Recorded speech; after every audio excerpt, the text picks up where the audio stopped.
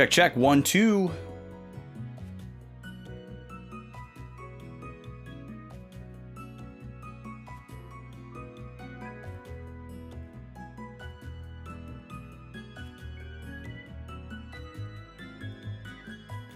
Hello, everybody. Greetings, folks.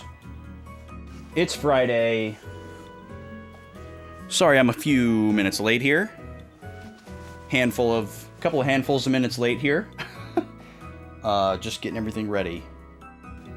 Took me a little bit longer than I would have liked. And, you know, traffic, etc., etc. All right, it is September 13th. And we're going to play some Suikoden IV. We're going to let this song fade out. Perfect. And we're going to go right over here.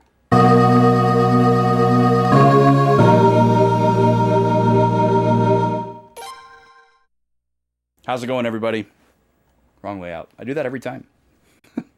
The last 2 times, I do that every time. How we doing today? Happy Friday to those who celebrate. And anyone who is still headed towards their weekend, or if you don't get a weekend, we're rooting for you. Alright, file 4. So it looks like 4 files is going to be our official rotation. Notice at the top we have 63 kilobytes free, meaning we don't have room for another branching save file. I think 4 is plenty to work with, so should be good. Going for a bike ride to get dinner at the park. Whoa, that sounds like a nice, wholesome series of activities. Hope that's super enjoyable. Hopefully it's not too hot up there for y'all. We're about to have another hot spell next week. Oh, also you said Ash from Pokemon over the Suikoden background.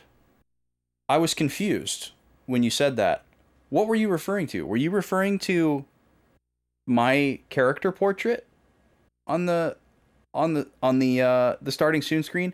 I was thrown off because I have a variation of my character portrait that is Ash with Pikachu on his head, but with my face instead of Ash's face. And I was like, oh, did I like accidentally turn on the like boys lock version of myself instead of the regular me? But then I looked at it and it was just me. Was there? Oh, it was because you triggered the Staryu alert from the wave emote. I see. Okay, I'm there. I got it. I arrived. I made it. Okay, we're all good.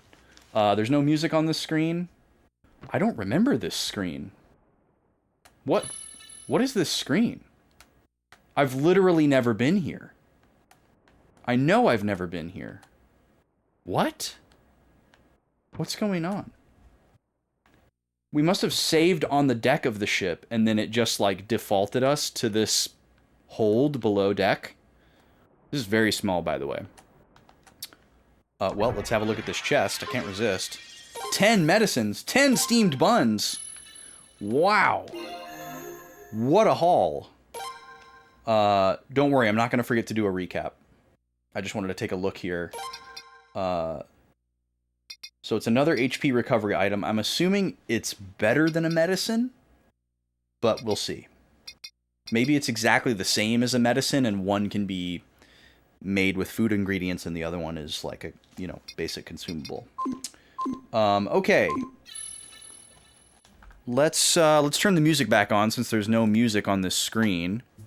I'm going to start sipping my tea, and we're going to do a recap of everything that happened last week, which was a ton. This is going to be a long recap, so strap in, folks. A couple things right at the top for you early birds. We need 2 Smash Fighters for next week. Neither of those have been redeemed. Limit to 1 per person, but it's first come, first serve. 1,000 channel points if you want to pick the Smash Fighters for next week. Only rule is that you can't pick either of the 2 current Smash Fighters, which are Captain Falcon and Pikachu. I would encourage you to pick people who haven't fought yet, but you're welcome to pick repeats from previous weeks. Because we will eventually have every combination.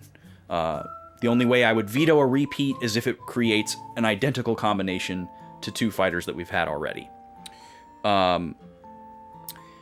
Let's see, what else right at the top?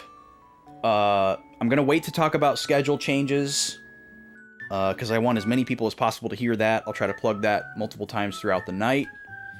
For anyone who wasn't here on Tuesday, y'all scared me into buying a physical copy of Eiyuden Chronicles Rising for PS4, so congratulations. That's now behind me in the backlog. I can't think of anything else, so I'm going to jump right into the recap. And we're going to get acquainted with what happened last week. I took a record high number of notes last week. Let's see how many pages here. 1, 2, 3, 4, 5 pages of notes. Nearly 5 pages of notes last week. So, here we go. A lot happened. So let's see here. We got a new mission from a man named Ramada of O'Rourke Maritime Trade. We don't know what O'Rourke is. We don't know if O'Rourke is a company or a nation. We understand what maritime trade is, obviously. Ramada, who I gave the voice of Droopy, which in retrospect was an excellent idea. He doubts that we're capable of carrying out the job that he's given us.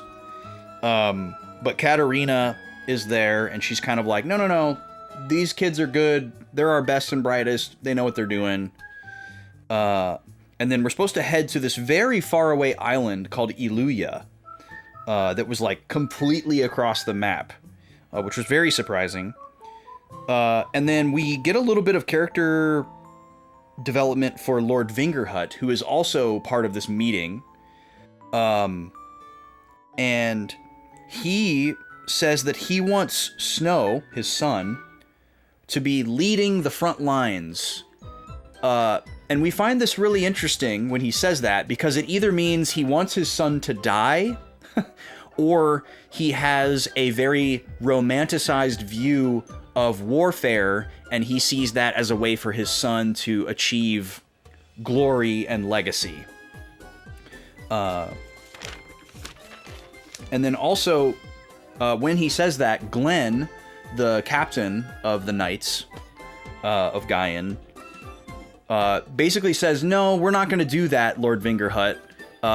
This particular mission, while it seems mundane, is actually really important for your son's development.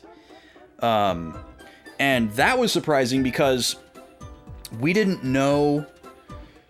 We still don't really know the hierarchy between Glenn and Lord Vingerhut, because we know that Lord Vingerhut owns... He's like the owner of the football team that is the Gaian Knights. But Glenn is like the head coach, you know? So it's like the owner kind of can tell the head coach what to do, but also like the head coach tells the players what to do. I'm sure I'm shocking you by using a sports analogy, but that's the first thing that came to my mind, and I think it's a really good one. As far as like trying to understand their hierarchy, it's still really unclear, but it seems like something like that. I wrote down the question, how high does Glenn rank? Because ultimately Vingerhut, after Glenn said that, did like gracefully defer to Glenn and was like, okay, you know what you're talking about, you know, even though he's like really pushing for his son to be this like glorious warrior or whatever. And then we went down to walk the town before we went to the boat just to see what was going on. And at the docks, we ran into two characters named Akagi and Mizuki, who were kind of like surreptitiously whispering to each other. They expressed that they don't want to be in Gaian, so they're some kind of outsider from somewhere else. And then they speak poorly of someone that they refer to as the chairman.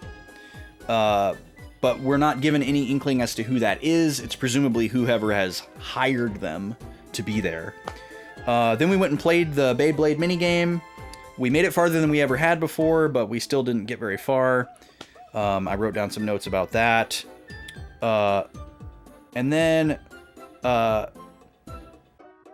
once we actually went to the boat and started this mission, we start finding out that there's some sneaky stuff going on. And even though Mr. Ramada said that the cargo for this mission was spices, it's actually rune cannon ammo, which is like the giant gun that these ships shoot at each other that have like magical properties.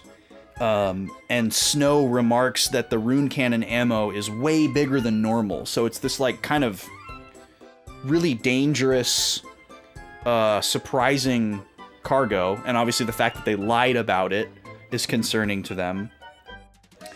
And then we learned what Nassel birds are. They're like this proprietary thing to either Gaian or Razoril.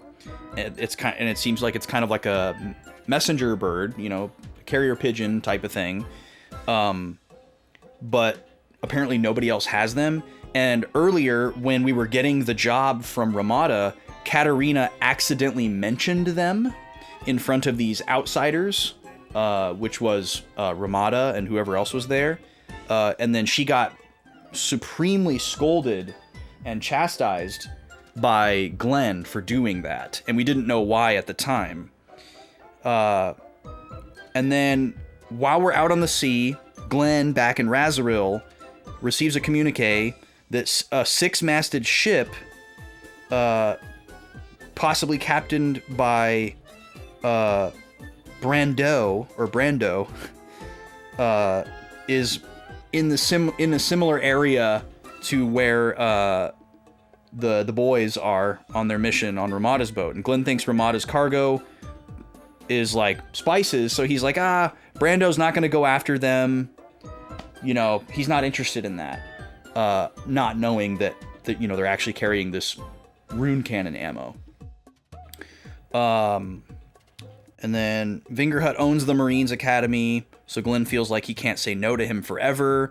That was a key line.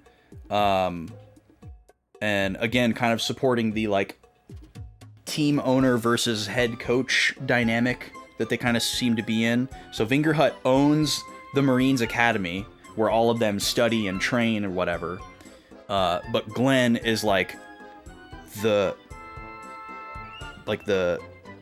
head of the academy. So he's like the general, or like the one training them all, the headmaster or whatever you want to call him. I can't remember if he has an official title or not. And then we also see a bunch of scenes where it really seems like Glenn has a soft spot for Laszlo. It's not the first time we've seen that, but when he hears that like they're potentially in danger, he says something to the effect of like, I'm glad that Laszlo is with Snow, because he doesn't seem to trust Snow as much. Or maybe he's worried that if Snow was on his own, he wouldn't be capable, which is a little bit foreshadowing. We're getting there. We didn't know it was foreshadowing at the time. And then Glenn basically says, like, prepare my ship. I'm going to go out there and help them.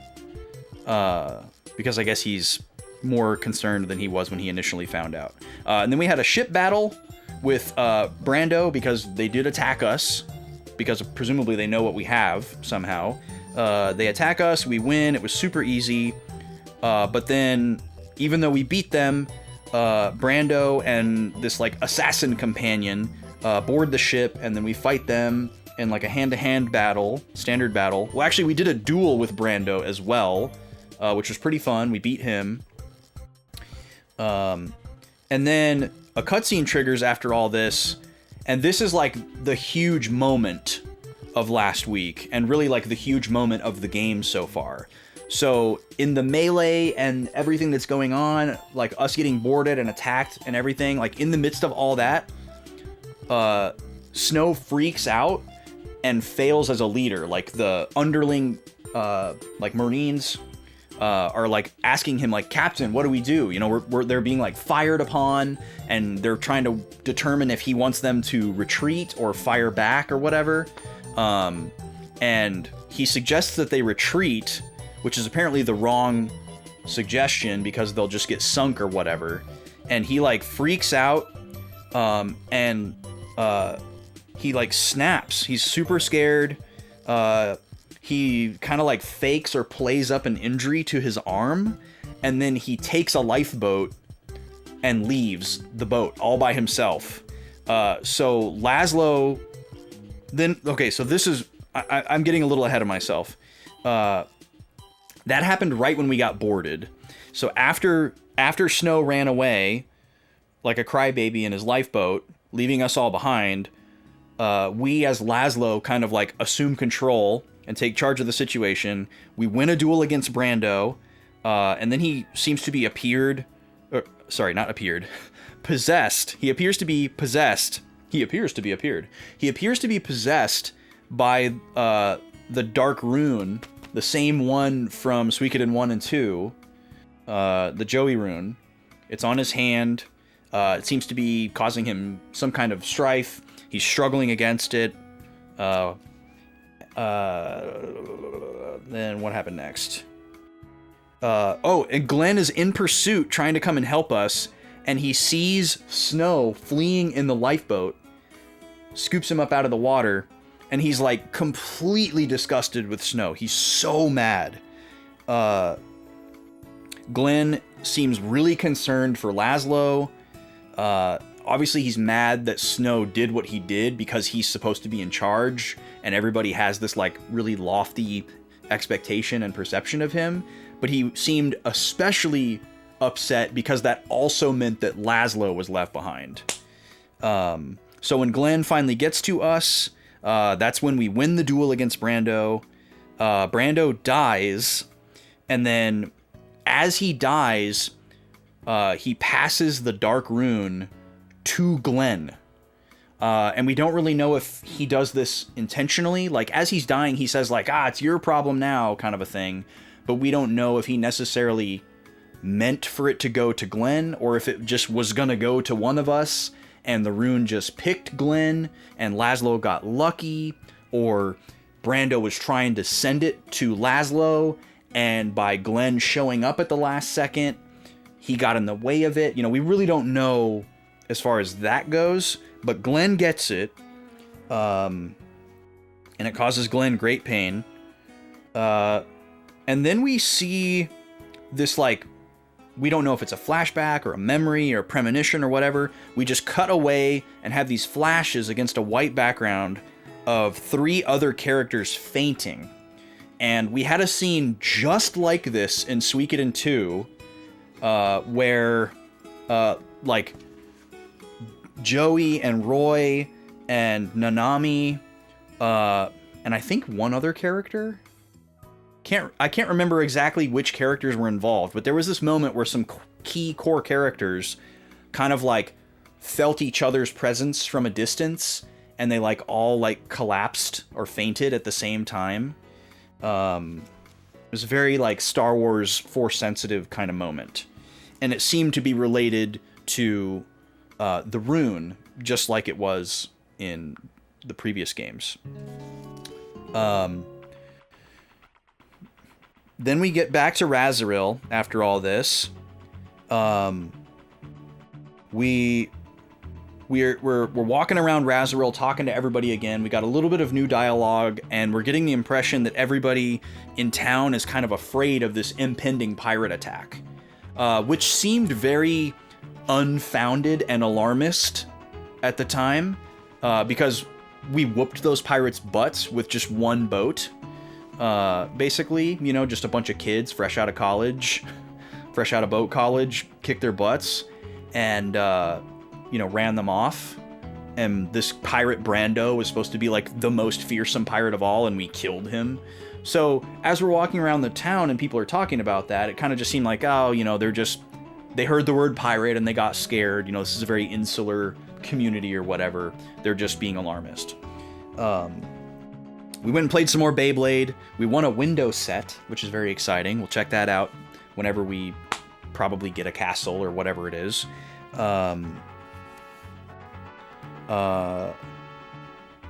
Oh, that's right. And I made another note here. We actually didn't get the window set. The way the streaks work in Beyblade, I'm going to keep calling it Beyblade, is you have to get the streak, and then you get the item for the streak, but if you continue playing and then lose, you lose everything. You don't just lose, like, the future streak items. So you have to get the, like, 5 streak, and then say, I want to quit, and then you get that item forever. But if you get the 5 streak item, and then keep going to try to get 10, if you die anywhere along the way, you don't get to keep that 5 streak item that you successfully made it to. So we're gonna have to do that again.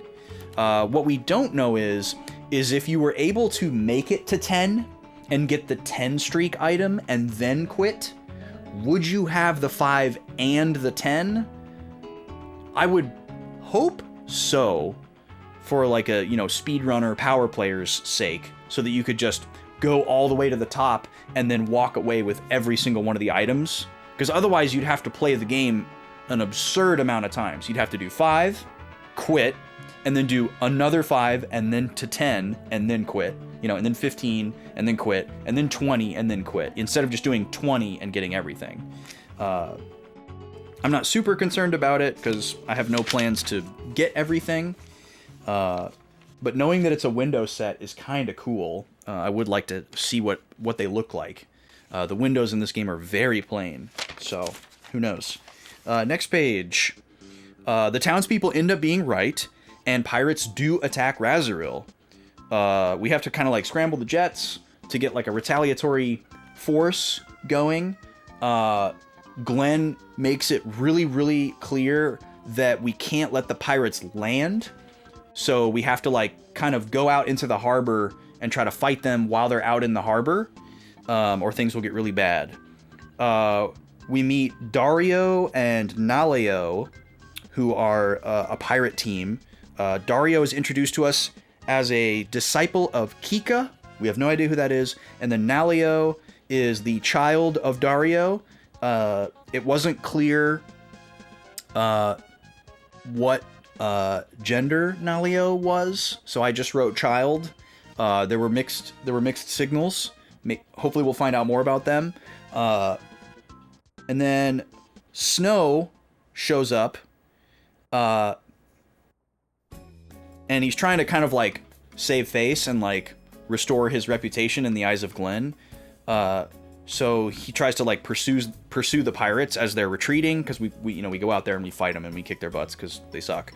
And then we pursue Snow, which makes him mad because he was trying to like be the hero, but because we are also there, we outnumber the pirates and they flee. So Snow kind of like resents us for stealing his thunder. We go back to Razoril, and Glenn and Katarina praise us, Laszlo, but reprimand Snow. This is where he kind of gets the full brunt of his punishment for his behavior on the mission. Katarina tells us to go to sleep. We do go to sleep, and then like in our sleep we get this like spooky music and a text box that was like very non sequitur, and seemed to be us getting some kind of like ephemeral like memory, or we're like hearing a distant conversation, impossibly between presumably a man and wife. The quote that I wrote down was, "Farewell, my darling, and my children." But we were given no context for it. Then we learned that the pirates that attacked Razoril were hired by somebody. While we're getting briefed, a massive fleet of pirates comes to attack Razoril. So I guess like Dario ran away with his tail tucked between his legs, scrambled his jets, and then came back to get revenge or whatever, show us what they were made of. And it appears that the pirates are after the Nasril birds. I guess they didn't know they existed, or maybe they didn't know where they were, and because Katarina spilled the beans, they're coming after them. And instead of like capturing the Nazrul birds to try to like use them for themselves. It seems like they're just killing them. We saw this shot on the roof of the castle academy where this like giant peacock vulture thing was just killing the Nazrul birds. There was a big pile of them. And we saw this same peacock vulture colorful bird on Ramada's boat with Akagi and Mizuki. So it must belong to one of the three of them. So there's a connection there. Katarina feels super bad. She feels super responsible because the whole reason this is happening is because she had a Freudian slip, basically. But we prepare to attack. We have to defend ourselves. We engage the pirate forces. Glenn stays behind because he's suffering from the rune. He's like sick and bedridden. He's like, I'm staying behind. You guys go out there and fight them off. And he specifically says, don't let anybody come near me. Don't anybody come back this way. Don't come back. Stay far away from my quarters. Very ominous. We fight well out in front of the castle, but we're outnumbered. And then Glenn goes up on the rooftop and he uses the rune and sends these like massive lightning bolts out into the harbor. And he starts just like lighting ships on fire out in the harbor. The pirate ships, the opposing ships. And everybody like flees in terror. They're like, whoa, holy moly. They can't believe what they're seeing. You know, the sky turns black and yellow and like lightning shoots out from the top of the castle and starts lighting their ships on fire. So everyone else is like, we're getting the heck out of here. And we see Dario specifically in a little insert shot, and he's super scared. And the pirate forces flee. So Glenn saved us. We rush up to go and check on him to help him because we know that that's how that happened. And when we get up there, Snow is like right by his side trying to ask him like what happened, what's going on, what was that. And then when Laszlo walks out, Laszlo's hand starts glowing in the same way that Glenn's hand glowed when he received the Dark Rune, and Brando as well. And then the rune on Glenn's hand reacts, and there's this big burst of light. And then Glenn is like chastising Snow, and he's like, "You're an idiot. You suck. You're an idiot." He says it twice, and then he says to Snow, "You will suffer the same fate," which was very ominous. Don't really know what that means. And then after he says that, Glenn disintegrates, which is exactly what happened to Brando. I forgot to mention that. And then it seems like the rune passes from Glenn to Laszlo. Snow freaks out, and then Katarina and some other people show up, and for some reason, Snow throws us under the bus and says that we killed Glenn. He's like, it was him, he did it. Instead of just being like, I don't know what happened, Glenn disappeared into a cloud of nothingness. So really, really strange, really pissed us off, especially since, you know, Snow is basically Laszlo's brother. Closest thing that Laszlo has to a family is Snow. They're supposed to be friends and pretty close to family, because as far as we can tell, we are his family's ward, but it seems like he's treating us more like a servant than family after the last couple of interactions we've had in those times of stress, where Snow has kind of shown his true colors, his true yellow colors. So after all that, Laszlo collapses, goes into some kind of subconscious state. We are in like this like spacey void, and we run around and we go up to some red orbs, and they all give us these little slices of conversations, kind of like we got in the previous scene when we were sleeping. So again, it seems to be something to do with the rune, and maybe now that we actually have the rune, instead of being near it, it's like being amplified or something. We don't know yet. And I wrote down previous rune holders ? The little text boxes we got from all the little red orbs when we were in that void seemed to be like things that previous rune holders would say. So my Suikoden 1 and 2 knowledge is not up to snuff enough to have remembered if they were specific things that like Tyr or Joey said, because they both had the like dark rune or death rune or whatever it's called. And then maybe the third one was from somebody in Suikoden 3. I don't know. We're playing Suikoden 3 last. Okay, we're almost there, folks. We're almost there. Hang in there. Hang in there.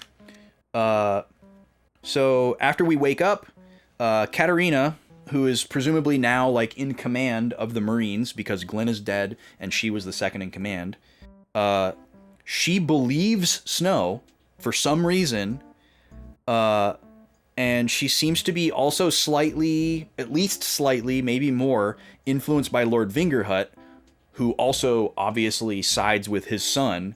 So for some reason, everybody ends up believing that Laszlo killed Glenn, and they sentence us to be executed. Or no. They were supposed to sentence us to be executed, but as a point of grace, because of our great track record, aside from this, alleged murder, they decide to exile us instead, which is basically a death sentence as well, because they're saying you're gonna go out to sea and you cannot return to Gaian, and they literally throw us in a boat with like a sack of stuff, and they're like, go on, get.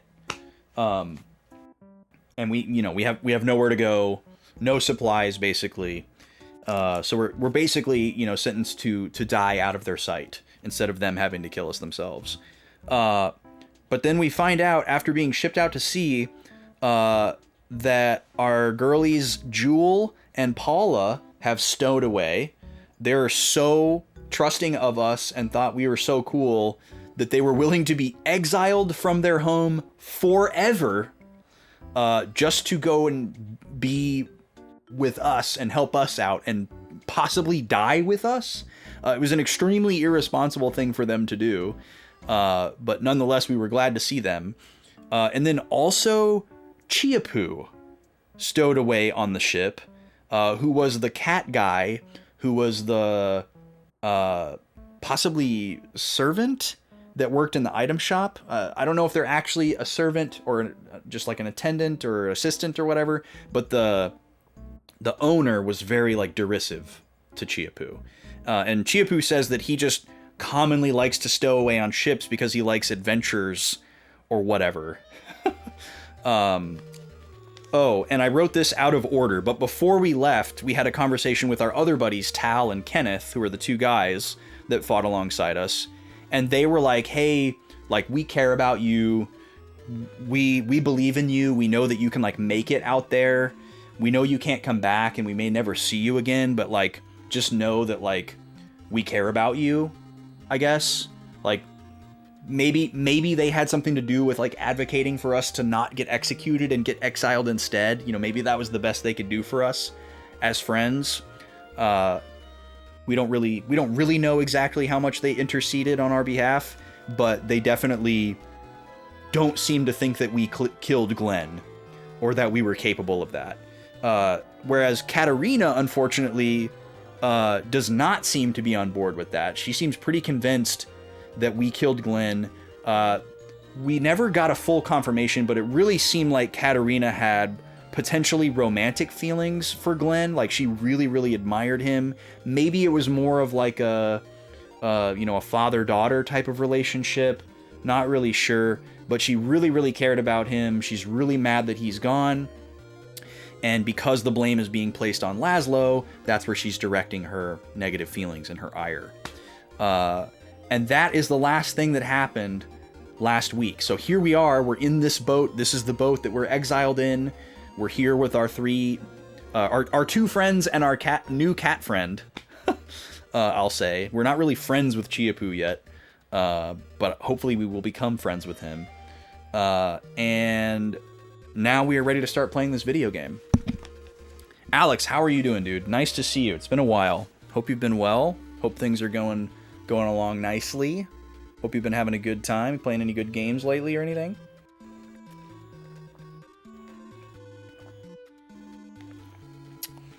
And D Holmes is saying it's not critical to play Rising, but it definitely enhances the experience. I mean, yeah, it sounds cool. It sounds cool. So we'll play it when the time comes. We'll play it before 100 Heroes as a little warm up, as a little aside tangent. I own it's here now. It's on the shelf, so there's no reason not to play it. You broke your elbow biking. Oh no, that's not the story that I wanted to hear. Not too bad considering. Well, I guess good that you found the silver lining. I hope that heals well. I hope it calcifies stronger than ever, and your elbow is super powerful. Oh, we got a channel point prediction opening. Thank you so much. We have 2 characters facing off this week, Pikachu and Captain Falcon. Every ad break, we do a 3-minute Smash 64 CPU fight between 2 characters. We're doing a tournament bracket. It's going to take a very long time to do all the matchups, but we'll do a fun special stream event once we have all the matchups recorded and all this fun data that I enjoy. Luca, thank you so much. Nice to see you. So if you want to wager some channel points, you have a couple minutes to do that before the ad starts. That's going to start in about 4 minutes. Pikachu is currently winning 3-0. If you're wondering what the odds are, this is a huge upset because all the previous weeks we've done this, the blue corner has lost dramatically to the red corner. But Pikachu in the blue corner this week is currently skunking Captain Falcon. But Captain Falcon definitely has the chance to pull it back. There's going to be a lot of ad breaks tonight. 1 every hour. We usually stream for about 6 or 7 hours. So he definitely has a chance to come back and tie it up and even win it. So we'll see what happens. You do not have to wager channel points. It's just for fun. And I guess since we're getting close to the ad here, I'm going to go ahead and talk about my schedule changes. This will be my first schedule change plug. We have some schedule changes coming your way. So let me pull out my calendar here so I get this right. Next week, there will be no Friday stream. Okay? Next week, Tuesday, we will have Dirge of Cerberus continuing like normal time. But Friday, the 20th, there will be no Suikoden, no stream on Friday the 20th. We have some friends coming into town to stay with us. We're going to be hanging out with them all weekend. So no stream on the 20th. The following week after that, schedule will be also altered. So on the 24th, Tuesday, we will have Dirge of Cerberus again. Sorry, I had a brain fart. And then, again, no Suikoden on Friday, because guess what that week is?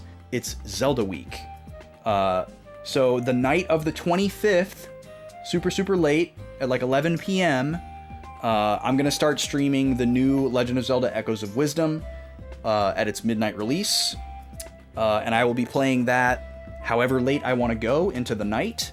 And then all day Thursday the 26th and all day Friday the 27th, which is my birthday, I will be streaming Echoes of Wisdom as much as I want.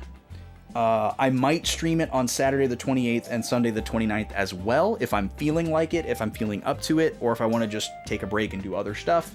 I may take the weekend off. Those days are flex up to me.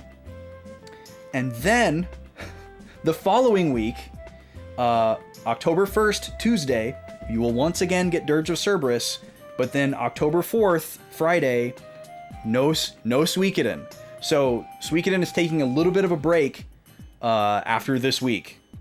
We won't have Suikoden for 3 weeks after this week. And then one final schedule change, October 8th, which is the following Tuesday, there will be no Dirge of Cerberus, but Suikoden will return on October 11th. So yeah, today is actually going to be the last Suikoden IV stream for like basically a month. Today's the 13th. The next Suikoden stream will be October 11th. So it's going to be a little bit, but you're going to be getting plenty of Dirge in between there, and also Zelda week. in 2 weeks, basically. A little less than 2 weeks. Yo, Draconics, what's up? Is Baby coming soon? Yes, Baby is coming soon. Baby will be here around Thanksgiving. About 2 months and some change to go.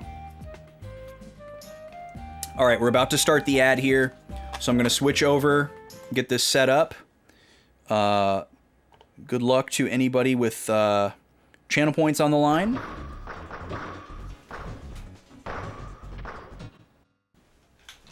This is on hardware, by the way, in case anyone is wondering. This is on a real N64. No emulation, if you care. I unlocked all the characters and stages myself. Alright, in the red corner we have Captain Falcon. Level 9, of course. And in the blue corner, Pikachu. Good luck, see y'all in 3.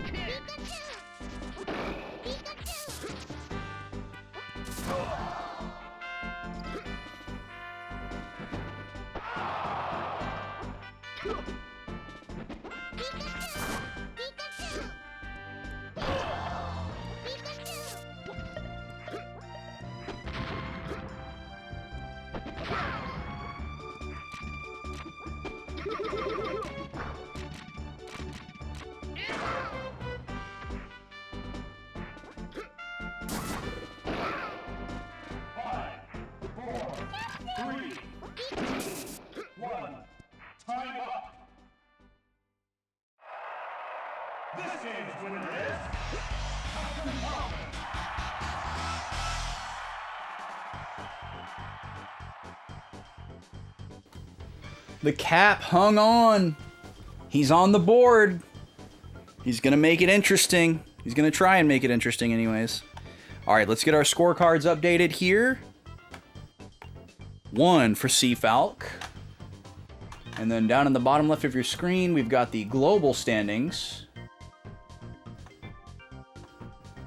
This is where we're tracking all the wins for every single matchup.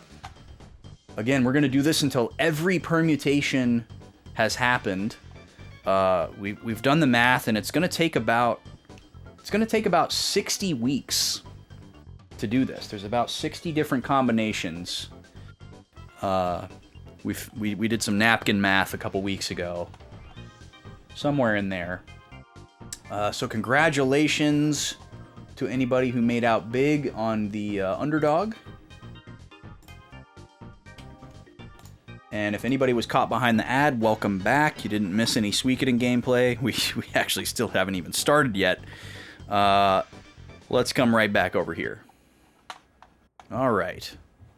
Would Melee double that? Yeah, Melee would be an absurd number of matches. It's actually probably a lot more than double. Because there's a lot more... I think there's a lot more than 24 characters in Melee. I don't know how you would handle Zelda and Sheik, though. I don't think you'd have any control over that. You'd have to group them together. But yeah, I think there's like... Isn't there like 30 characters in Melee or something like that? Anyways, we're finally going to start playing the video game here. Look at this! We're floating on the ocean in the nighttime. Are we going somewhere? Or are we just adrift? Let's talk to everybody. At any rate, we must preserve ourselves for the time being. Paula talks like a computer. Let's go get him! Who, Jewel? Who are we going to get? That's right, I gotta remember to talk to people twice. Hey, aren't you missing something? Like a hearty bowl of mackerel miso stew? Oh, you're a shop? This guy's in my party, but he's also a shop. Interesting. Mackerel miso stew. Broiled fish. Boy, it would be really nice to know how much HP things restore without using it. A Jizo clock is a Phoenix down. Interesting. Well, we do have a lot of money. I guess I'll buy 2 of those. Yo, what's up, Halo Killer? Welcome in. How you doing? Mega Medicine. Yeah, sure, we'll buy those. Didn't think that would be a uncommon item. So here we are. Can I sail? Oh, I can just depart. Okay, got it. Let me save one more time. It's going pretty good, Halo Killer. Always happy on a Friday. Having a good time out here. We're finally getting started with the game here. We've been yapping for a while.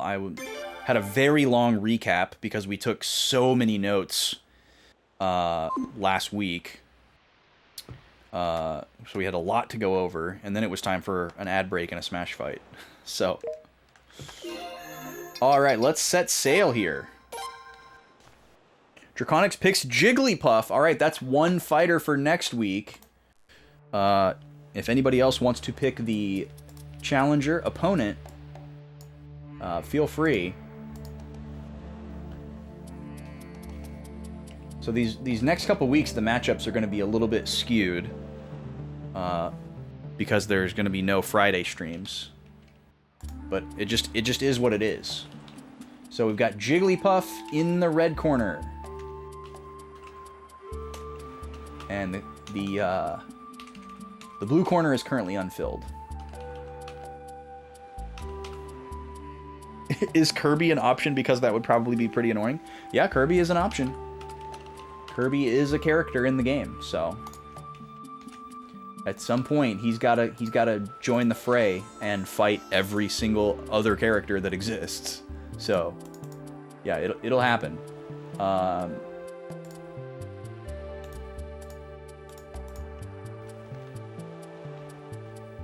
right, we got a nice little song happening here. Very Waterworld, Super Nintendo.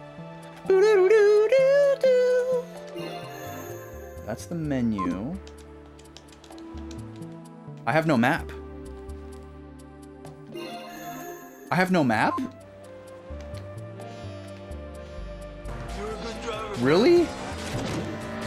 No map? Why don't I have a map?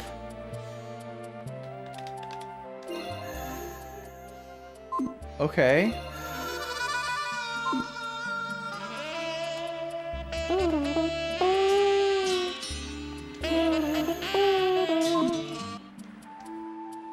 Can I not move without a sail? It kind of seems like I can't move. And I can only pivot. So sad Vice never made it into Ultimate. Yeah, that would have been a good fit. Definitely would have been a good fit. Maybe I need to anchor again, and they'll be like, oh, we can't go anywhere.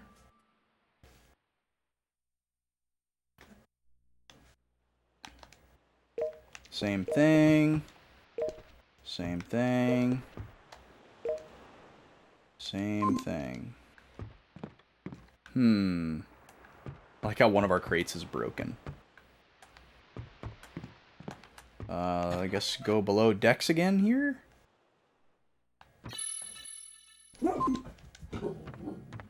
Nima, please.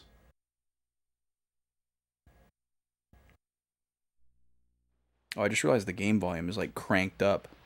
This game is really quiet, so it's probably fine, but it's not set at what it normally would be. Okay, depart. Nima. No, thank you. Am I, like, forgetting how to go?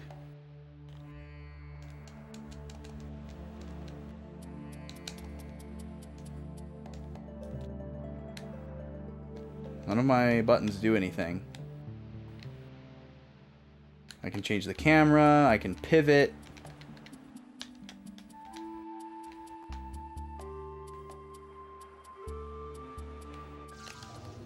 Oh.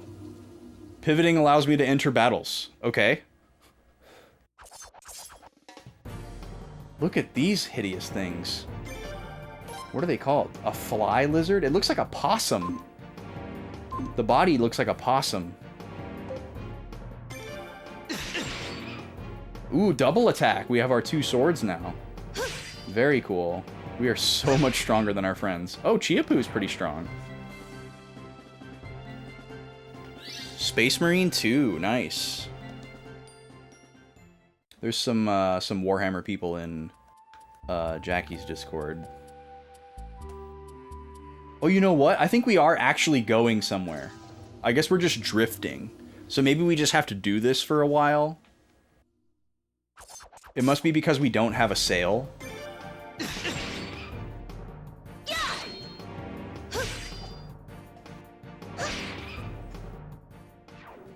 Turn the game down a little bit more.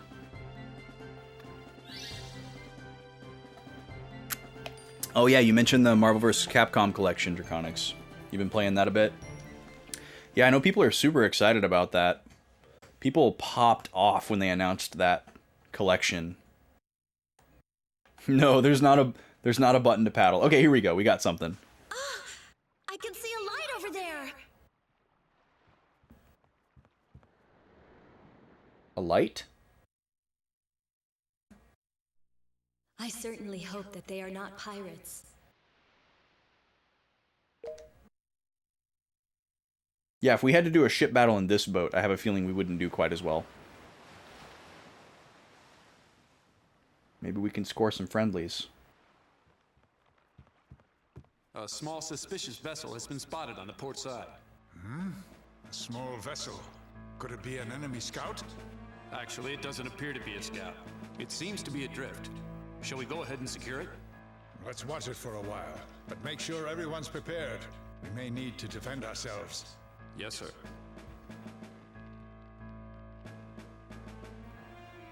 This is surprisingly well armed for just a merchant ship. I was merely being prudent. I have been assertive since the day I was born. If that offended you, Captain, please forgive me. They seem to be approaching us. Listen to me, Colton. Keep acting like a merchant for a little while longer. If we end up engaging in combat, I will take command. Yes, sir. I understand. Intriguing. Okay, I'm going to take some notes really quick because we just got a lot there. While adrift, a larger ship spots us. Captained by Colton and a mysterious, handsome swordsman. Colton is posing as a merchant, but apparently is not.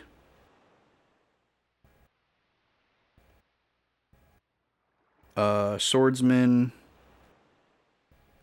is undercover, but in charge. Colton is suspicious of our ship, thinking it may be a trap. Does he have a military background? Question mark. All right. It appears to be a normal merchant ship. Maybe I can convince them to take me aboard. You can still sail with them. You can sail with them or us. It's your decision, Chiapu.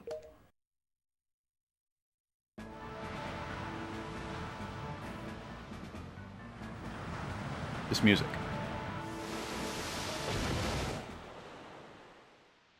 It would be kind of brutal if they just kind of like bumped into us and kept walking. What is it?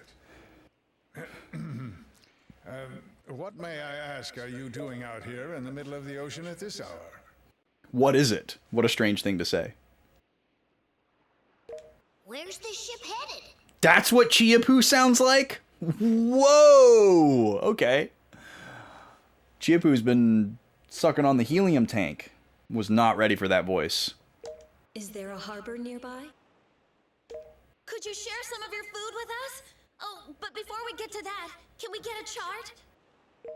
My stomach's grumbling. Some cheese would be nice. So Chiapu talks like a little boy. Wow. All right. Quiet, quiet! You're giving me a headache. One at a time. I'll hear you out later. You all need to calm down. Perhaps now's a good time to get some rest. Interesting. So he's like annoyed by us, but he's not like completely cold-hearted. You never seen our ship before? We've just begun trading along this route. Maybe we'll do business together. The ship will be anchored here until tomorrow. We're here to rendezvous with a fellow merchant ship.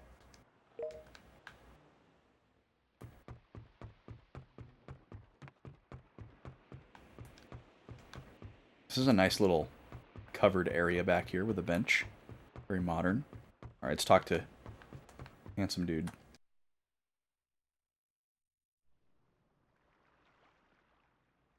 They're here early.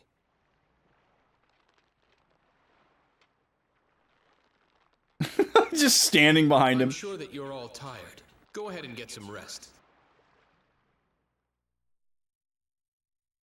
AKA, get away from me, you weird kids.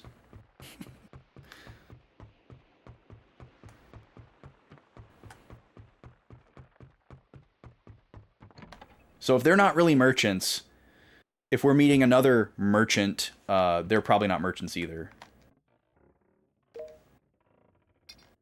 Don't rest yet? I don't know.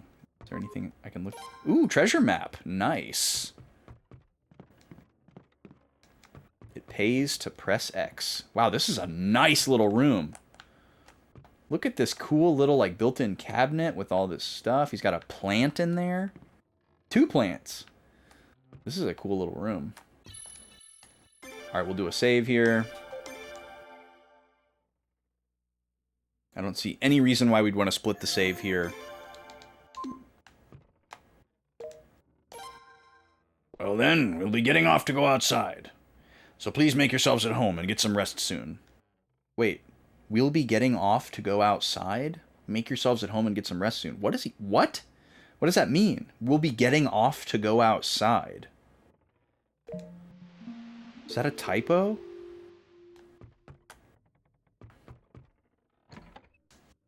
I have no idea how to interpret that.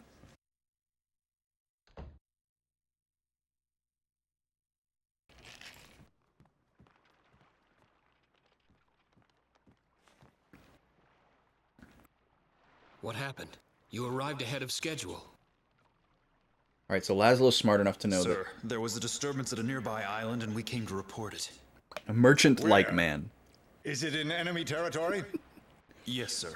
A group of pirates apparently attacked the knights at the village of Rosaril in Gaian. You there! Come out! Nice job, Paula. I see. So you're all knights of Gaian. How interesting. Well, except for Then I would Chiapu. assume that you're all prepared to face your fate. Oh boy. We are ex-Knights of Gaian. Okay, I need to write. I already need to write again. So, this ship is meeting another, quote, merchant ship. Seems sus. We are caught eavesdropping on the exchange.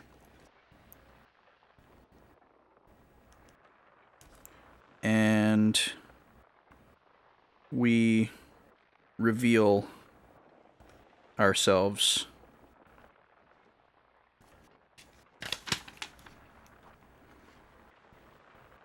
Sorry, there's no music here. Colton refers to, quote, enemy territory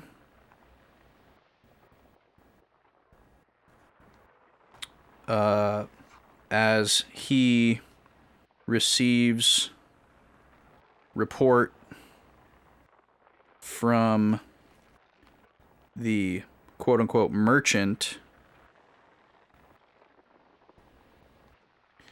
about the pirates attacking Rosaril.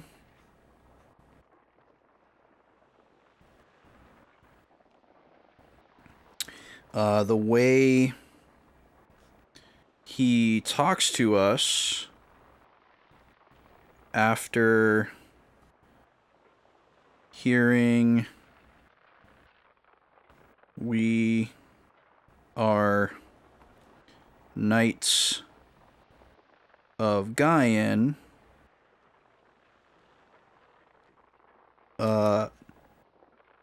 implies that he is enemy of Gaian. Kuluk? Question mark.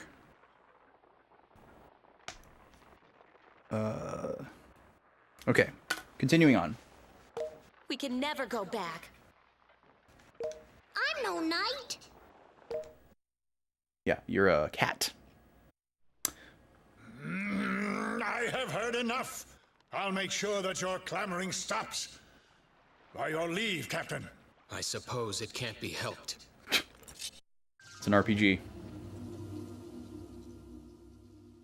Are we actually fighting? Oh, we are actually fighting. Okay, we're gonna use fire this time. Oh, we have the Rune of Punishment now. This is what we got from Glenn. We're gonna do Dancing Flames, though. Chiapu has no rune, but he has pretty good attack. We're gonna focus on Colton. I'm gonna assume he's weaker because he's the minion. Okay, Paula's a support. And then Jewel is a healer. So we're just gonna have to stick to their really, really weak physical attacks. Okay. This is probably a scripted loss. It just did like 300 damage to Chiapu. So, I don't know if we're supposed to win this.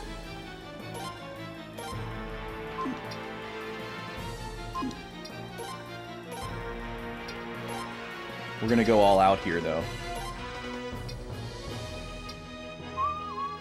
Actually, yeah, let's try the sleep. That might help us. There's no way we're supposed to win this fight.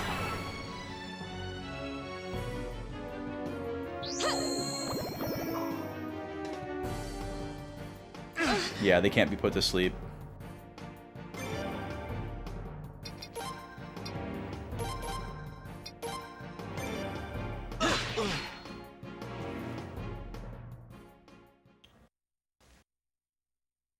Everyone is an enemy. Alright, yeah, it's scripted loss. Sink or swim. Let's get out of here.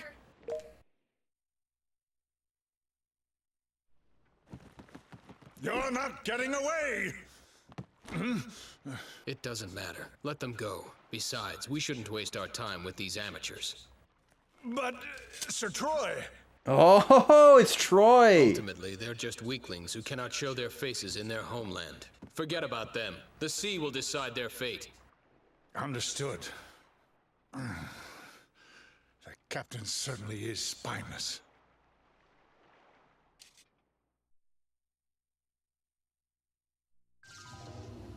What? I did not move. I literally did not move. Oh, and these... Okay, this enemy is called Kuluk Soldier, so that confirms my question, basically. I guess him being Troy also did. So, more to write down already. Colton wanted to kill us. We fight. Scripted loss. We flee. Captain Swordsman is revealed to be Troy. If you remember from the beginning, Troy is the rival of Glenn. And I don't remember if he's like the leader of Kuluk, but he's like the high-ranking military hero type figurehead person. So very important person. Okay. I don't know how we got into this encounter.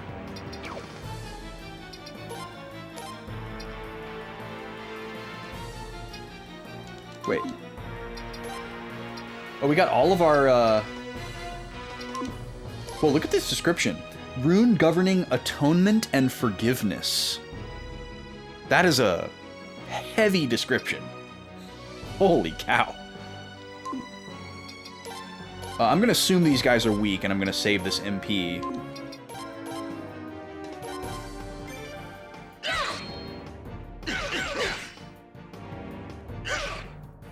They are not weak, actually. Holy moly. Oh, Earth Rune. Defense up and either magic or magic defense up. I really appreciate those icons. They're probably in the manual. I'll look them up later. I haven't done a manual read for this game yet.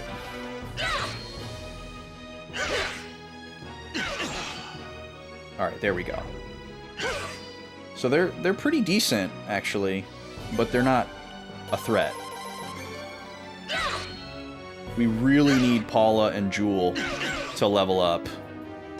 They're super weak. Some new equipment would probably do the trick. because they've never been upgraded. And they're also behind us in levels. Chiapu is a ridiculous character. There's a level up for everybody. Excellent. Okay. Oh. What's going on here? So, am I supposed to, like, run over to our boat, which is over there? And these guys are here to, like, deter me? Can I save right now? No. I feel like I should take the opportunity to fight these guys to get some extra EXP. And maybe they're, like, guarding an item or something? We'll see what happens here. Did we get healed after that battle as well? Kind of seems like we got healed.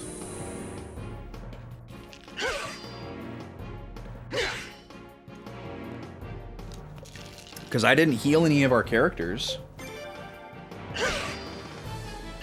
I don't think we've been healed after random encounters thus far. It's pretty uncommon in RPGs, but I have played some RPGs where that's the case, and your party just gets fully healed after every single battle. Sometimes it makes it too easy, but whatever. I don't think that's what's going on in this game, though. I think it must be specific to this particular scene. But I mean, if that's the case, oh, it's because we leveled up. We get fully healed when we level up. Oh, these guys just stay here? Wait, what? So what? This is just like a free grind area? And we can save? Okay, this is kind of nuts. This is kind of nuts. I'm not going to do this for an absurdly long time, but we're going to do this for a little bit. This seems like a really good opportunity. These guys just endlessly respawn. We've leveled up 2 fights in a row, so we got fully healed. I'm really curious to see if we get fully healed if we don't level up. Look how much more damage they're doing already. Yo, Prax, what's up, dude? If the Swee isn't Coden, then I'ma get going 4 times. That was high level, my guy. How you doing, man? How you been? I have not seen you streaming in a minute. You been taking a break, or have I just been on an opposing schedule to you? Well, no, yeah, you've been streaming. I've seen you going live. I just haven't been in there. What's new?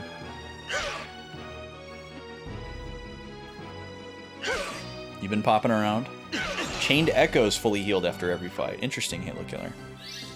Ooh, we got a rare drop. Okay, so let's see something here.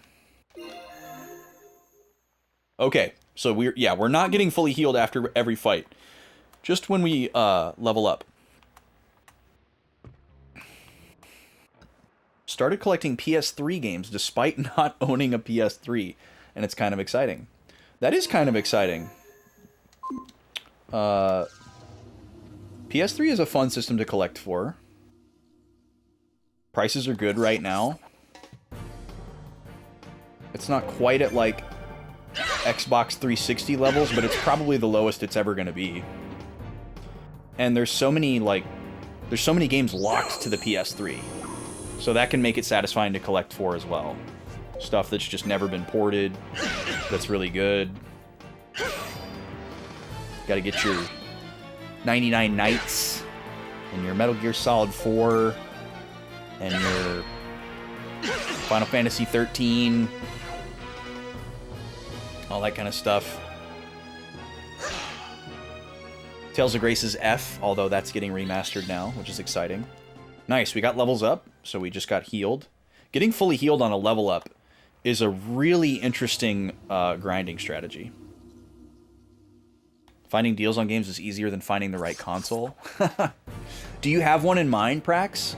Do you know which model of the PS3 you want? Because I could very much speak to this issue. I actually just replaced a PS3 earlier this year. Okay, Super Slim, good choice. Yes, that is what I would recommend. I had the regular Slim, just because when I bought the PS3, that was the most recent model and the best deal. The Super Slim didn't exist yet. I didn't get a PS3 until 2011. And I love the regular Slim. I really don't like the form factor of the Super Slim and how less premium it looks and feels. However, when we were playing Eternal Sonata, the laser in my PS3 was not cooperating. We had a couple of game crashes during loading screens. Lost some progress a couple times. Cost me a bunch of time. And it took me a while to figure out what was going on. But basically, the laser in my regular Slim was dirty. And I looked up what it would entail to clean the laser or replace the laser. And it's absolutely a nightmare. You have to do so much teardown and disassembly to a Slim just to get to the laser, to, you know, wipe it off with a Chemtech and, you know, do some canned air or whatever. And I was like, there's no way I'm doing this. And there's no way I'm paying somebody to do it either. Whereas the Super Slim, with the flip top, slide top, like if you need to clean that laser, it's right there. You can just clean it. Also, you know, a common fear with the Super Slim is the vacuum drive dying, which is certainly valid. My motor was definitely slower than stock, but I don't think it would have died anytime soon. And that's actually a little bit easier to get to and fix than the laser, if the vacuum drive motor quits. And obviously, like, you know, if a disc is in there and you can't get it to come out, it's a little easier to get it open and get the disc out. Or I should say, it's easier than cleaning the laser, but still going to be an annoying chore. Which also can't happen with the Super Slim. So yeah, Super Slim is the way to go for longevity. Smallest form factor as well, so it's the easiest to fit in like a, you know, media center cabinet or whatever it may be. So yeah, good choice. Good choice for Super Slim. And there's some neat colors too if you want to look for that. But yeah, I got my Super Slim for $90. It was a killer deal. I didn't need any peripherals or anything like that, obviously, because I had the Slim already. So that brought the price down. Obviously, you'll need the, you know, power cable and a controller. Finding a decent controller, pretty tough. PS3 controller is notoriously cruddy as far as like its ability to absorb Dorito dust and whatnot, and the, you know, famous dog nose sticks getting slimy over time. I actually have a brand new PS3 controller in the box that's just waiting to be used someday. But even brand new in the packaging, the dog noses have gone slimy. You can see it on the inner packaging. Ooh, we got another question pot. This is pretty great, y'all. I'm just gonna drop a safety save here in case something really wild and weird happens, and we don't lose all this progress. But I think I'm gonna do this for about 5 more minutes. Those little glistening bastards. Yeah, the first time that happened to me, the first time I saw that on my PS3 controller, I was so mystified. Because I was like, I had no idea that that was like a thing, you know, that was like a known thing. So I was just like, what is going on here? What did I get on my thumbs to get my sticks like this, you know? Yeah, you'd like to find one locally. That makes sense. Because yeah, when you buy like a console or a controller, or I guess even a game on eBay, like you can tell a lot about the condition of it from the photos, but there's certainly an extra layer of detail that you just can't get until it's in your hand. And a lot of times you open up that packaging and you're like, oh, okay. You know, like, not like it looked like a 9 out of 10 in the photos, but in reality it was an 8 out of 10 or worse. But more like in the photos it looked like an 85 out of 10, and in reality it was a 79, you know, kind of thing. They wear tight little black dresses in the photos sometimes. But yeah, I mean, I bought my console on eBay, and just, you know, if you I firmly believe that if you just engage in common eBay practices, eBay common sense, it will serve you well. You know, find somebody who has a really high rating and a lot of ratings. You know, don't just look for 100% positive feedback, because they could have 100% positive feedback but only like 5 ratings or like 80 ratings. You know, look for somebody who has like 3, preferably 4 digits number of ratings and really, really high, preferably 100% positive feedback. Find somebody who accepts returns. Don't mess with a console listing that doesn't accept returns, because even if you don't need to return it, it's just a good peace of mind, and just it's good vibes from the seller. You know, they're clearly endorsing that, like, this thing is gonna work or it's my ass. And I'm sure you know all this stuff. I'm speaking to everybody. I'm not trying to mansplain you or anything, Prax. I know you know a lot of this stuff. But just for anybody out there that's an eBay shopper, those are your best practices. Also, if you're still not sure about something, a really, really good vibe check, on eBay is to just send a message for no particular reason. Because if you, because you can click the, like, ask a question about the item, and I do this a lot with games, because sometimes people sell games for suspiciously low prices, and you might think, oh, this is like going to be like a repro, or it's like a fake, or there's some kind of like subterfuge going on here.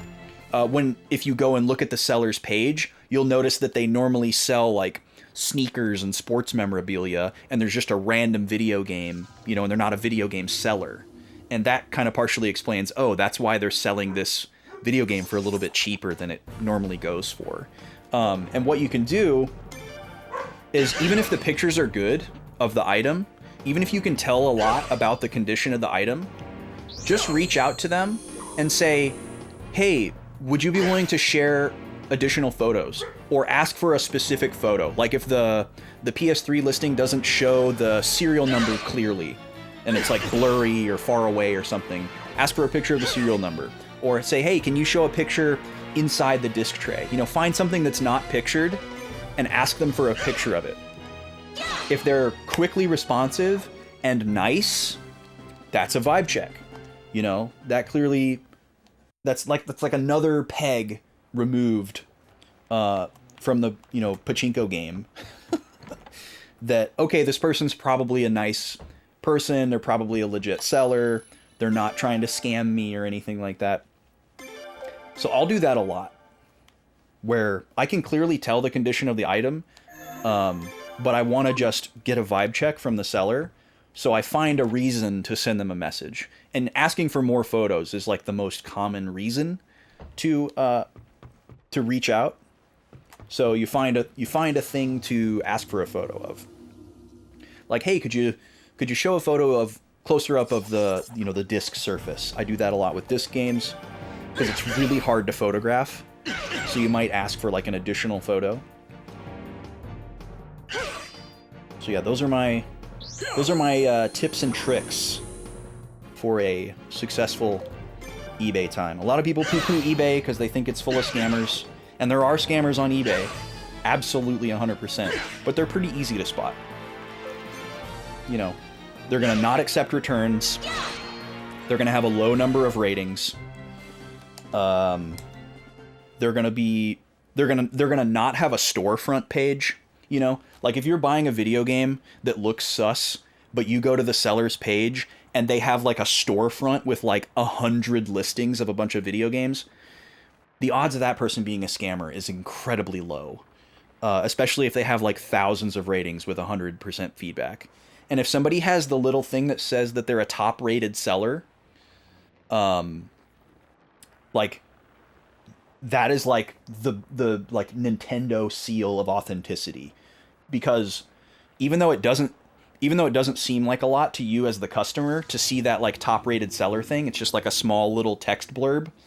The requirements for achieving that on eBay are very, very strict. So if someone has a top-rated seller, you can trust them because I have sold a few things on eBay, not a lot. I'm definitely more of a buyer than a seller, but I've sold enough stuff on eBay where I'm allowed to like apply for top-rated seller and I can see the requirements. It's serious. And also you're under a very high level of scrutiny where if certain things happen once you've attained the rating of top-rated seller, it can be taken away from you. So imagine like Twitch partner, but it's revocable. You know, if you have like bad behavior, like say you attain Twitch partner, but then Twitch is like, if you don't stream enough, or if not enough people are watching your streams, or if people say bad things about you, you lose your partner badge. You know, that's what top-rated seller is like on eBay. It's very prestigious. I can't really say it's competitive because I don't think there's any limit to how many people can have it. But it's very prestigious. All right, I got to shut my dogs up. Hold on.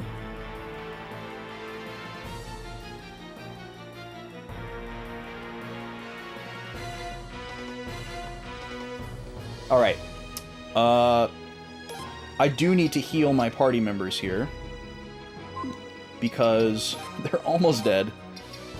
We need to give Paula a potion.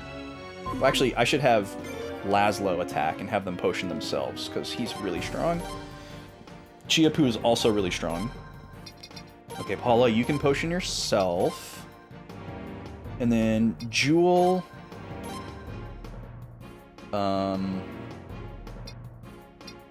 I was thinking this was an AoE heal. I guess we don't have that yet, so we'll use another medicine.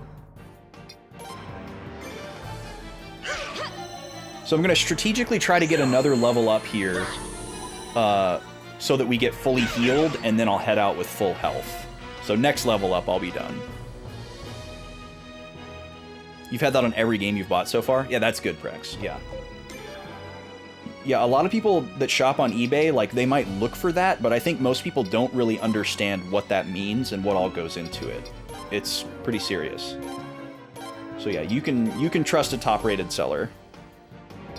The only time I would buy something from somebody with returns not accepted is if they're a top-rated seller. Because if you have, like, a dispute on eBay, like, if you initiate a claim or a dispute because, like, you know, something wasn't as described or it arrived broken or whatever, the top-rated seller has to resolve the dispute in your favor in order to maintain the top-rated seller badge, or whatever you want to call it, status. So, I would say that's the only time you can safely buy something with returns not accepted and be okay with it, is if they're a top-rated seller, because they have to take care of you. Alright, let's see if we can score a level up on this fight. I don't want to start burning potions to grind. I think we just got unlucky with who he was attacking, or who the enemies were attacking. No level up. Okay, we're gonna keep doing this until we get some more level ups. Or one more level up. And Draconix wants me to smash a Wordle. I bet I can do this while we're grinding. You guys aren't missing anything, so I'll just put the Wordle right over the screen here. Let me get that open. Oh yeah, and I can play one-handed. We got enough HP to auto, so we'll just do that.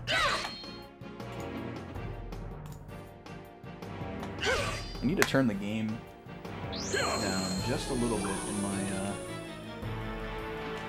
my room here. It's a little loud. We're going to start with a Quordle because I already did the single Wordle for today. Okay, we didn't get hit with anything. That's wild.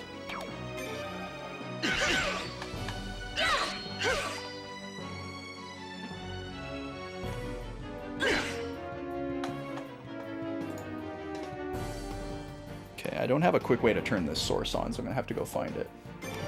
They're still not dead yet. What are they doing? Just buffing?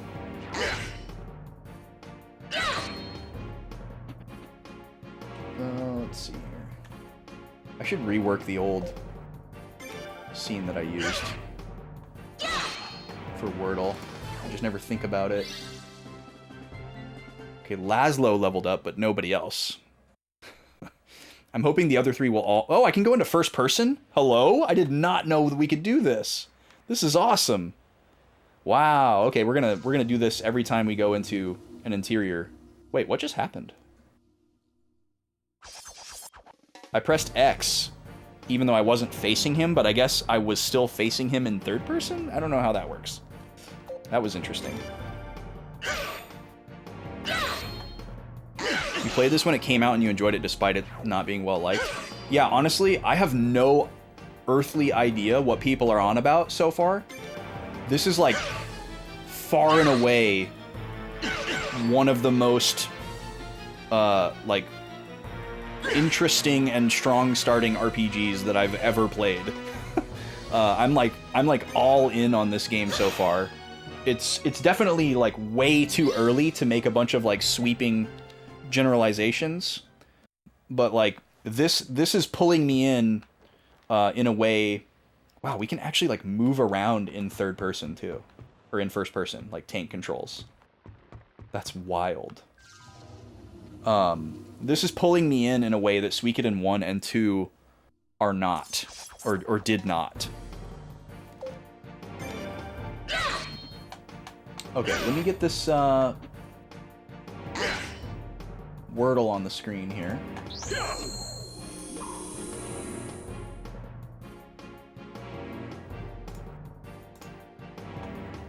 Let's see if that grabs it. Oh wait, here it is. Aha, there's our Quordle. Alright, let's see if we can bang this out real quick here. So we're gonna not do what we did last time. We're gonna open with a 3-word gambit instead of a 2-word gambit. So we're gonna go trace. Oh, I'm in the wrong window. Trace. Sound. Milky.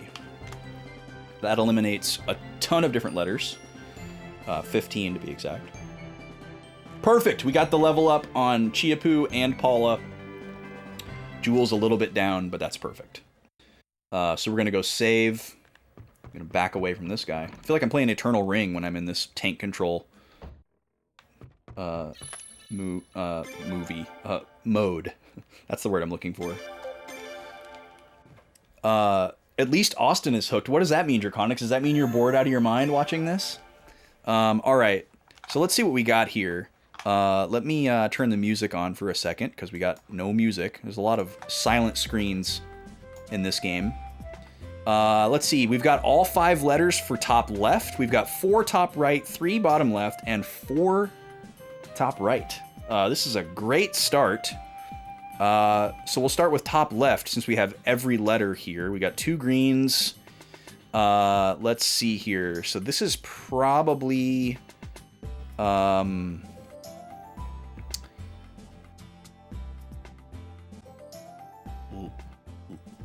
wait, what? Leant? Leant is not a word.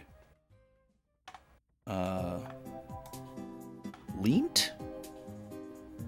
That's like a colloquialism of a word. But leant is not a word. Lent? That's not how you spell that.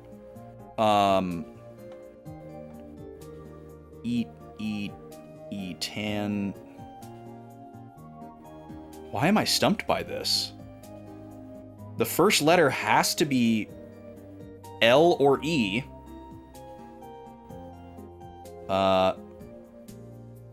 So elant? It has to be either elant or it's not eternal. It can't be L at the end, and it's not E at the end, so the T has to be at the end. There's no repeated letters. So yeah, it has to be... That's not a word. Elent isn't a word, so apparently leant is a word. I have no idea where that word came from. Just weird process of elimination, I guess. Let's have a look at top right next. So we have an N-O-A-R, but we're missing one letter. So that could be groan, G-R-O-A-N. That's looking good over there. Arno.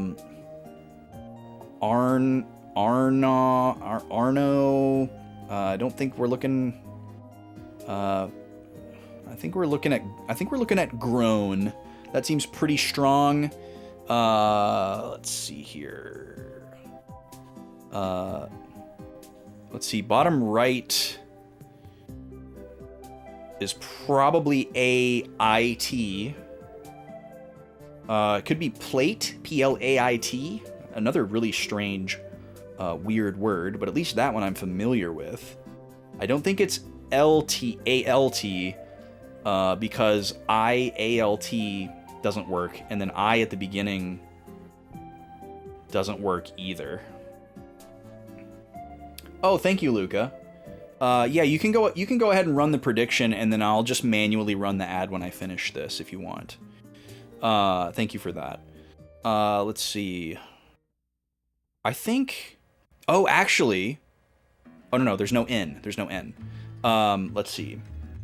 And we have a ton of options for bottom left.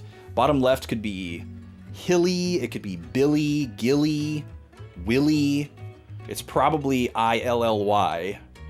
Because there's not really any other options there. There's no Ilpy, Ilwy, Ilby, Ilgy, Ilfy words. So it's probably I-L-L-Y. So we need to try to eliminate some of those starting letters in our other guesses of top right and bottom right. So we've got W, P, B, F, G. Well, we're thinking G for top right, so that's good. So we can at least eliminate that one. And then I think bottom right has to be plate. So let's go groan. Oh, it's organ. Ah, okay, organ. That was a 50-50 without me realizing it. Okay, so there's organ. And then let's try plate in bottom right here. Yep, got it. And then bottom left here. We're in a tough spot here. There's more than 2 possible options, and we only have 2 guesses. I think Hilly and Willy are the most common of the possible permutations, so we're gonna have to just do a little bit of a coin flip here. Hilly, Willy, Billy, Philly. I don't think Lily with 2 L's is a word. So let's go for Hilly. Okay. So if it's not Willy, we lose. What was it? It was Philly. F-I-L-L-Y. Wow. 3 extremely uncommon words here. Plate. This is a very uncommon word. And then leant, I've never seen before. I'm going to give you all the definitions of these because I'm curious. So plate is a braid of material such as hair or straw. That's not the definition I'm familiar with. To interweave the strands or locks of, like braid. This is the definition that I'm familiar with, the verb. I didn't realize plate was also a noun. Lent is the past tense of to lend. But see, Kiki, I'm familiar with it just being L-E-N-T. Is that like an English American versus English British type of thing? Is it like color with a U? Because I'm just used to the word lent just being L-E-N-T, not L-E-A-N-T. Also, hi, Kiki. Let's see what it says. Chiefly British past tense of lean. Oh, okay, I was dead on. Past tense of lean. Leant in British. Yeah, whereas in America, we would say leaned. He leaned up against the wall, not he leant up against the wall. That's an odd one. And then a filly, this is a noun. I think a filly is like a type of person? Oh, a type of animal. Okay, a filly is a young woman or girl or a young female horse, usually of less than 4 years. There you go. Some really uncommon words in our Quordle today. Okay, there's a couple of seconds left on that channel point prediction. I'm about to run an ad. It's 3-1. Pikachu 3, Captain Falcon 1. Anybody's game here. We're going to run a 3-minute smash fight while I use the restroom and stretch my legs. And I'm going to wait for this prediction to tick down before I start the match, but I'm going to go ahead and switch over. Thank you for the Wordle Draconics. We are done grinding, so we're going to get to the next story beat here when I get back. And we will see you in about 3 minutes. Last seconds to get in on that channel point wager if you want to.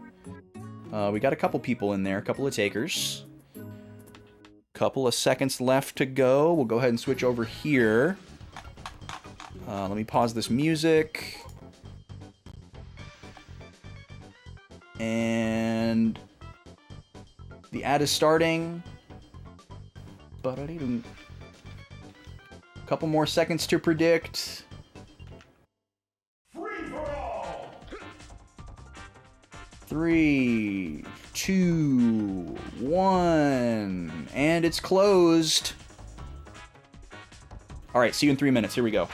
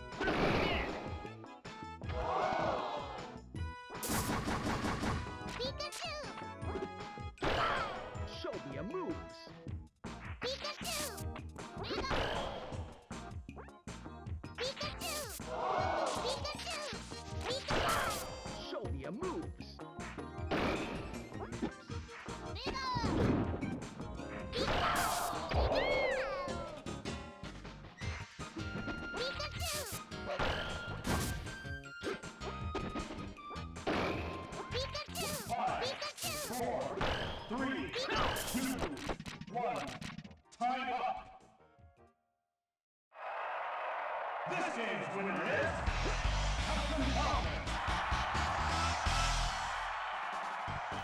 Oh man, he's coming back. Oh shoot, I said I was gonna manually run the ad and I didn't do it. Oh frick. Sorry y'all. Alright, let me do this really quick. And I'll be back in another 3 minutes, I'm sorry.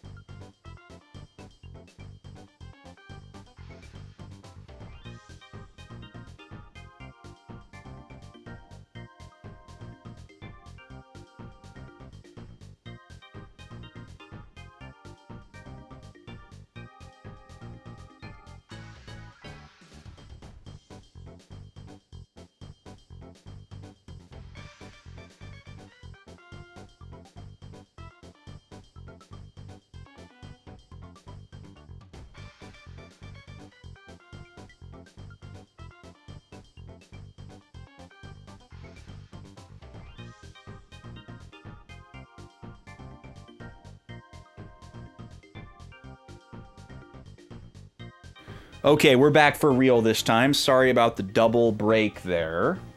My bad. Congratulations to the Captain Falcon believers. He's making it interesting. 2-3 now. Something's happening. What's going on, Pikachu? I don't know.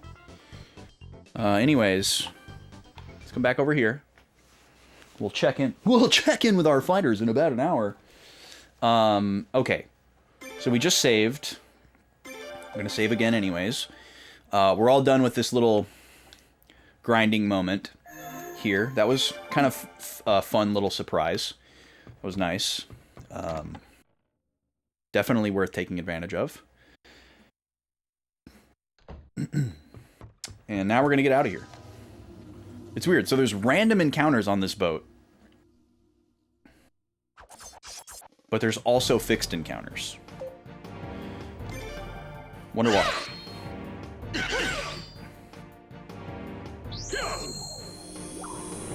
And the battle that they do is, like, very scripted. They have, like, the same AI. Whoa, did you see that? He went over to attack Chiapu. Chiapu dodged and countered. That's sick. We didn't even know that was a thing.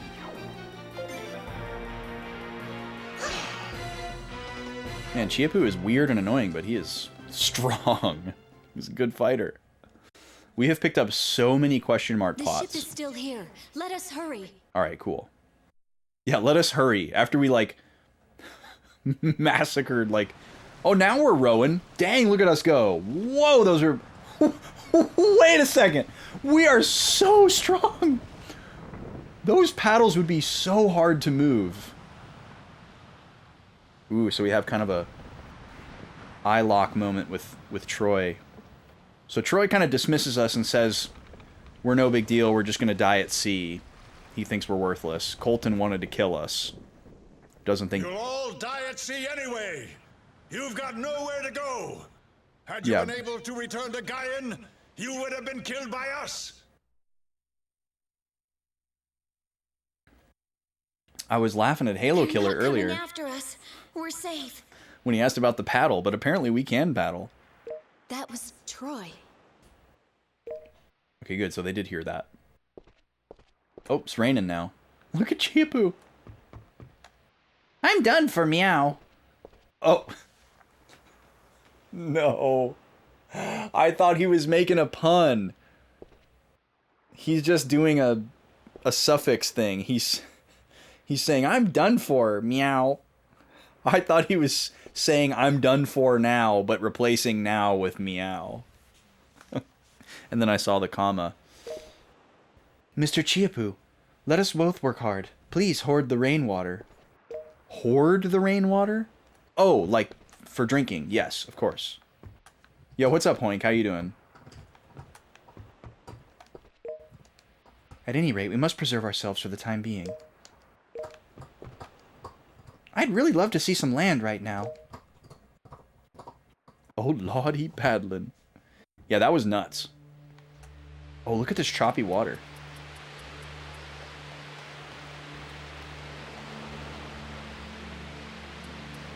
Okay, so we are moving when I press X. I'm assuming I can't use this treasure map that I picked up.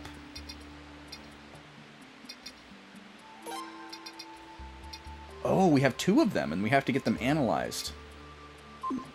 Interesting. Okay, so yeah, we definitely can't do anything with that. So I guess we just sail in a random direction until something happens, like we did last time. So just sit here and hold X. I'm sure the direction doesn't matter, since we can't tell where we're going. One-shotted those possum bats right off the boat. Later.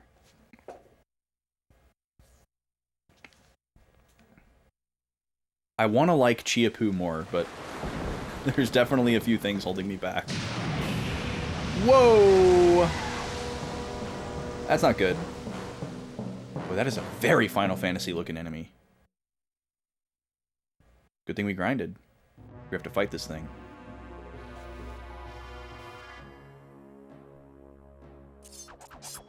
Yep. Okay.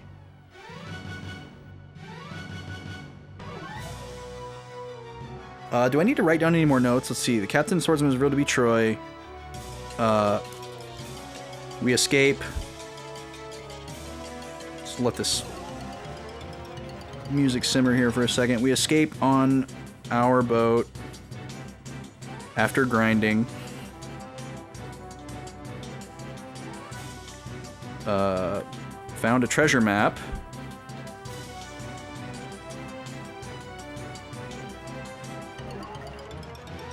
And are attacked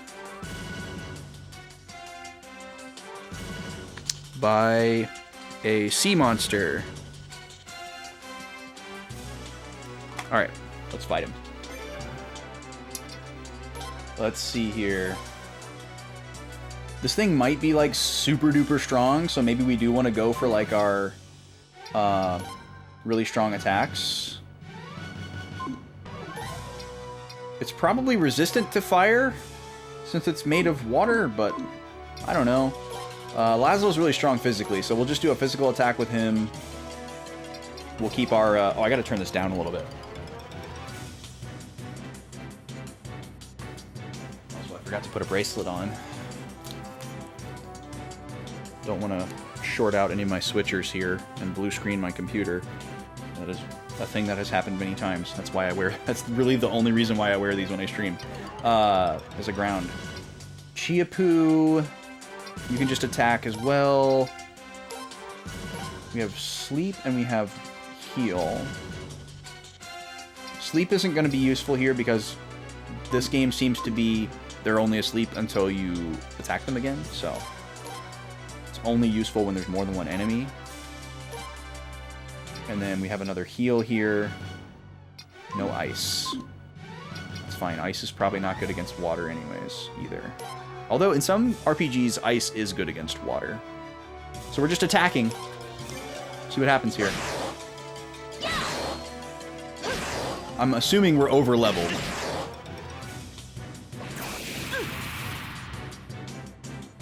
It has lightning magic, even though it's a water dragon. Interesting. Since we're going all physical here, I'm just going to go auto.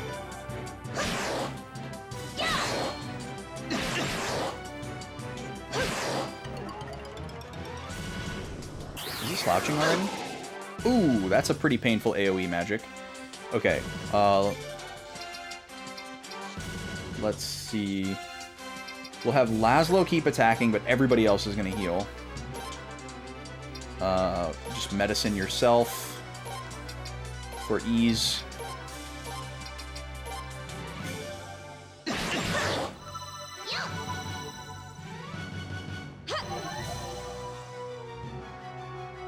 I'm going to pay attention more to our character action order. Oh, that has a chance of sleep. That's odd. I want to see if our characters always act in the same order. Because that was a really annoying thing about the other two Suikoden games, is that it seemed random. Yeah, this is seeming kind of random as well. Oh no, now I've got two characters asleep. Let's see. Do we have anything that... We don't have anything that cures sleep. We do have a heal spell that heals status, but we don't even necessarily know if that heals sleep condition. We also don't know... We don't know if sleep goes away over time. We don't really know how it works yet. That might be a good manual question. If either of the sleeping characters' health gets too low, we will use this. And then we can find out if it cures sleep or not. And heal at the same time. But for now, we'll just keep attacking.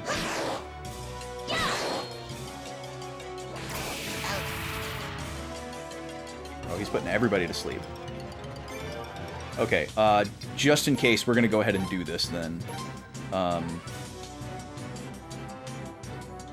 Because having all characters asleep is just a little too scary for me to bear. So let's do this. See if that heals sleep. It does. Cool. Now we know that is a thing. There's the AoE. And that wakes up my sleeping characters. Okay, so it's not that bad. We're going to do the same thing we did last time that happened. Everyone's going to use a potion except for Laszlo. On themselves.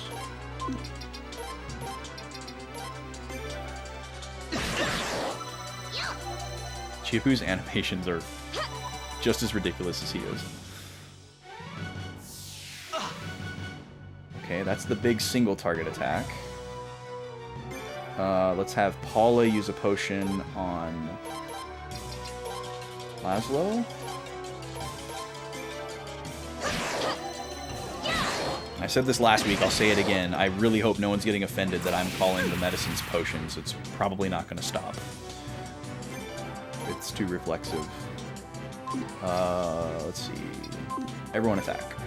Ooh, nice crit, except we didn't get to see the number.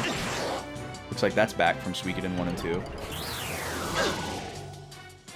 Oof, there's the big AoE. Okay, everyone's going to use a potion this time. Good thing we got so many medicines.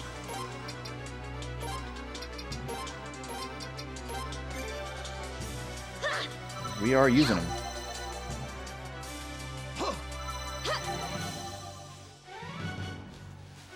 I'm really not a fan of the mana charge system as opposed to MP. It's so limiting, especially in like a context of a dungeon. Because there's just no way to recharge it. That's the problem. If you had a limited number of charges, but there was like, you know, some premium or expensive way to recharge the magic charges other than sleeping at an inn, I would like it more. But like doing a whole dungeon and being limited to, you know, 5 magic spells really sucks.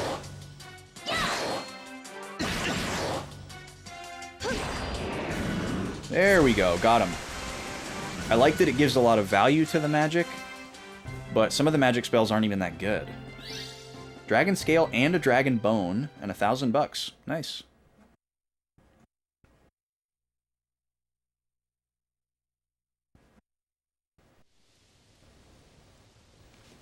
Man, I really wish Laszlo talked.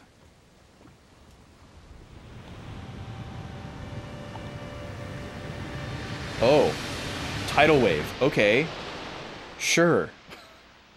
After everything we went through, we get hit with a tidal wave. We just can't catch a break out here. Shipwrecked in a sweater vest. That's the title of Chiapu's memoir. Oh, first one awake. Beach. Oh, listen to this nice music. Hi, turtle! Hello! Look at this tortoise! Look at him go! He's cruising! He doesn't care that I'm here. He's got somewhere to be. Out of my way, bipedal giant. I love him. Where are you going, dude? What's this way? Is there a barbecue, or... Is this like a clue? Am I supposed to, like, go where you're going? Obviously, I don't want to leave my friends behind. I love that he's here. That's so funny. Oh, this is a loading zone. I was not expecting that. It feels like we're in the first loading zone of, Metal Gear Solid Peace Walker. It started on a little slice of beach. Somewhat similar to this. Meow. Ouch. Ow. Alright, we'll drop a save here. So our friends are resting. We're gonna go get a lay of the land. Deserted Island. We're at level 17 already. Wow, really coming along. So our boat is not looking good. We didn't have a sail, so the broken mast really doesn't mean a whole lot. Wow, 4 different directions that we can go. That is surprising. Well, let's go have a look around, I guess. Boulder Shade.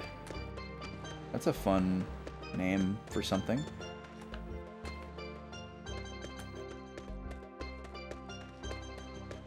Just a cute little spot. Nice little cozy spot. Nothing over here. I'm mashing X all over the place in case there's, like, hidden items. Okay. Doesn't seem like there's anything there.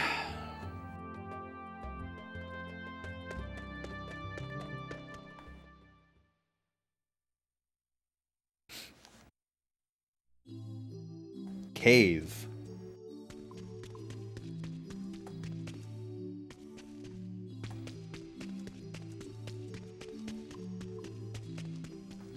Can I blow up my map? There it is. So there's another loading zone back there. God, I love when you can do this with a map. It's so PS2, and I love it.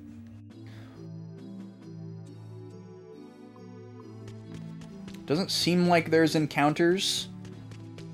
I just don't want to hit like a story trigger and then lose my opportunity to explore the other areas if there's like item pickups or some, you know, additional dialogue or something.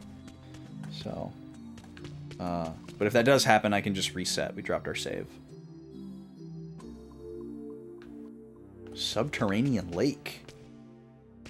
Whoa. Okay, there's a little like wispies down there. That seems very important. So let's backtrack. Let's go to the other two zones. Yeah, having the map up like this reminds me of like Dark Cloud, Dot Hack, Star Ocean 3.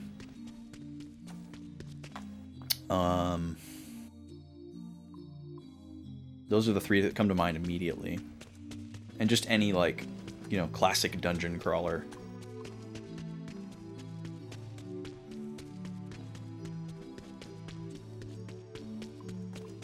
Of which Dark Cloud and Dot Hack are definitely my two favorite dungeon crawlers.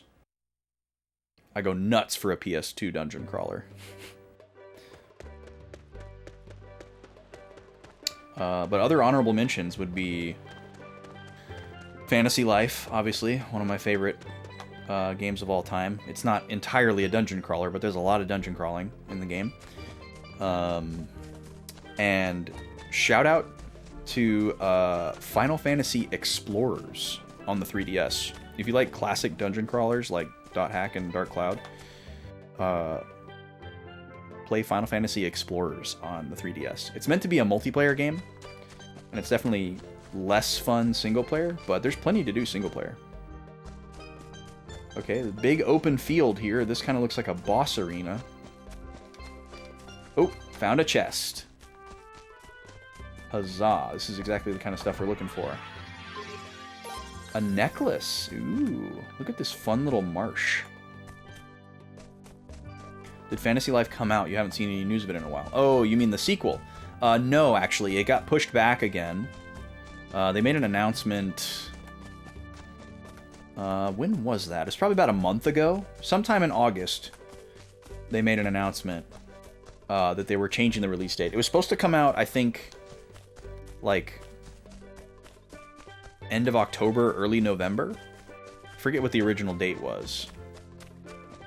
Or maybe it was September, I don't know. But they pushed it back to 2025, which made a lot of people sad, but it actually makes me very happy because I didn't want it to compete with Zelda, because I'm sure I'm going to be playing Zelda for a long time, 100%ing it. And there's a couple other games coming out at the end of this year that I might play at launch. And I definitely want to play Fantasy Life at launch, so in an effort to not play too many games at the same time, that actually works out for me. Oh, tiny bird! Oh, he's gone. Edge of Island. Okay. So we have 2 dead ends, 1 large area that led to a chest. Now we're heading back to the cave. I'm satisfied. I wonder if the necklace is an accessory that we can wear as a character, or if we have to, like, get it appraised and sell it or something. Yeah, they pushed it back till 2025. That's correct, Halo Killer. There's not a new date, though, I don't think. You think it would have competed with Tears? What's Tears, Draconics?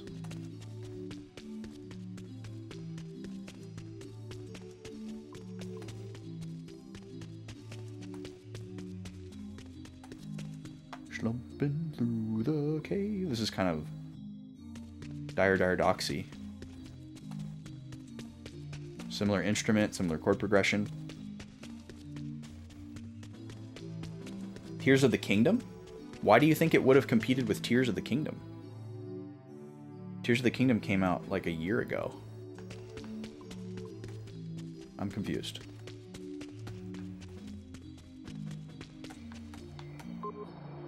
Fully recovered. Oh, okay. That's not what I expected this to be. I guess maybe I'm supposed to go talk to my crew members again now that I've looked at everything? Maybe I need to try looking at the boat again. You think it was planned to come out then? You think that Fantasy Life I was originally planned to come out when Tears of the Kingdom came out? I don't think that's correct. But I would have to check. But yeah, it was supposed to come out in October. I can't remember if it was at the end of October or somewhere else, but yeah, the first time we got a date for Fantasy Life was the October date, but then they pushed it back.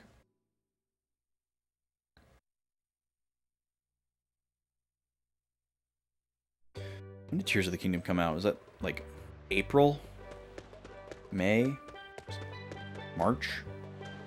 Something like that. Hey, wake up. There's nothing here. How is everyone? Okay, yeah, I was right. Paula has joined the party. Did you get a little nap there, Paula? Where are we?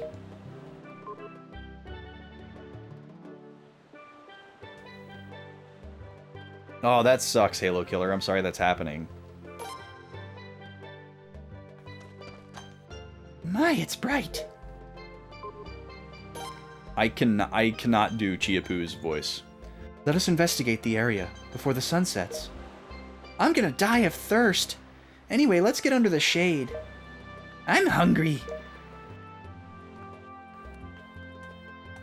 Okay, so everybody wants something different. Do I have to, like, take them to different areas? Is that like a clue?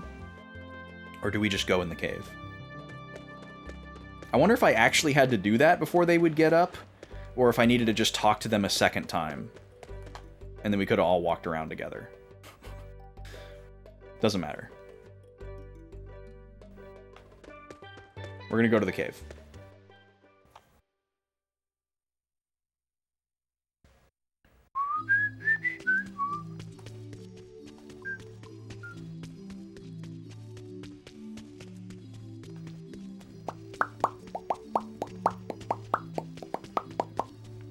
Also, why is this cave so long? It seems a little bit unnecessary for there to be these 3 long corridor loading zones with nothing in them. Like, if the cave was just the next screen all by itself, I don't think it would really make too much of a difference. I guess there's the slightest bit of interest with how deep the cave is, but I don't think it's going to prove anything significant later on. Fully recovered. Everybody happy? I doubt the little wisp cures hunger.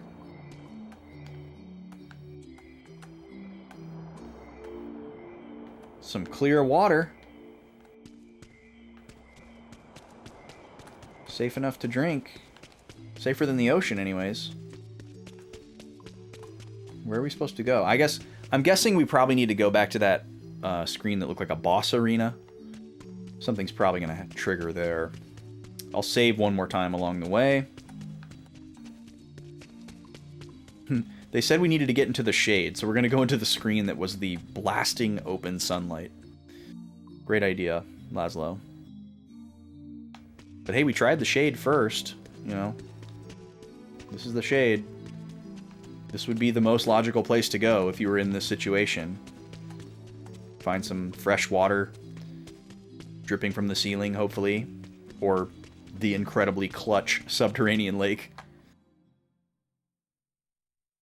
Stay out of the sunlight so you don't get cooked. Maybe find some bugs to eat.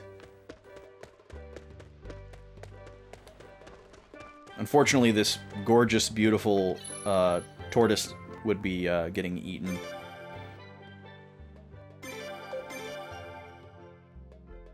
Although, that's actually really dangerous. Eating a turtle or a tortoise would be incredibly risky. They're very dirty, toxic, disease-carrying animals. So you'd have to, like, boil it and incinerate it in order to safely eat it. And it would probably be, like, the toughest, grossest, gray, chalky meat, too. I don't know why anybody would want to eat a turtle. What is that structure back there? It looks very man-made.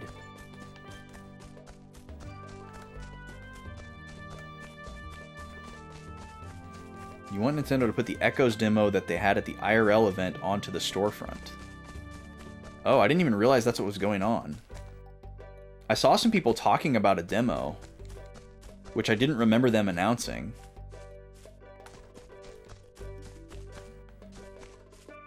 So that was like at a special event.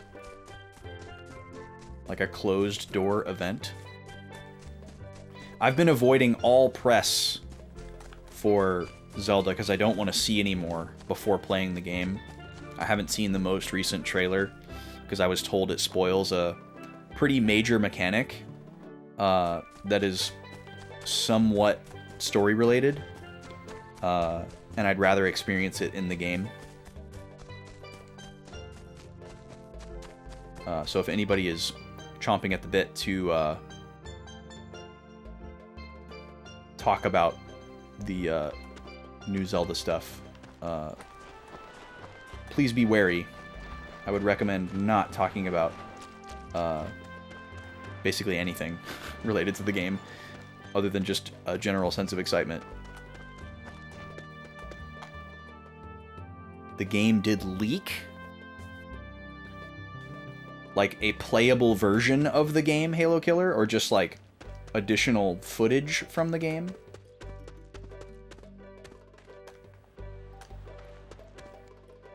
Hi, Tiny Bird. What's going on with you? Are we friends now? Right now it's 2 screenshots, but that means someone has the game potentially. Interesting. I feel like if it's a Nintendo game, it has to be internal. Oh, okay, something's finally happening. We just needed to go to every screen, I guess. Say, this place! It is a deserted island. No way!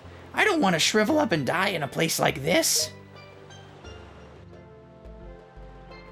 This place doesn't seem so bad. I mean, honestly, that would be a good thought to have internally, but I don't think I would be that quick to resign myself to living out my days here. Then we'll have to escape. I also agree with that suggestion. Need food? Now! So, Laszlo, what shall we do now? I'll be in charge of collecting food. Why does the screen keep going black? So somebody has to cut down trees. I guess this is a little antiquated and possibly a little bit misogynist, but I'm assuming that I'm supposed to volunteer myself to cut down trees, rather than telling one of the women to do it. It could potentially be Jewel as well, because Paula has something to do and Chiapu has something to do. But I'm going to volunteer myself to cut down trees, because I have 2 swords. I hate that the screen keeps going black like that. Okay, what shall we do about the rest? Oh, we need someone to make rope. Paula seems like the more pragmatic, detail-oriented one, so I'm going to have her make the rope. Yes, sir. Very well. I shall collect coconuts. Oh, that's perfect for Jewel. Okay, it seems like everybody is on a appropriate task. I don't know if this means anything. Oh, look, we have a little mini-game on our hands here. I gotta go collect some wood. Oh, look, Chiapu's just walking around. It's kind of cool. But thanks for the heads up, Halo Killer. I really appreciate that. I don't really go on Twitter anymore, which is probably where that stuff lives. But yeah, everybody be forewarned. Apparently there's some leaked screenshots of Echoes of Wisdom floating around. Hey, have you seen a crab around here? I thought I saw one just a second ago. He's selling me stuff. Bro, we're on the same team here. Like, where do you get off selling me this stuff? Also, still, how do you have these things after everything that we've just been through? We're shipwrecked. We got attacked by a sea monster. We almost got killed by some really, really powerful pirates. And this guy still has the audacity to try to sell me some stuff.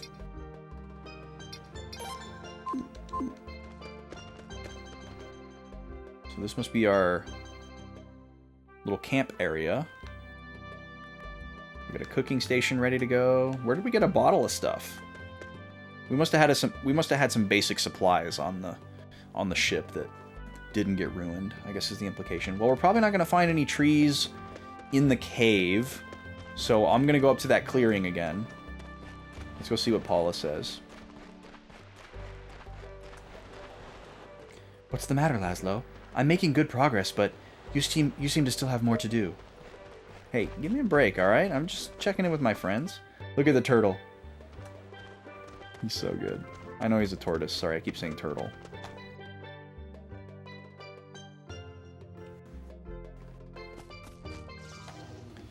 Oh, now we're getting in battles. Interesting. What is that thing? Oh, it's a wild crab. Okay. Wow, he's tough.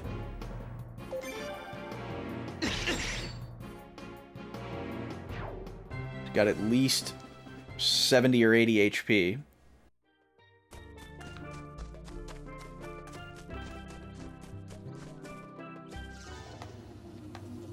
I'm guessing the trees that I can cut down are going to be pretty obvious. But yeah, luckily, pretty much my only place where I could run into those leaks... Ooh, a seashell. Pretty much the only place where I could run into any potential leaks would be a Discord server. Because I don't really go on any other social media besides Twitch and Discord these days. I don't go on Twitter. I don't go on Instagram. I don't go on any platforms, really. And all the Discord servers I'm in, everybody is, like, super respectful about spoilers. So I would be shocked if I happened across any of those screenshots in any of those Discords. Ah, here we go. And they weren't spoiler tagged. The thing that I probably will most likely come across is someone saying the same thing that you just said, where it's like a warning, hey, there's some leaked screenshots floating around. Be vigilant out there, folks.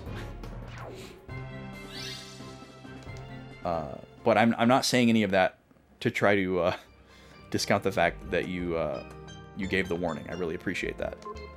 Obtained wood. Sick.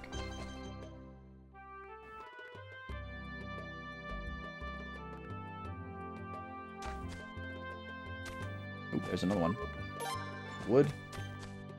You forget that I consider mechanics spoilers, because you probably know what I'm talking about from the trailer.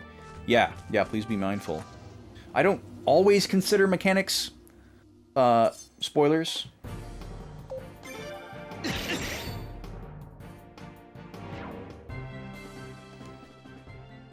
To you, that's cool because it sells the game for you. Yeah, and see, that's kind of where I am at with games these days. Like, I enjoy knowing as little as possible when I go into a game for the first time. And the only time that I would continue to watch trailers for an upcoming game is if I'm not sold on the game yet. You know, and I'm like not sure if I'm gonna get it. It's like, okay, show me more, right? But like this game, I'm gonna buy anything that says Zelda on it, and they had me with the first announcement trailer, which showed a lot of mechanics. And you know, I didn't consider any of that spoilers. Like, I have to see a certain amount of the game, but Like, I don't think if I saw the most recent trailer that it would, like, ruin the game for me or anything like that. But the fact that I can choose to preserve that makes me more excited to play the game. So, you weren't sold until the last trailer. Interesting, okay. Yeah, I have some theories about what it showed, because even though I didn't see the trailer, I kind of have a temperature of how some people reacted to it. And I have a feeling it addressed some of the common concerns that a few of the skeptical people raised after the initial announcement. And don't confirm or deny that, please. But I have a feeling that's what it was, based on how some people were responding. But yeah, I don't need to see any more of that game to know that I'm going to buy it and play it to 100%. And I'm very excited for it. So the idea of being able to kind of like add like extra things that I can see for the first time is exciting to me. Because with like, here it is, I missed it. With Tears of the Kingdom, I watched every single thing that they did leading up to the game. You know, they showed off like all these different like mechanical things about like, you know, the new runes and like how you could make things and all that sort of stuff. And I had a lot of friends who were like, I'm not watching anymore, I want to discover all that stuff for the first time. And I was like, that's cool. I like that. And me consuming all that information before the game didn't lessen my experience at all. But I did kind of walk in the door of the game with like a small primer of knowledge that I could have withheld from myself. And it would have added like a few different things for me to discover. I think with a game like that, though, having the like a little bit of insider knowledge coming in actually makes it a little bit more fun for me, just because of how mechanically deep that game is. And it actually seems like Echoes of Wisdom is going to be similarly mechanically deep. And I'm very excited for that. But I'm going to try to go in cold and, you know, see how it goes. Because I can always, you know, I can always watch that video later after the game is out, you know, and maybe it'll teach me something that I didn't realize after playing the game for a couple hours or something. And that's fine too. Laszlo, you seem to be making good progress. I must better myself accordingly. Oh, okay, so she's not done yet. Let me look at the description of these seashells that we're hoarding here. Oh, the necklace is equipable. Nice. Headgear. Oh, they're materials for combining. Oh, okay, so there's a whole combining system that we have not even gotten to yet. That's exciting and slightly scary. Hopefully it's not like Star Ocean 3. Hi, Jewel. Laszlo, you're coming along great. I should probably work harder too. So how is Paula working on rope? If she's just walking by the waves here. I mean, how did she make rope at all? There's a big pile of rope over by the camp. I don't know how she did that. She's pretty impressive, honestly. I'm a little scared of Paula, a little intimidated.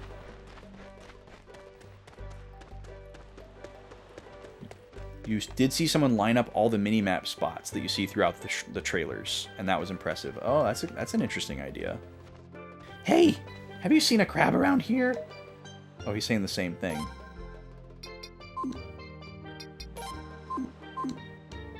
Okay, maybe I need to go over here. Put the wood in the cooking pot. There's already wood underneath the fire spot here, so clearly we have some wood. What is my wood for? How are we going to start the fire? That's a better question. I guess we do have a lot of steel, so that's one part of the equation. Okay, what am I supposed to do now? Walk in here again? Oh, and there's battles in here too.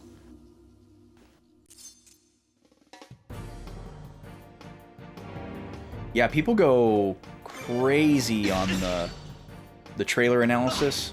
I think one reason for it, Halo Killer, is there are people who are very obsessive about games that are coming up that they're anticipating, and they have a bad habit of like over-consuming and like overhyping themselves and fixating because they're so excited for like a specific game and it's all they can think about. You know, like a lot of people did that for Elden Ring and Spider-Man 2 and, you know, a lot of the big games that have come out recently. And they, you know, they just can't get enough. And for some of them, it heightens the experience when the game finally comes out, and other people, it lets them down. You know, I'm not gonna empirically praise or condemn that behavior, but it's not my style, at least not anymore. Well, I guess I should say it's a switch I can turn off and on. Like, for some games I will do that, and others I will actively choose to not do that. And I'll try to just use my best judgment on what I think is going to give me the best experience out of the game. But another reason why I think that happens, Halo Killer, is because people are so content-pilled. They're so obsessed with content and, like, finding a way to, like, you know, drive traffic to their YouTube channel or TikTok or whatever it is.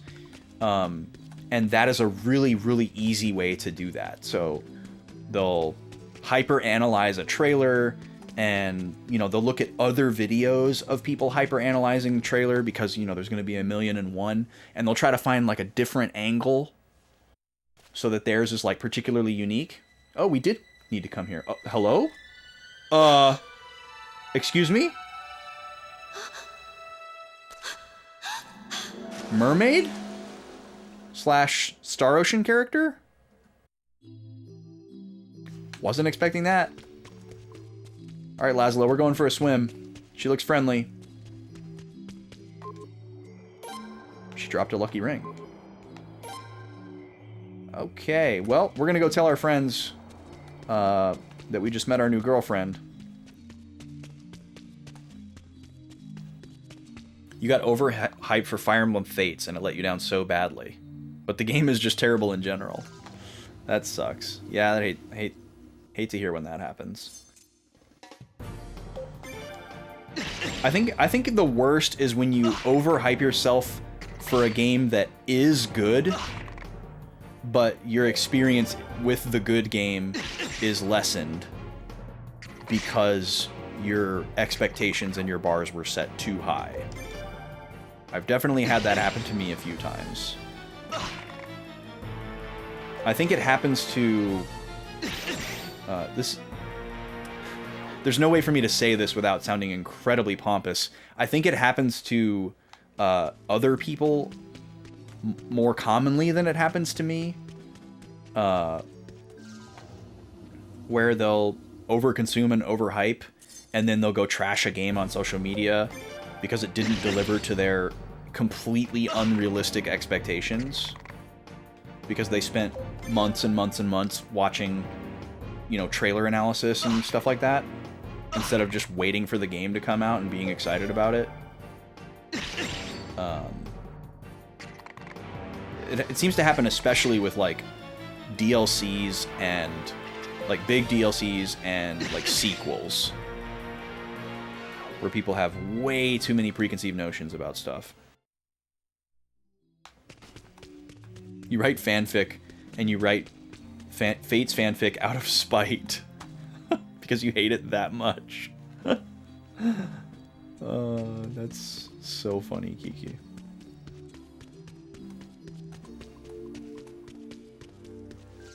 Oh, you thought it was an alien when we first saw her, Halo Killer? Yeah, I definitely, like, immediately thought she looked like a Star Ocean character when I first saw her. Like, she looked very futuristic and sci-fi. But yeah, then she jumped in the water. Fates was okay, but maybe a 5 or 6 out of 10. Yeah, I mean, with the way people talk about most Fire Emblem games, a 5 or 6 out of 10 is pretty significantly bad in comparison. That's basically Reddit, Sen says. Not the subs I go on. I don't go on the toxic subs. Is it time to eat soon? Chia Poo's joined the party. Okay. Is everybody going to join my party? This is a really interesting segment here where it's kind of like very unclear what each step of the process is. Laszlo, I have safely completed the task. It's very unclear what we're exactly supposed to be doing here, so we're just kind of like moon logicking in a very point-and-click kind of way. Engage looks like a hot mess, and the protagonist looks like a knockoff VTuber. Yeah, Pepsi emblem is definitely a vibe. Hey, Laszlo, everything's a-okay over here.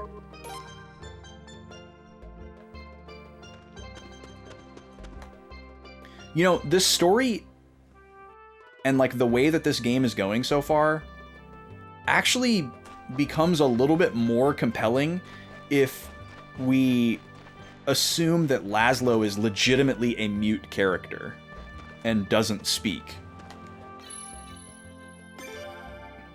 Like, you know, it's super common with a lot of RPGs from this era for a nameable protagonist to just not talk so that the human player of the video game can have an easier time self-inserting. Because that's what the developer wants or whatever. And I'm sure that's what's going on here. But a lot of this actually makes sense if Laszlo is a mute. Like, Snow throwing him under the bus and him not being able to defend himself. You know, with what happened with Glenn. And it also plays into the not just Johnny Depp, but specifically Edward Scissorhands resemblance that I am thrusting upon him. I feel it less than I did at the beginning of the game, but I still see Edward Scissorhands when I look at Laszlo head on in cutscenes. Not his portrait, but his 3D model.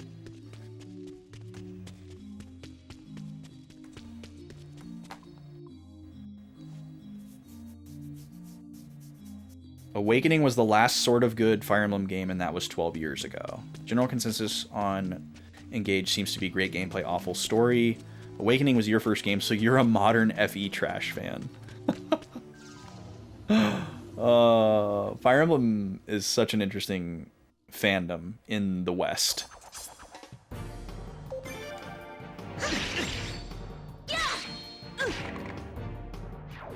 Because you have fans of tactical RPGs, and then you have fans of anime.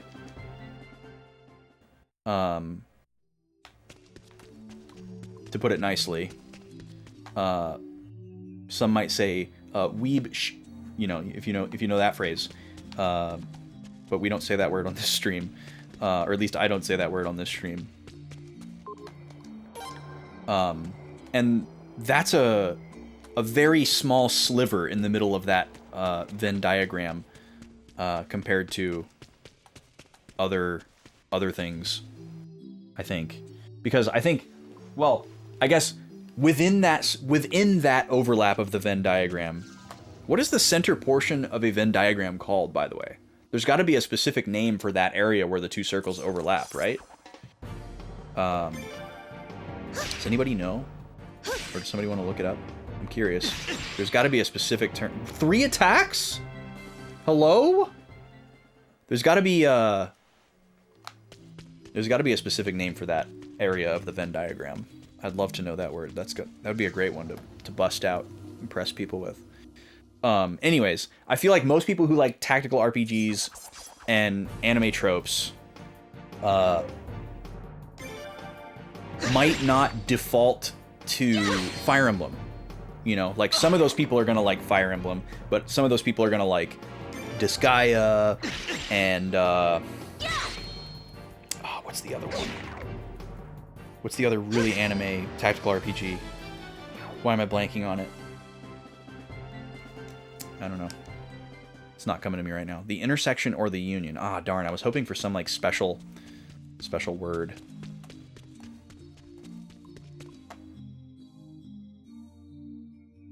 But yeah, there's definitely a rift in the Western Fire Emblem fandom of the people who are like super intense about the like hardcore mechanics stuff, and they seem to tend to like the older, more difficult Final Fantasies. And then there's people who really like shipping and romancing and fanfic and drama. You know, and they seem to like Awakening and Three Houses. I don't know which other ones, because I'm not that super familiar with the games. I've never played a Fire Emblem other than couching Sacred Stones with Vaughn and a rare drop, and a little bit of Fire Emblem 7 and soft locking myself. I own Awakening and I plan to play it at some point, but I have to play Final Fantasy Tactics first. Final Fantasy Tactics is gatekeeping all other tactical RPGs in my backlog. So if you ever want to see me play a tactical RPG ever on this channel, no matter which tactical RPG it is, you need to vote for Final Fantasy Tactics every time until it wins.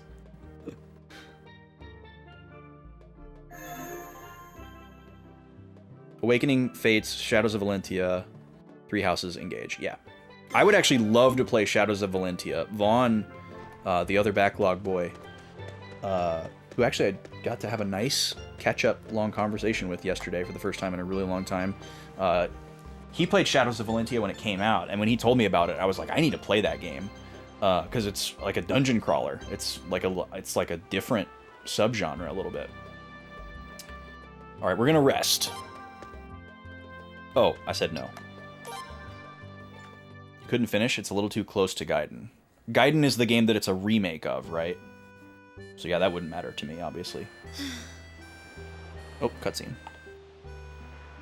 Shadows is good. It's very brutal. Interesting. A brutal dungeon crawler. That's enticing. Let's just hurry up and get off this island already. I have no reason to believe that you are lying. What?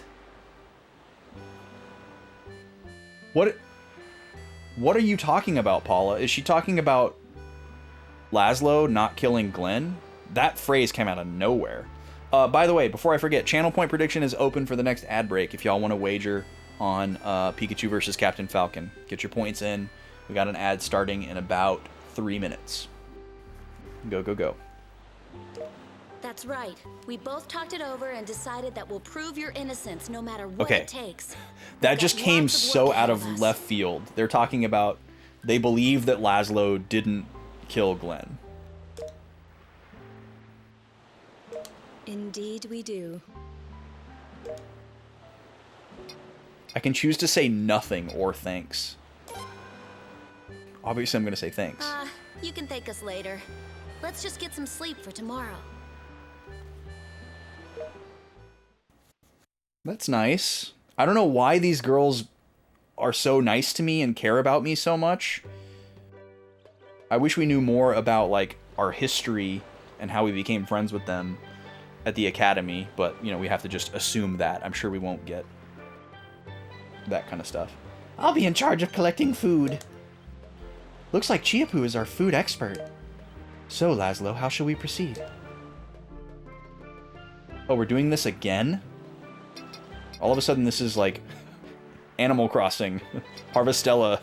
We're doing our dailies.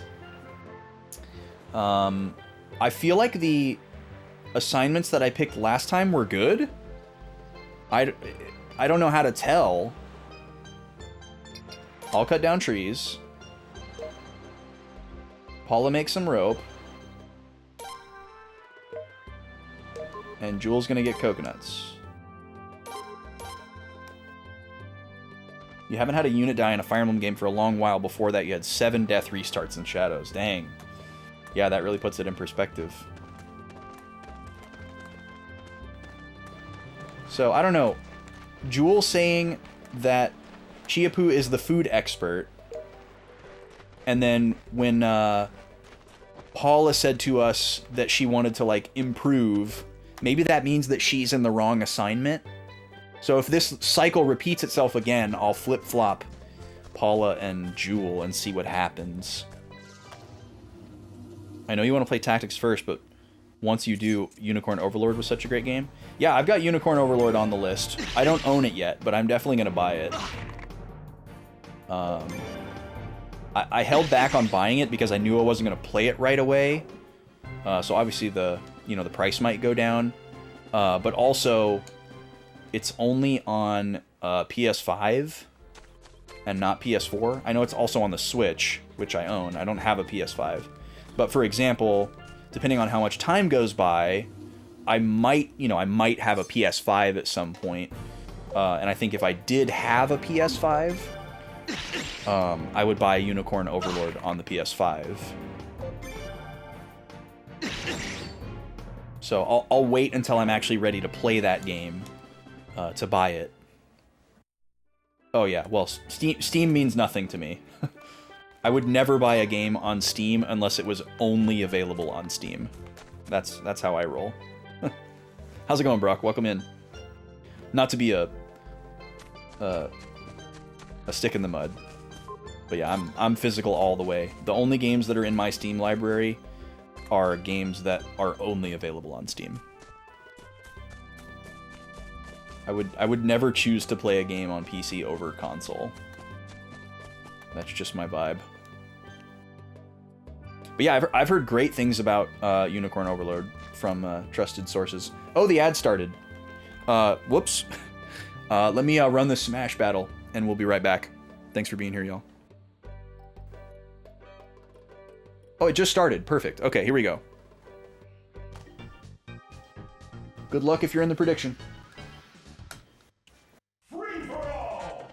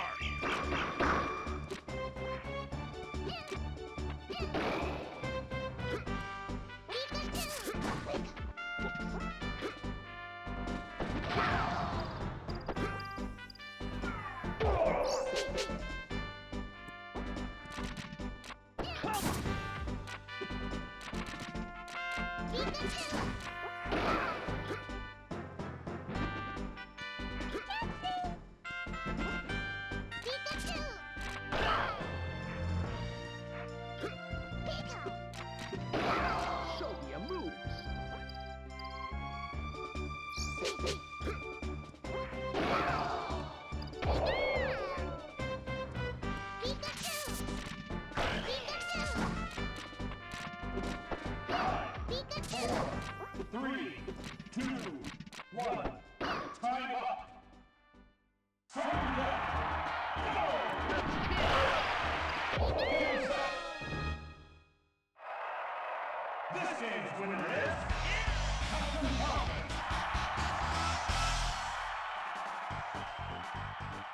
Yo, our boy got lucky, and it's tied up now. That is interesting. So, well fought by Pikachu on the home field advantage. Took it to sudden death, but then they got Porygoned. And I guess Pikachu took the brunt of it. They were both definitely dead from that hit, but Pikachu hit the blast line first. So, technically that one was a draw. But we gotta go with how it was counted. So that brings it to 3-3, 3-all.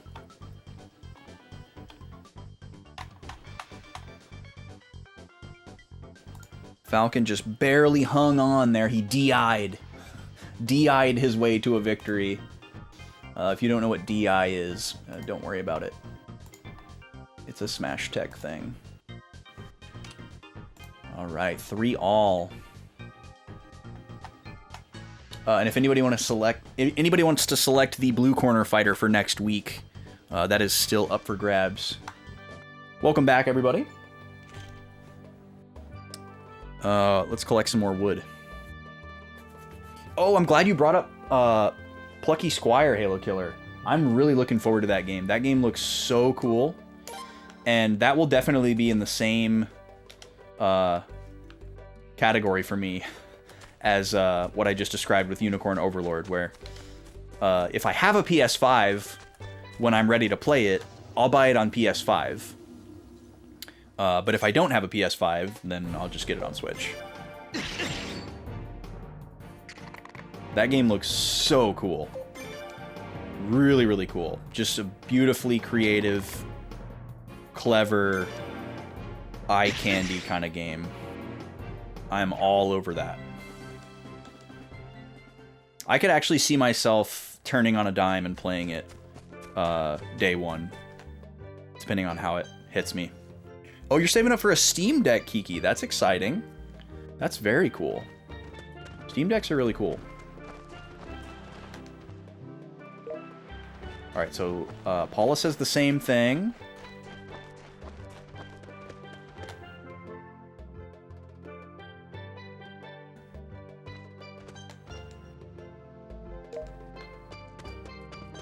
Yeah, I don't know. The text is very generic.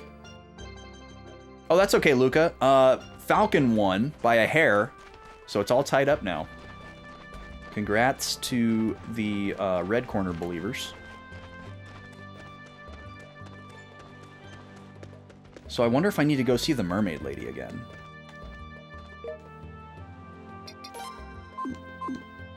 I wonder if there's a bargain item that can show up if you do this enough.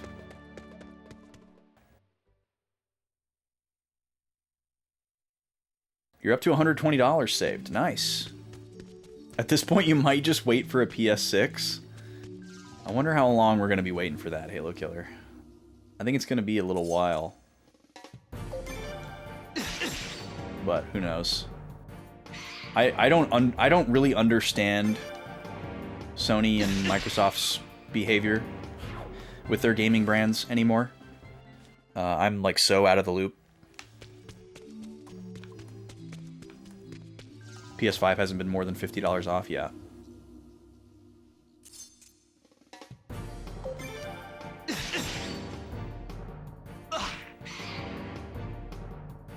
Yeah, my latest slam dunk meme on the PS5 Pro hype train this week has just been $700, but still ugly and still has no games.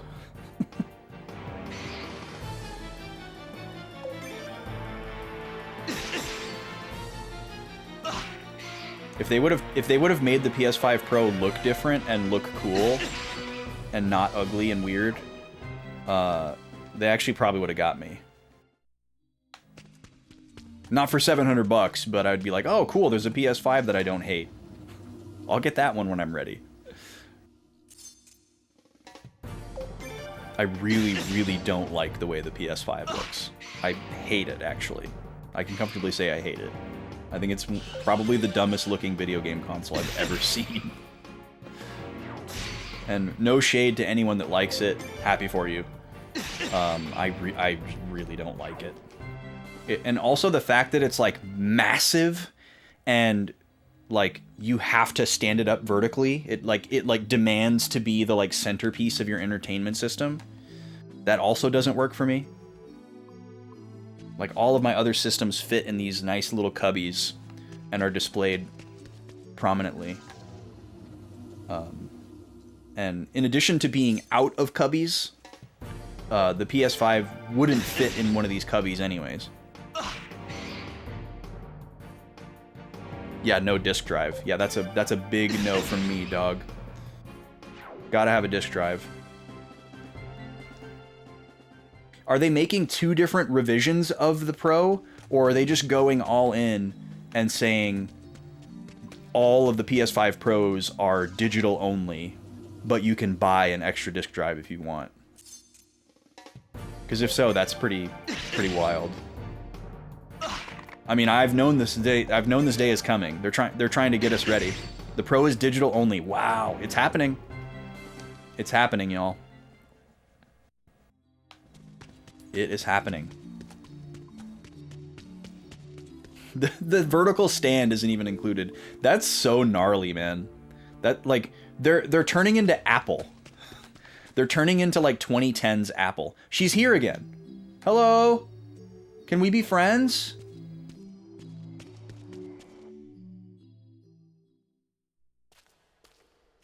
Maybe? Hi. You can have this. What? She has legs. She has separate bipedal legs. So she's not entirely mermaid. She speaks English. A water amulet. That's different than what she dropped last time. What did she drop last time? She dropped the lucky ring. Now she's dropped the water amulet. Magic def, water resistance, the other one's luck. Cool. We have desperately needed some equipment, so... I can't tell if this is like... I can't tell if this is supposed to happen this way, or if there's like multiple ways that this can happen and we're getting technically optional items.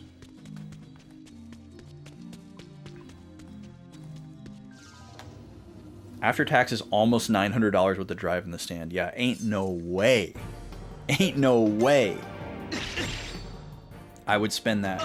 I wouldn't spend that on the system if there were 30 games that I wanted to play. But as it stands, there are basically 0. Like I've been following the PS5 releases since it came out. And every PlayStation console that has come out since the PS3 has taken longer and longer to get me on board. Like, the PS3 came out in 2006, and I wasn't convinced to buy one until 2011. And I was like, okay, I can't live any longer without having played Metal Gear Solid 4 and Final Fantasy 13. You got me. And I was really a big fan of the hardware revision, because, you know, the original PS3 had all those problems. That was the era of normalizing systems dying. 360s were dying all over the place, and they were remaking it all the time. PS3s were dying all over the place, and they remade it. Meanwhile, the Wii was just printing money. What a time that was. But yeah, I was a huge fan of that hardware revision. I finally decided, like, okay, there's like 5 games that I can't live without. Got the Sly collection, which was awesome. What else did I get early on? All the Ratchet and Clank games. This was before the collection came out, but all the Ratchet and Clank games that were actually on the PS3, those got me. Star Ocean 4, even though I haven't played it yet.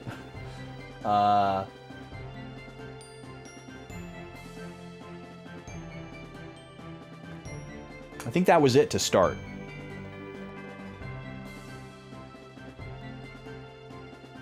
I can't get enough. Oh, and BioShock 1 and 2. So yeah, those were the system sellers for me. Like by 2011, it's like, okay, I have all those games that I really want to play. They're all very inexpensive. So that was the time. And then PS4 took even longer. Well, actually, it was less years. But it's also different because I didn't buy the PS4. The PS4 was bought for me as a gift. The lady bought me the PS4. But there were also less games out for the PS4 that I was system sold on, if that makes sense. And PS5 just hasn't hit that point yet. Like there are a lot of games that are multi-platform between Switch and PS5 that I would probably enjoy more on the PS5. You know, whether it's due to like graphical stuff. Performance isn't really an issue with me. Like if there's like a couple frame drops here and there, or some pop in or whatever, I don't really care. It's not a huge issue for me. But obviously I can tell the difference between graphical fidelity depending on like the style of game. You know, it might matter to me or it might not. Say, I was just wondering, what was Troy doing there? Gaian and Kuluk do not get along. Kuluk. It should come as no surprise to see the worst become of that. Welcome in, Gad. Nice to see you, dude. If that's true, it could be bad news for everyone. I love the way Chiapu sleeps. Jewel, are you worried about Snow?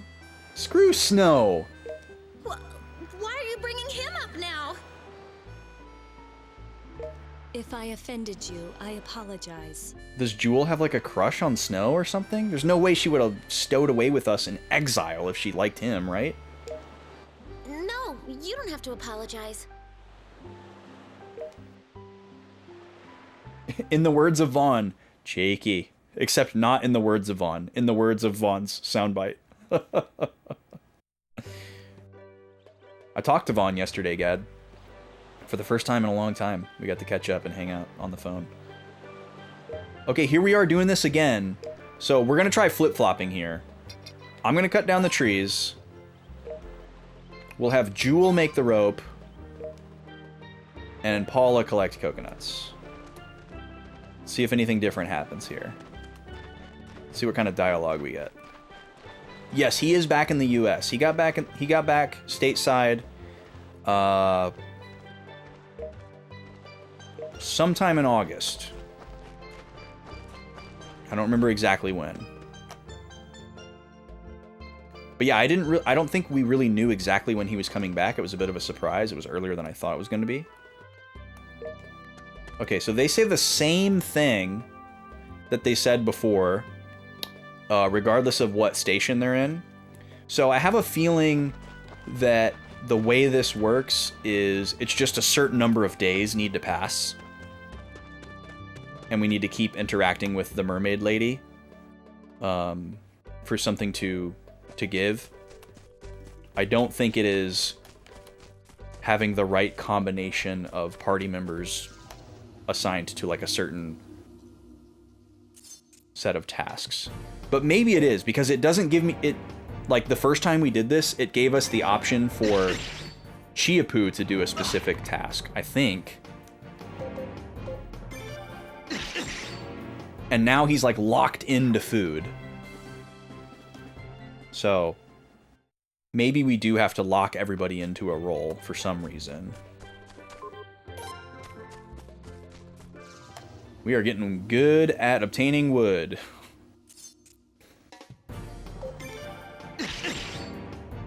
But yeah, Vaughn is back in the U.S. and he is back at university, starting his final semester of schooling. Fingers crossed. Our boy has been trying to finish school for a very long time, and he is very determined to do so. He has nothing else on the horizon, no plans for anything to get in the way. as far as like his career and the type of stuff that he was doing overseas. He's like, I gotta get this done. Yeah, hit him up. Bug him, annoy him. Don't let him ghost you. Classic Vaughn style.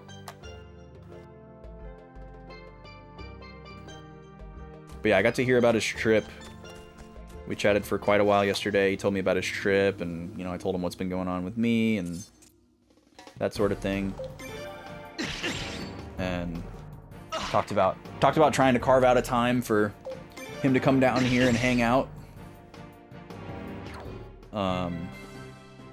Don't know when that's gonna be, so don't get super excited or anything. I have nothing to announce at this time.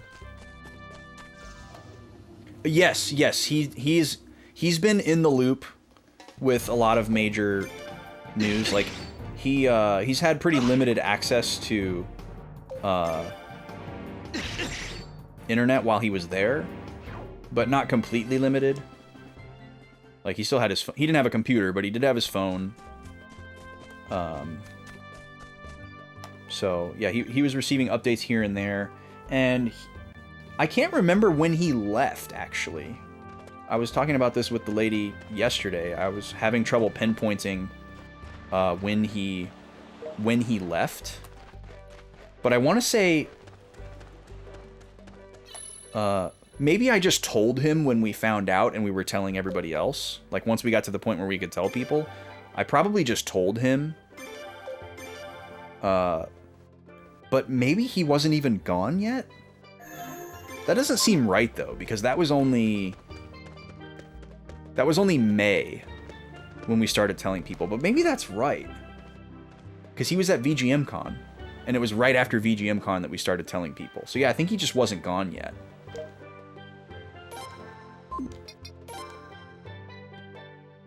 Ah, he's got some seashells today. We'll take them. All right, let's go see our girlfriend again here.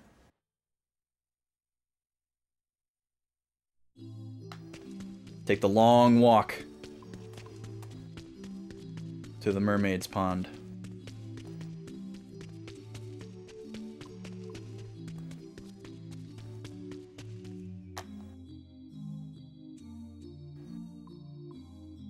That's right. Yes, thank you, Luca. Yes, we were at Can and he left right after that. Yeah.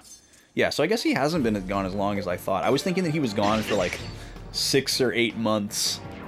I guess maybe that's just because that's how it felt. Or my memory just jumped to some arbitrary number. But yeah, I guess he was only gone for like 3 months. Because that was at the end of April. Or mid-April. And then he came back. Like late August. So yeah, he was gone for about 3 or 4 months.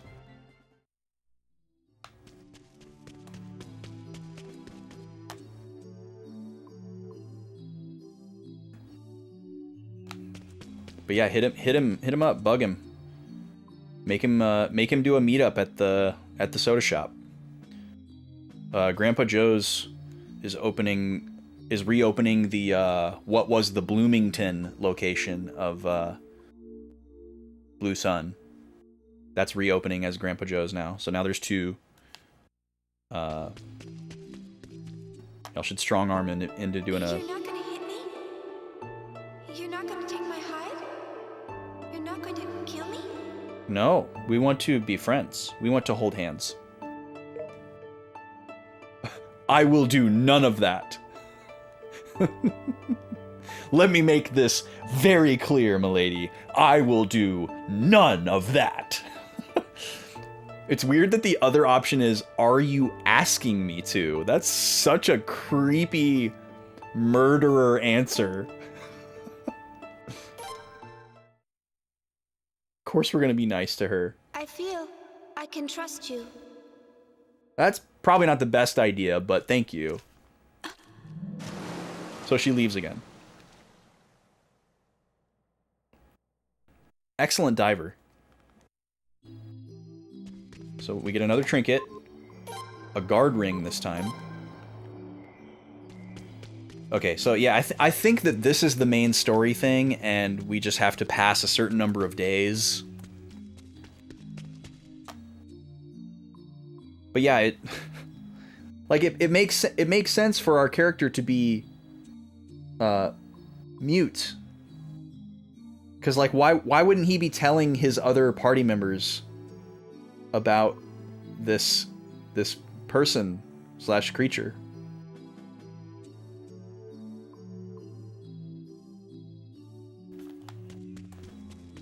I guess because he's crushing. he doesn't want, he has an irrational fear that if he tells them that they'll do something weird or tell him he can't. Sounds like those old tales of fairy tales of men that would find a wife of some sort of a woman who can shift and steals their skin to make them stay away from their home. What? I was thinking of like a siren. But that sounds way worse. What was the like temptress character from Beowulf?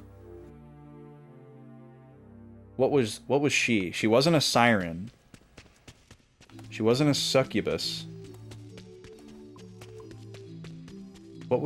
She was some kind of like changeling type thing. Where she was like a demon, but she could make herself appear as like a beautiful woman to try to like, you know, tempt men, and then she would like, you know, eat them or harvest their soul or their life force or something. And she tried to tempt Beowulf, and he either like resisted or he like found a way to like stop her from like doing her thing to him, and like got to like have his cake and eat it too somehow. I don't remember how the story goes. It's been a very long time. Resting again. I should try to find like a legit version of Beowulf to like read. Hey, you know those round crab-looking things around here? You think maybe we could eat them? I will never cease to be shocked by this voice. It is so wild. I presume those are inedible. The shells on those creatures seem fairly tough. Just boil them. Yeah, which is why I'm asking. If they're just hard on the outside, they might be soft on the inside. Don't they look like they won't have much in them? I'm fine with a fish. Okay. You're probably right. Darn. It's a very good performance though. It's a very cool voice. It's just not what I would expect that character to sound like.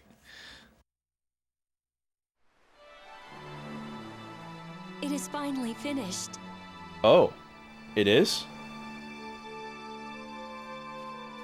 Wow, it looks good.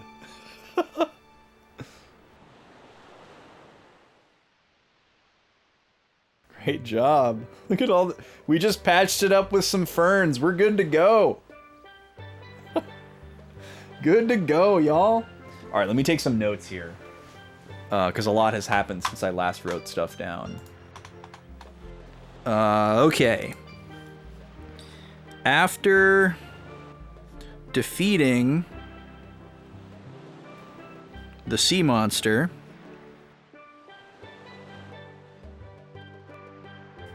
we are hit with a tidal wave and shipwreck on a deserted island. We spend 3 days gathering materials to fix the ship. We learn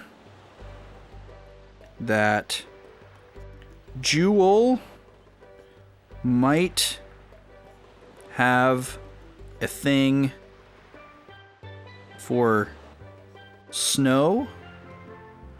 Barfing emoji.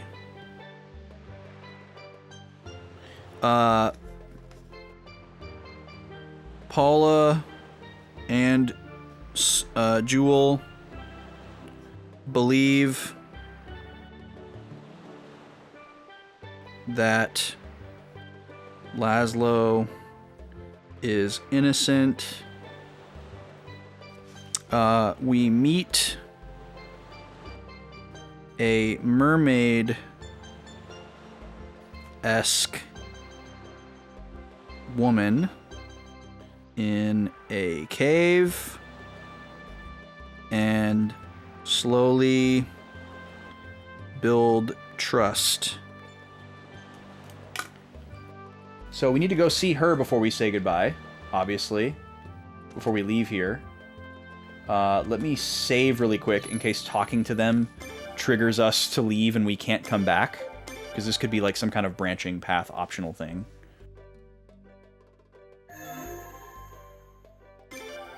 Let's see what happens here. It is amazing what one can accomplish. I feel as though we could have a future as shipwrights. That just leaves the food to load up. Hey, where's Chiappu? Oh, we did trigger something. Oh, it's our girlfriend. The cat is being chased by the master. The cat can't win. The cat probably won't be able to come back. The cat tried to kill the master's child, which made the master mad. The master is always angry. I hate it. The master is up there. I want you to get rid of the master for me. Once you do, the cat will come back too. And then, the thing I hate will be gone. Okay? Okay. Okay, girlfriend. She just starts swimming again. I love that they've never seen her before. But Laszlo's like, Whoa! Wait a minute. I don't know about this. Was that a mermaid? okay, so Chiappu must have tried to harvest some giant crab because he's hungry. I want to go in here again because I think there's going to be another item, but I'm probably going to be super disappointed and there's not. But I'm going to go check.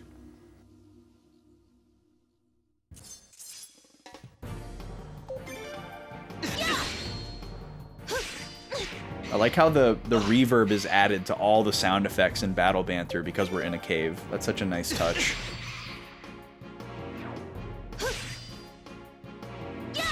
Like if that wasn't there, I probably wouldn't notice and I wouldn't have a problem with it at all. But the fact that it is there is kind of cool.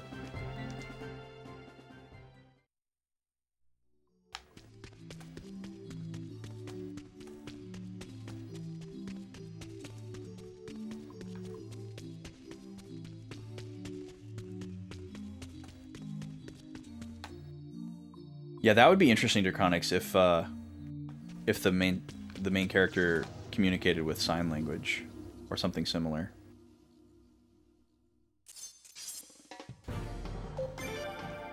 I'm surprised that's never been used before. I mean, maybe it has, but like, it seems like such a layup idea for a silent protagonist. Like, usually there's not a good excuse for a silent protagonist. And that would be great. Plus, it's like, you know, an inclusivity and visibility thing. Obviously, you wouldn't want to tokenize it, but yeah, I think it could be done super eloquently.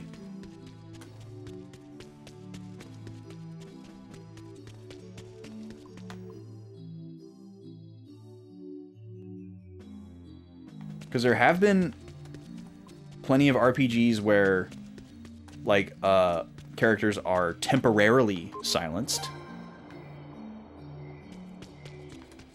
You know, either due to, like, trauma or you know, like some type of like affliction. And that's a great plot device. But obviously a silent protagonist is like a very specific thing that carries through an entire game. They seem to be a lot less common in modern games, though. I feel like Dragon Quest is probably the last vestige of the silent protagonist. I actually don't know if the protagonist in 11 is silent, but I got to imagine that they probably are.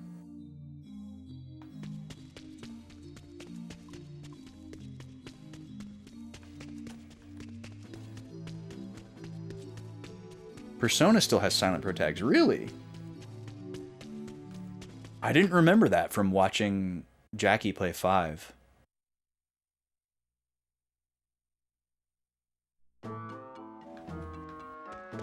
But I guess that makes sense.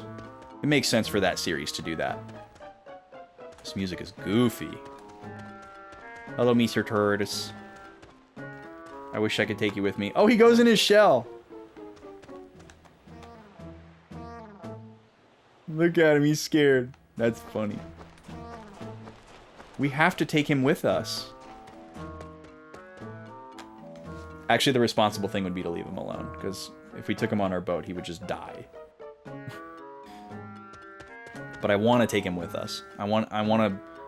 When we get our castle, and we have all our friends in it, we're going to come back to this deserted island, and we're going to pick up this tortoise, and take him home with us. And he's going to be our best friend. That's what's going to happen. Alright, let me save one more time here, and we'll go up the hill.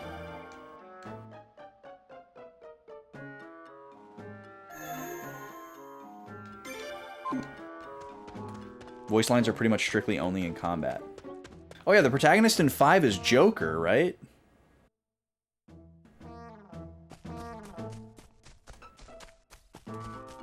Yes, okay.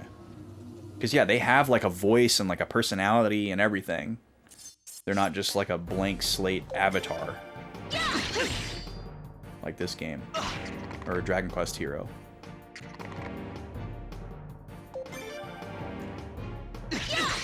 And like this character, like Laszlo is implied to be saying things because we have conversation options.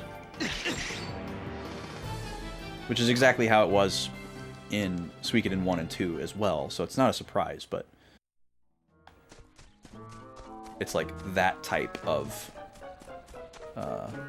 silent protagonist. Like silent from the perspective of the player, but not silent like Link or Mario in Paper Mario. Oh god.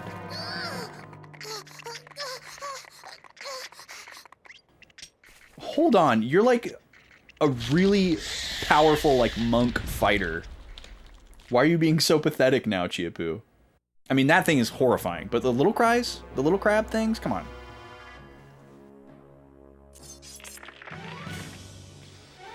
Oh boy. So Chiapu is not fighting with us here. Let's see. Let's do our AoE attack here. That seems smart. And then, let's see if we can put somebody to sleep. And then we'll focus on Crab A over here.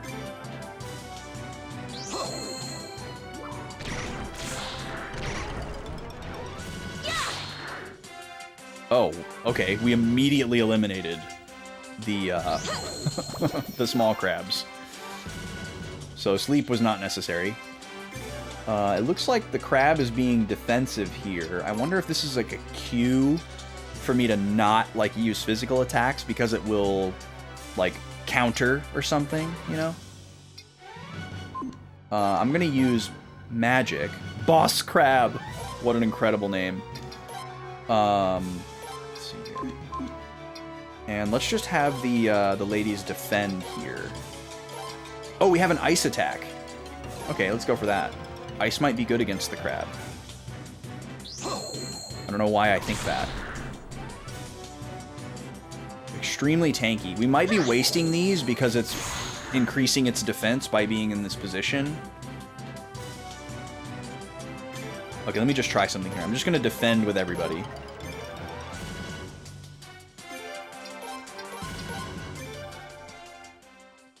Oh, it was timed. I see. So we can't do any damage to it. Our attacks are not effective. Okay, well, I guess I have to use the rune. My choices are, I'll try using the rune, and I can't use the rune, which is a lie. So...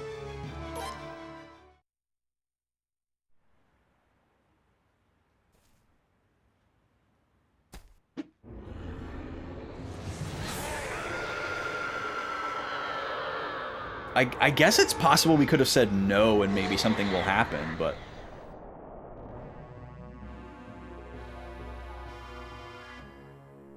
I highly doubt that this game has some kind of, like, Paragon Renegade type system. That was so silly with Chiapu running across.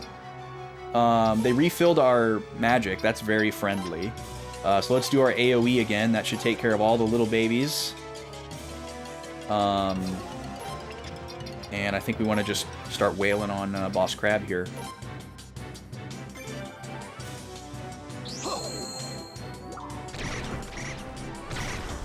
Dang, that's a lot of damage.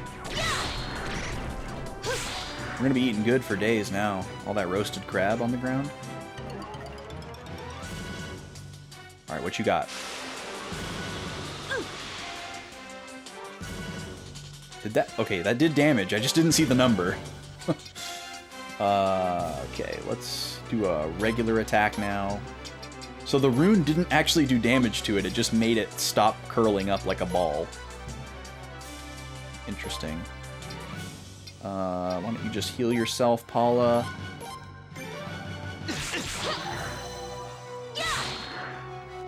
Giant enemy crab. Yes, he's very large. Very large.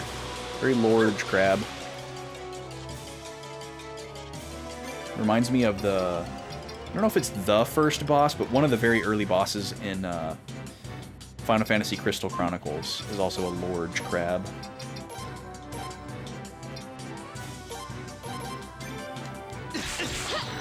Really likes to attack Paula so far.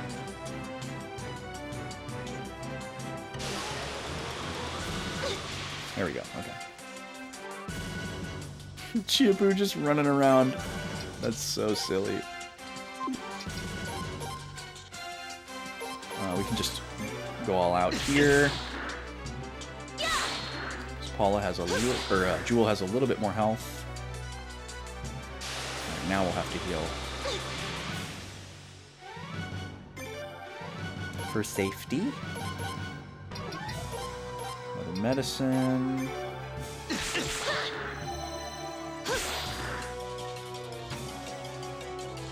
I'm hanging on to my healing magic because it heals more in case there's any type of like AoE attack that we haven't seen yet, or like a second phase.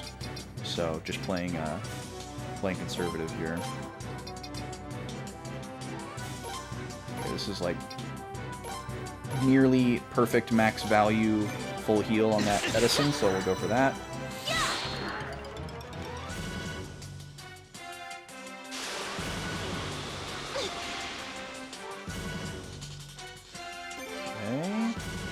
We'll go ahead and heal that.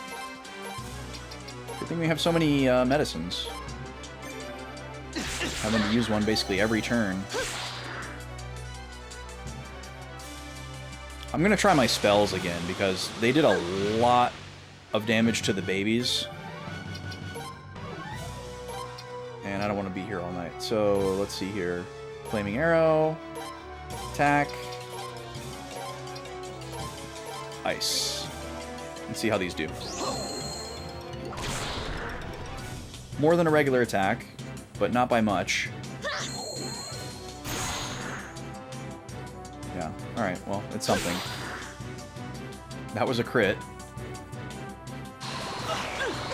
That screen darkening, there's the AoE I was waiting for.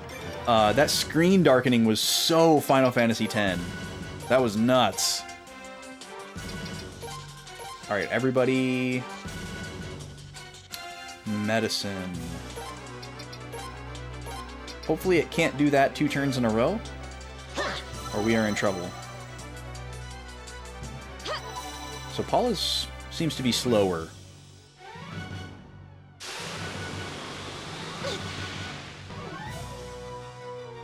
I don't know why I only noticed it on that one particular turn, but...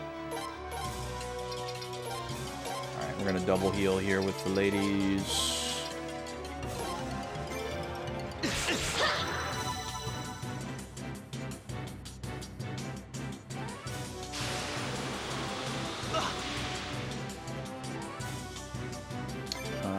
Okay, all-out attack.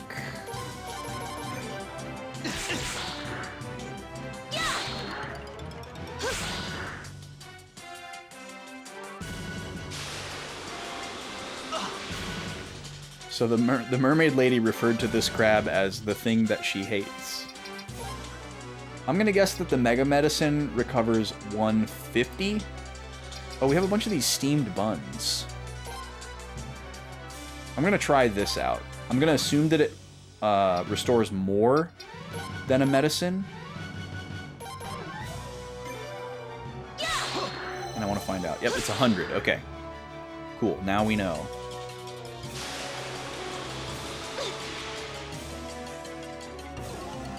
Chiappu, come on, man. Come on. Get it together.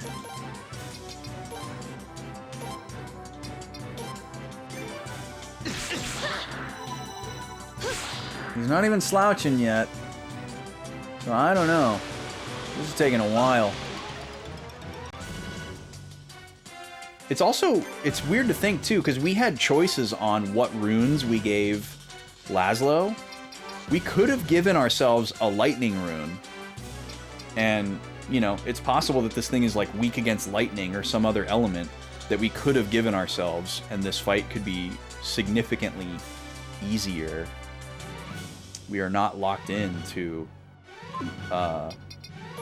fire. Fire is just what I picked because all the other characters at the beginning had every element represented except for fire. So I was like, oh, I'll put fire on Laszlo. That's nice. That works.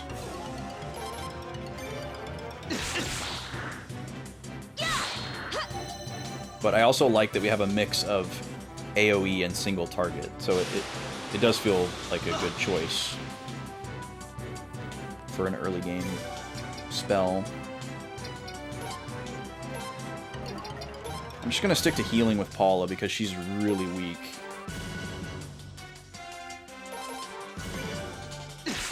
Yo, Dickory, welcome in. How's it going? No, we haven't played Suikoden 3 yet. We leapfrogged over Suikoden 3. We're gonna play Suikoden 3 last.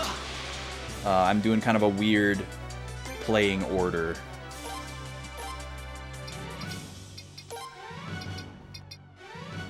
If somebody wants to hit exclamation point machete.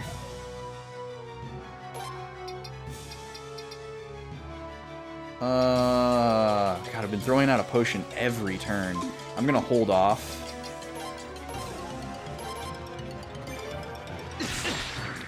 Oh! Made the right choice. Okay, I thought he was gonna start slouching when he was weakened, but we just got him. 2 levels on everybody. Wow. A crab bun. Ooh, a lot of money too. Nice.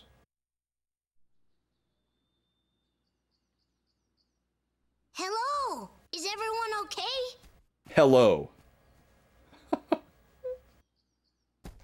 What? Oh, because we used the rune. How did he get rid of the other crabs that were chasing him? They just magically gave up when their giant ruler died? Oh, okay.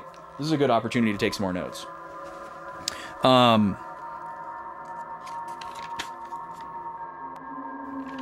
Let's see here. So, after 3 days, ship is seaworthy again. Supposedly. Not convinced yet.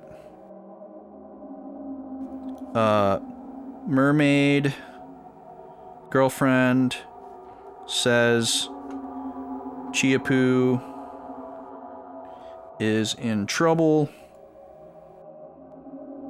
And we must kill Big Crab.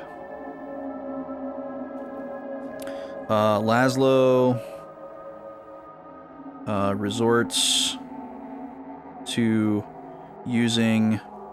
I'm just going to keep calling it the Death Rune, even though I don't think that's what it is.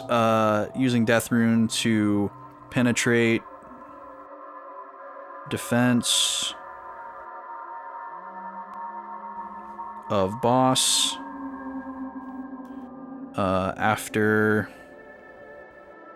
victory, Laszlo faints, and we are in space void again.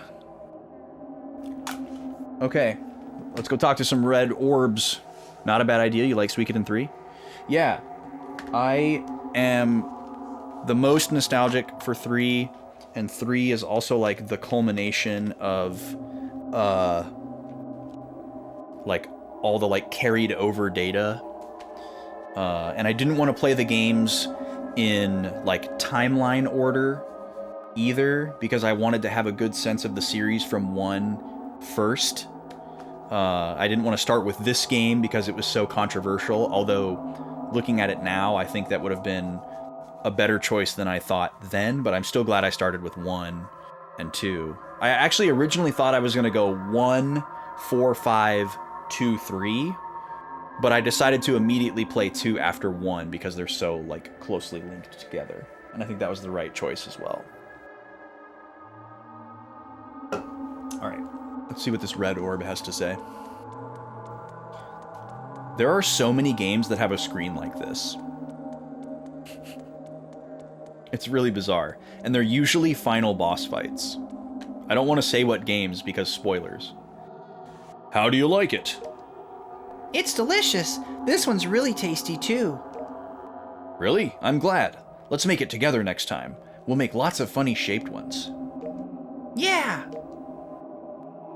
Okay, a man and child are making cookies, possibly?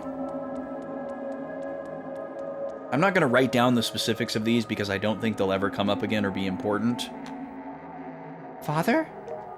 Stay back! Damn it! Damn this rune! Father? Okay, so this seems like further confirmation that we are either listening to or seeing into the memories of previous holders of this rune. Why? Why did it take you? Father, I'm okay. Listen to me. Don't you use that power. Don't worry. I promise. The last time this happened, though, it seemed like each orb was like a different set of people. But this definitely seems more like the same people, like clearly. Father, I'm sorry. I couldn't let them... The people that burned down your village. I broke my promise. I'm so sorry, Father. Oh, battle. Wait, there was a battle last time. That's right. That's right. There was like a sad man who like asked us to dispatch him. I forgot about that. Okay, I'm gonna write that down now because I didn't before. So first time in Void, parentheses Razoril, the disembodied voices seemed separate, but based on how this second one plays, I think they were consecutive. I'll just write connected, question mark. At end of first void, a despondent, I don't know why I keep using big words here, despondent man asked us to do away with him. In second void, Rune passes from father to child. Child swears not to use, but does to get revenge for father.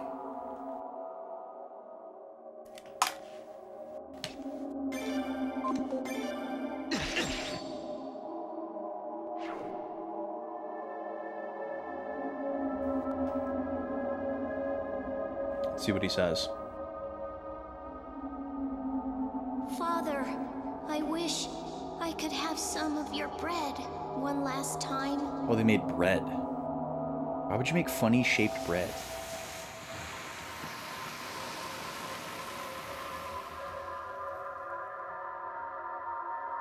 Well, I hope that we're like allowing these souls to like pass on and like sending them in some way and not just like causing them further pain. I'm sorry. I made trouble for you guys. It's in the past. That was a tasty crab. Okay, good, we ate it. Hell, oh, this is fun. Tell me that ain't Edward Scissorhands. Come on. Hey there, are you okay?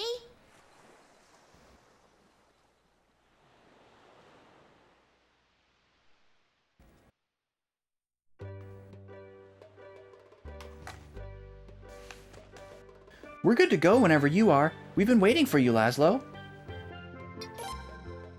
Please notify me when you are ready to leave. You need something? Want to buy? The audacity of still selling me stuff. I mean, obviously it's good for me to be able to like restock my medicines and stuff. You know, it makes sense from a practical standpoint.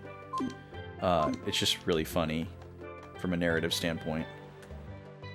Well, okay, let me save right here really quick. I'm probably gonna go regret this, but I'm gonna go to the cave one more time.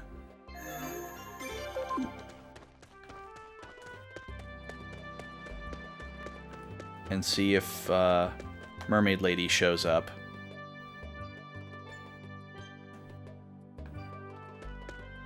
I can't believe that the party has not, like, really even officially acknowledged her.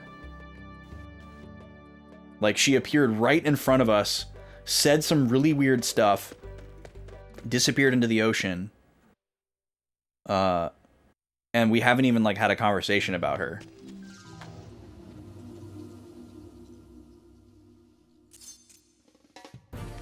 So if I get all the way to the back of the cave here and nothing happens, I'll actually just reset, so I don't have to hoof it back.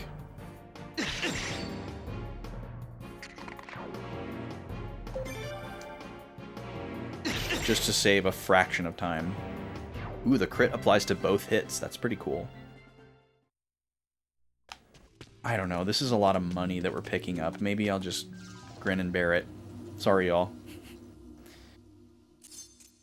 We got an ad coming up in a few minutes here. I'm gonna do a little rapid fire prediction for you.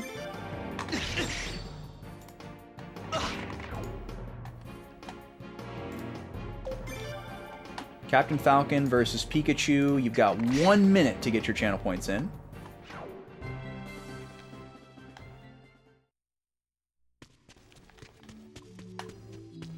Oh, it's okay, Luca. Should be starting in about a minute and a half. So get those points in quick. It's tied up. Anybody's game. Captain Falcon has won 3 matches tonight. So he's on a roll. He made the comeback to tie it up. But Pikachu won all 3 of the matches on Tuesday. So it's a dead heat. It's a dead heat now. Alright, there's nothing back here. Fair enough. Well, surely we're going to see her, like, on the way out.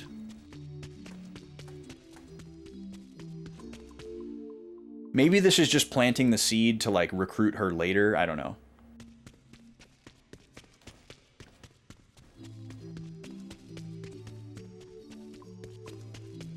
Yeah, my ad timer has been wonky as well, Luca. There's supposed to be one that pops up in the chat window, the Twitch chat window.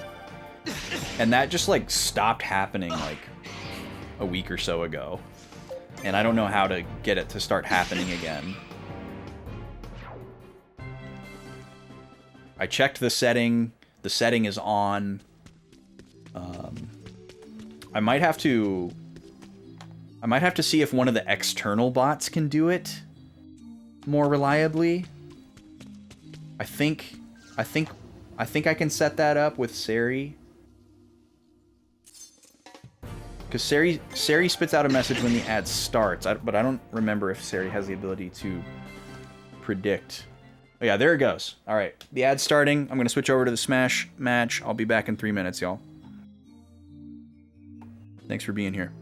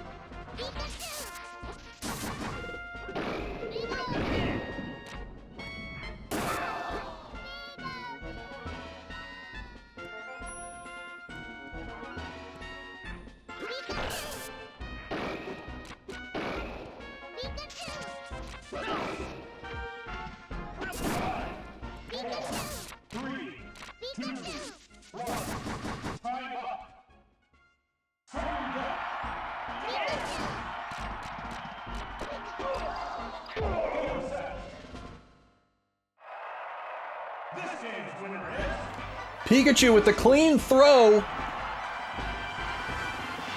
to clinch the sudden death. Nicely done. The computer really seems to not use the grab and throw a lot, which surprises me because it's so powerful in this game. It's one of the most powerful and cheap things that you can do. Maybe they realized that when they were programming the AI and they were like, we should make the computer not throw a lot because they'll win every time. So congratulations to the believers in the blue corner. That's another one for Pikachu. So it's now 4-3. Pikachu proving that he can win not just on Tuesdays, but on Fridays as well. Nice job, Pikachu. Let me just get the spreadsheet updated here, and we'll get back to the game. Keeping it interesting. Well, this is the most even matchup we've had so far since we started doing this. You just got back the points you put in. Yeah, if nobody puts points on both sides of the channel point prediction, the people who put points in on the one side will just get their points back. That's just how the predictions work. You have to have at least one person on either side in order for any loss or payout to happen. And if 3 people put in one side and 3 people put on the other side, and it's like even like 50-50, then also people will just get their points back no matter what happens. I'm pretty sure. Maybe it's different for 50-50, I don't know. But I know if it's unopposed, you just get your points back. Okay. Speaking of back, we're back. Thank you for sitting through the ads if you got hit with them. Otherwise, hope you enjoyed the Smash bout. AFK eating chicken parm. I hope you brought enough for the whole class, Halo Killer. That sounds incredible right now. I was going to go get myself a little snack during the ad break, and I forgot because I went to go open up Seribot to see if I could set up an additional ad timer. I can't. I checked the settings for Twitch. They're all turned on. So I think it's just a, probably a caching, refreshing type thing. For a while, the timer was only showing up for my like mod account, like not Backlog Boys, but BB_Austin. And I had to keep a separate instance of chat open just to see the ad timer, which was really annoying. What local bot am I using? I guess I'm not sure which one you're referring to, Sen. By local, do you mean like I do have one bot that is running on my computer as like a standalone app.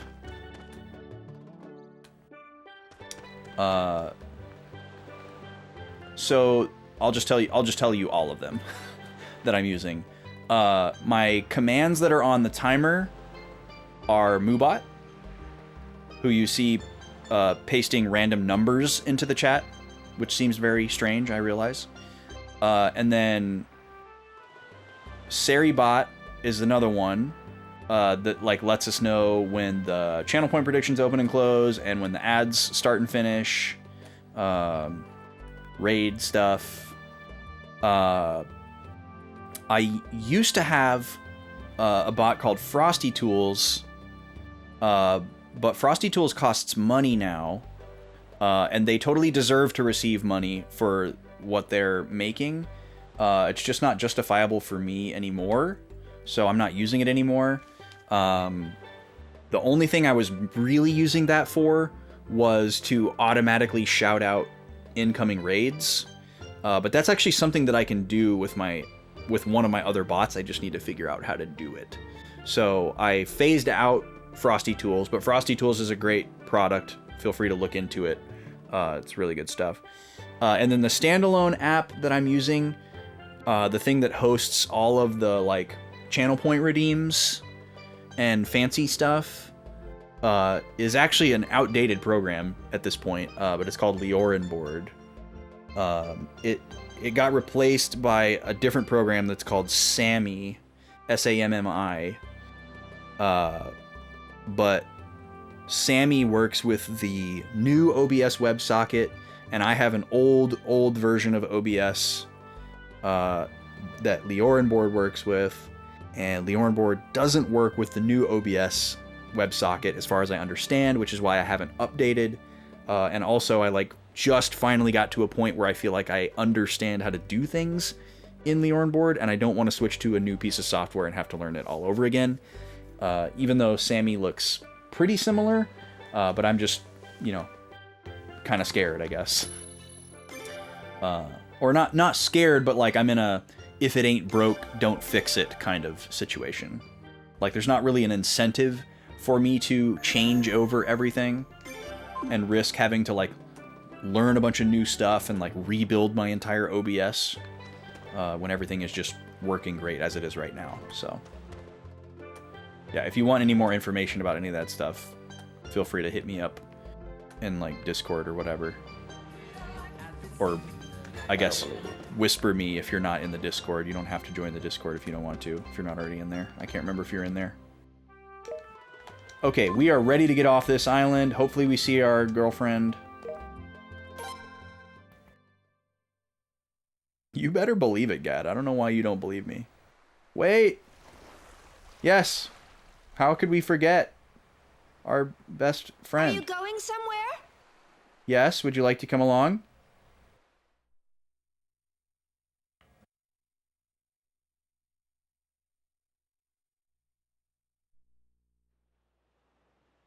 They're like, oh yeah, we remember you, and we're totally nonplussed for some reason. Oh, we met earlier, Miss Mermaid. We're searching for civilized land. Do you know of any? You are heroes. You beat the master. Inhabited land? Okay, I'll show you.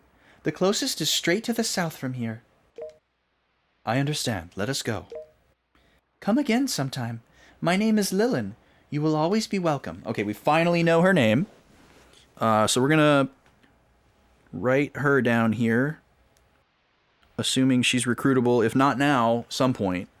Mermaid from deserted island. Parentheses, Laszlo's girlfriend.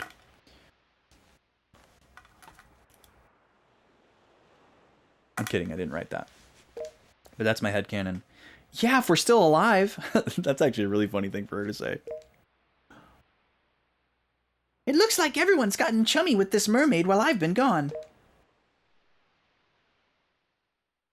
I gotta go even higher for that voice. It looks like everybody's gotten chummy. What do I have to think of in order to be in the right neighborhood for Chiapu's voice? It looks like everybody's gotten chummy with this mermaid girl. Yeah, well played on the chummy, right? Bubsy? I know who Bubsy is, but I didn't know Bubsy had a voice.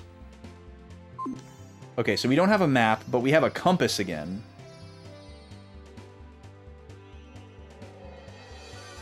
She said to go directly south. So that's just what we're gonna do. We trust our mermaid girlfriend.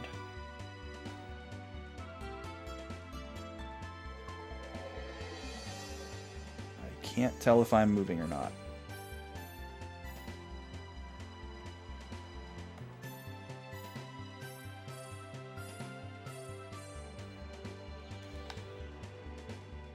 There we go. Now we're waking. Now we're moving. Okay. I thought I was holding X to go, but it's forward on the analog stick. Bubsy does have a voice actor. Okay. Oh, look. I love how the appearance of the deck of our ship has changed in the battle screen. That's such a nice touch. Again, another thing, like the cave reverb. Like, if this looked the same as the ship before it was damaged, it would have been perfectly excusable. But the fact that they detailed that is really great. Get this man a sail or a motor. Hey, we've got ferns, okay? We've got a sail made of ferns. I'm sure we'll be just fine. Although, I gotta say, like, it's very impressive that as like knights who went through rigorous military style training, that we have like survival skills to actually survive on an island. Like, there's a lot of similar scenarios in RPGs. What? We just immediately got into another encounter. And we can't run away from this one. Is this a boss? This is odd. Okay. But what I was going to say is, there's plenty of other RPGs where you have like a desert island stranded type of scenario with a ragtag bunch of characters, and it really wouldn't make sense for them to be successful in that situation. Or like, if one of the characters just magically has survival skills, it's more of a plot device than something that makes sense to that character's narrative or backstory. Whereas in this situation, it actually makes really good sense and is like a nice little facet of character building, that these knights who went through an academy would have these kind of like basic survival skills. You know, like if you're in the army, you would have those kind of like Boy Scout type of skills where you would have like a certain level of survival training if you got into a situation like this. We have weapons that are made of steel, so we'd be able to, you know, hunt and carve wood and hopefully start a fire, stuff like that. I don't know. I think it's cool. Let's see. Ooh, we got a new spell here. 300 HP to all enemies. Sure, why not? Let's go for it. They're different colors, but they have the same name. So I don't know what to make of that. Chiapu has no rune. He's capable of magic, he just doesn't have one equipped. The shredding! Let's go, dude. Yes, the shredding is here. Let's go for that. We'll just load up on him. Screw it. Blow all our magic here. All our AoE.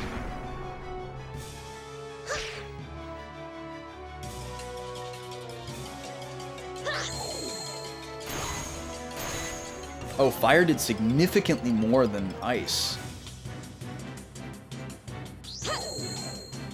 Well, I guess it was a higher level spell. Wind was about the same as fire. Those are both level 3 spells. Whoa, that's a cool animation. Never seen anything like that. I mean, in this game. That was very unexpected. Let's see. Well, we won't be able to do that again. We've used up all of our level 3 charges. Oh, we have another one for Rune of Punishment as well. Rune of Punishment. Death Rune is just so much quicker and easier to say. Yeah, I think something special happened with the encounter rate. So. Alright, Chiapu, let's have you heal yourself. Paula, let's have you heal yourself. Or actually, wait. We'll have Chiapu use a medicine on Paula, and then Paula can use healing spell on Chiapu, because the spell is going to heal more than 50. So I think that makes good sense. And then Jewel is a little bit stronger than Paula, so we'll have her attack.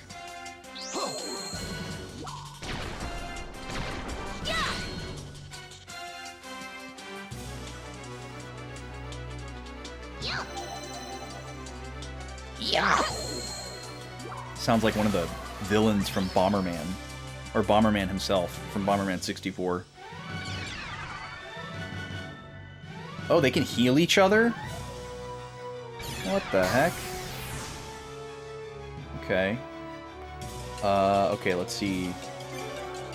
We're gonna keep going with the fire spell here. Chiapu, let's have you eat a steamed bun. Or actually, we'll have Paula do that, because Chiapu is a good attacker. It seemed like the the gray one or black one or whatever used the healing spell, so we'll go after that one, I guess.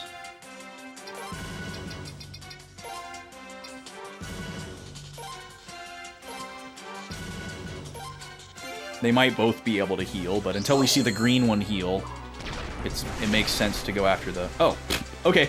Bye! That was it.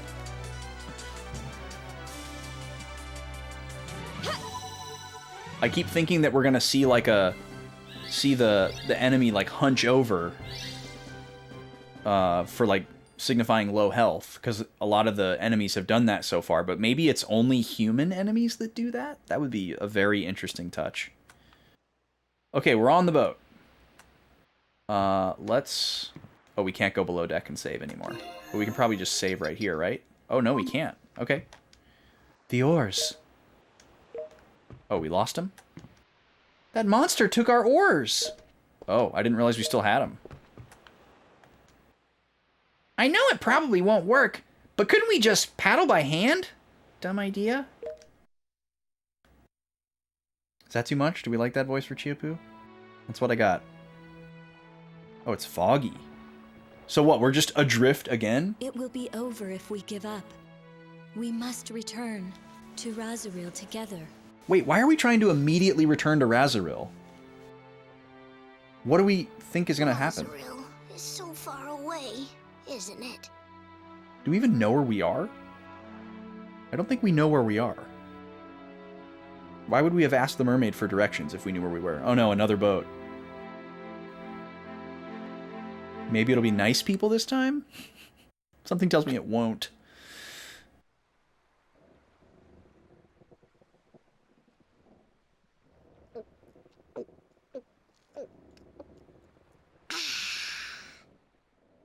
I feel alive again!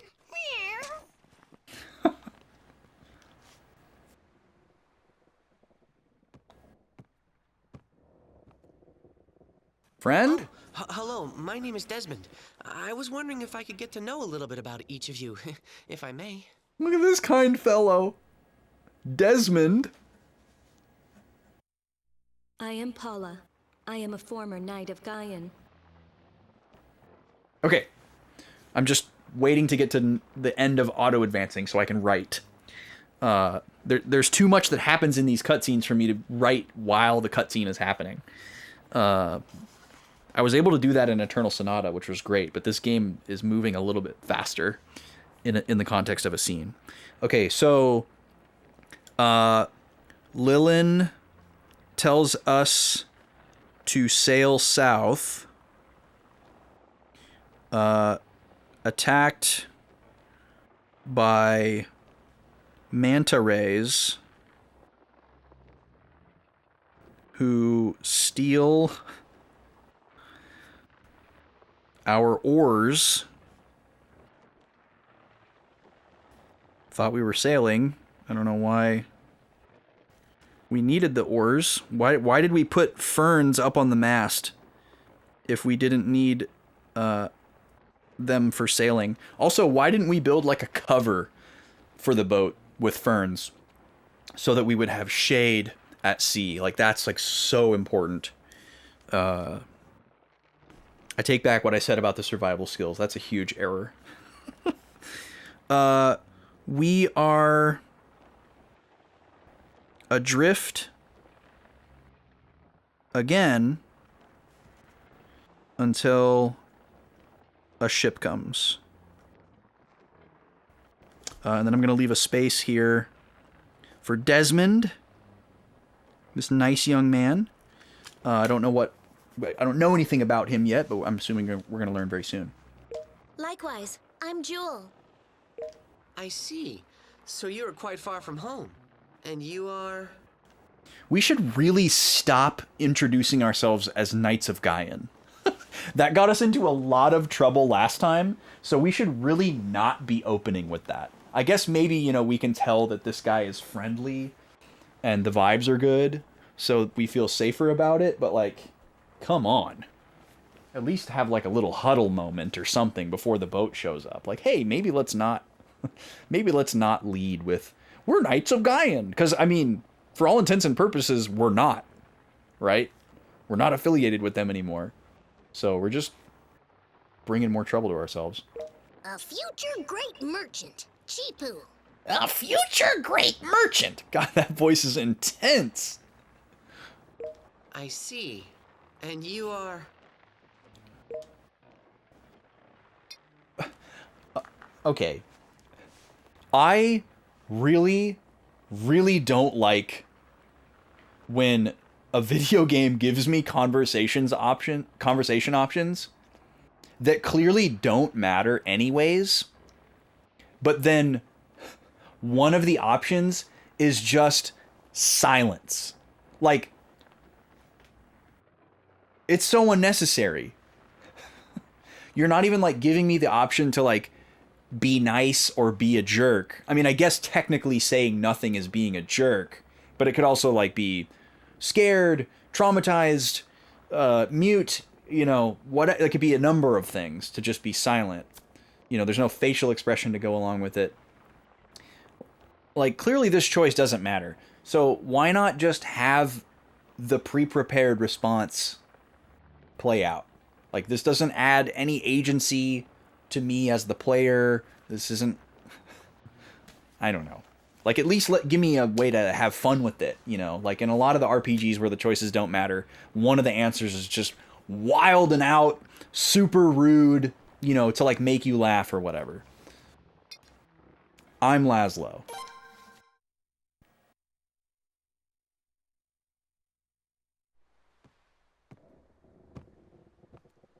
Would that happen to be a rune on your left hand? Uh-oh. Pardon me, but if you don't mind, I'd like to take a look. It is my job to investigate such things. It is? How can he see through our glove?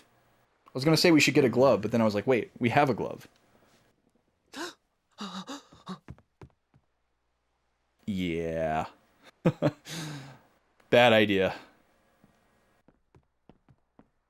Desmond, is this the person? Flare. Hello. Hi. Yes, Lady Flare. I'm recently single from my mermaid girlfriend. Yes, you're right. Do you suppose this is fate rearing its head? What is it? What are you talking about? We shall discuss the details after we have returned. Oh my God. In the God. meantime, Desmond, please take care of these people. Treat them with courtesy. Oh, okay. Yes, milady. That's good. I wish Brack was here. Please pardon me. This is a patrol ship from the Kingdom of Obel. You will all be coming along with us. Kingdom of what? Obel. It's called the Kingdom of Obel. The lady you just met is Princess Flare. I humbly request that you all treat her with deference and respect. Princess? A princess aboard a patrol ship? Oh, well, that is... let's just say that this is Her Highness's will. Okay.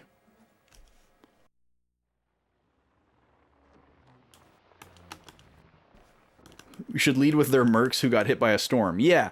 Or, you know, maybe not even mercs. So just like, oh, we were stranded on an island. We tried to patch up our boat. Things didn't go so well. You know, I think I'd be pretty close to the chest about my backstory. You know, until I felt out the vibe of the people that I had just gotten on a boat with. Because we've had some pretty bad runs so far. We've been misled like 3 or 4 times. We've been duped. We got duped by Ramada. They took advantage of us. And then we got well, okay, not 4 times, 3 times. Ramada, and then Colton, and then I guess this would be the 3rd time, but we didn't get taken advantage of. But it's the 3rd time we've like overstepped and overshared, or potentially overshared. So I guess Desmond is like he serves the princess, or he's a knight, maybe, we don't really know, but we just learned that Flare is the princess of a kingdom called Obel, that apparently Chiapu has never heard of, and presumably the rest of the party doesn't know either.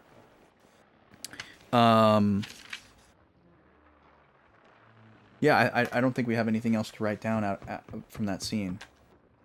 Whew! Laszlo! I thought it was all over! Okay, I'm a little calmer now. Let's enjoy our time while we can. When that ship arrives, I don't know what'll happen to us. What ship? What are you talking about? Are the people on this ship going to help us? Could it be that we have managed to escape death?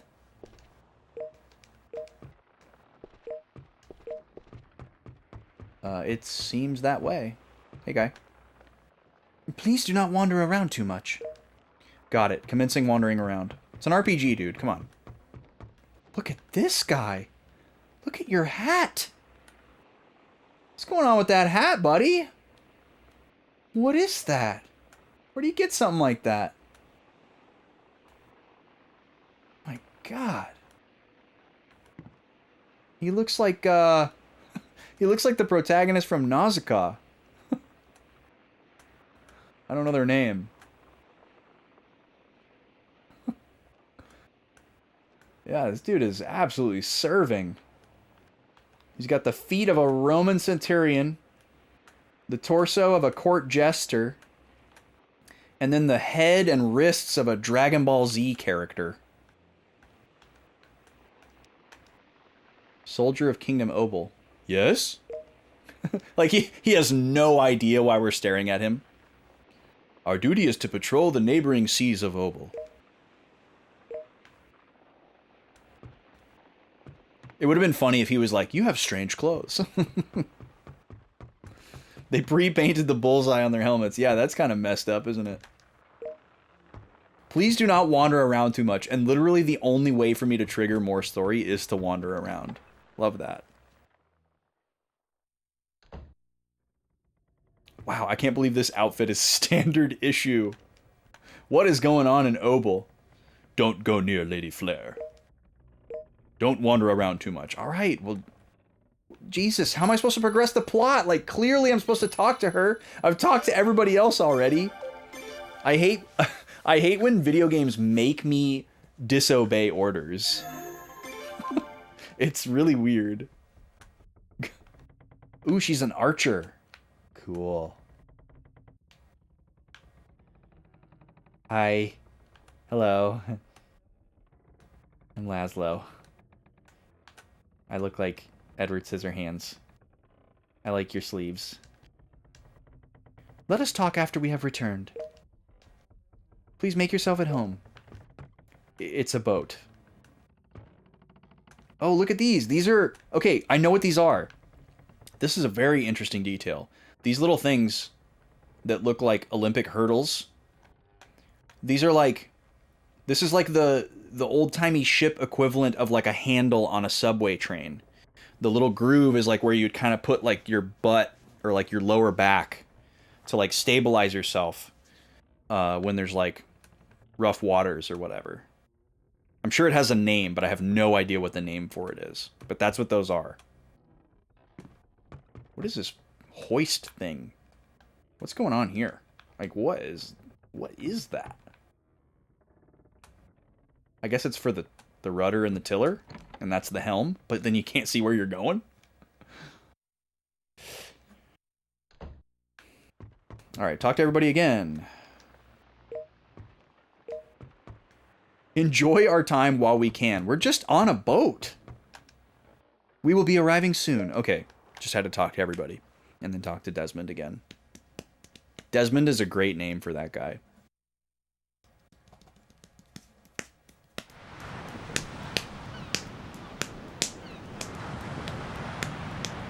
I keep forgetting to change the volume in and out of cutscenes. I hope it's been okay for y'all.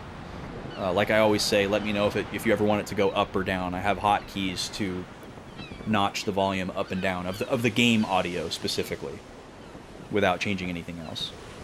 I'm trying to get in the habit of increasing it when there's voice acting and cutscenes happening and I'm not saying anything, and then ducking it back down when we're going back to gameplay or when I'm talking. But I'm not used to it yet, and I have been delinquent.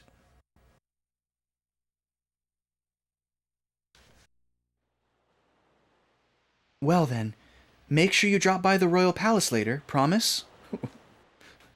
She's so friendly. Why are we promising to go into her royal court? Just tell them the king sent for me. I'll let them know that you're coming. We shall be waiting for you. Okay. Wow, they're so friendly. No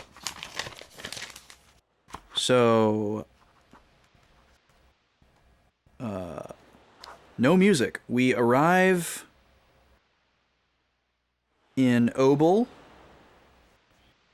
We are to visit the royal palace. But I'm assuming we're going to get to putt around this town a little bit first, so... Ooh, another treasure map. Wow, so this is really just a walk around and press X kind of game. You are required to have permission in order to use the ship. Thank you for your cooperation. Spoken like a true AI. These outfits, man, they're crazy.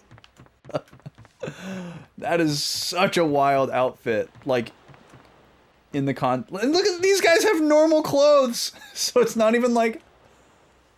It's not even like a cultural thing. Hey, you look pretty strong. Why not join us next time for a fishing session? There's a lot of strange folk out at sea these days. We'd like to be able to fish with a normal guy like you. Are you like the only two normal guys and everybody else looks like him? Is that what's going on? Are y'all not from here? Welcome to the King of Obel. Hello. This area is good for fishing. Try fishing sometime here, mister. Can I actually fish? Surely not. I mean, it's a thing in 1 and 2, so maybe there is a fishing game. I love that the second thing that guy says is just, hello. That's so real. Like, what else would you say if the guy was just kind of like lingering, you know? Like, how's it going? Nope, still here. Oh, that got me for some reason. Can we get some background music? My God.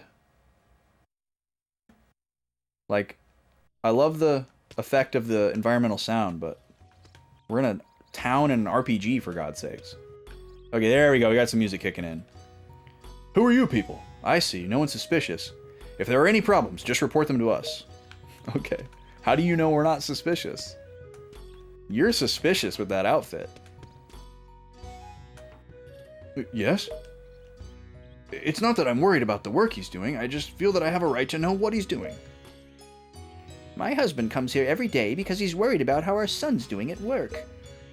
Come on, dear. Let's go home now. Cut the cord, dude. Cut the cord. Nabokov. Look at that schnoz. That is impressive. My man's got a Dorito coming out of his face. Welcome. We can appraise anything. Alright, we got a lot of stuff here. Nabokov. This is Obel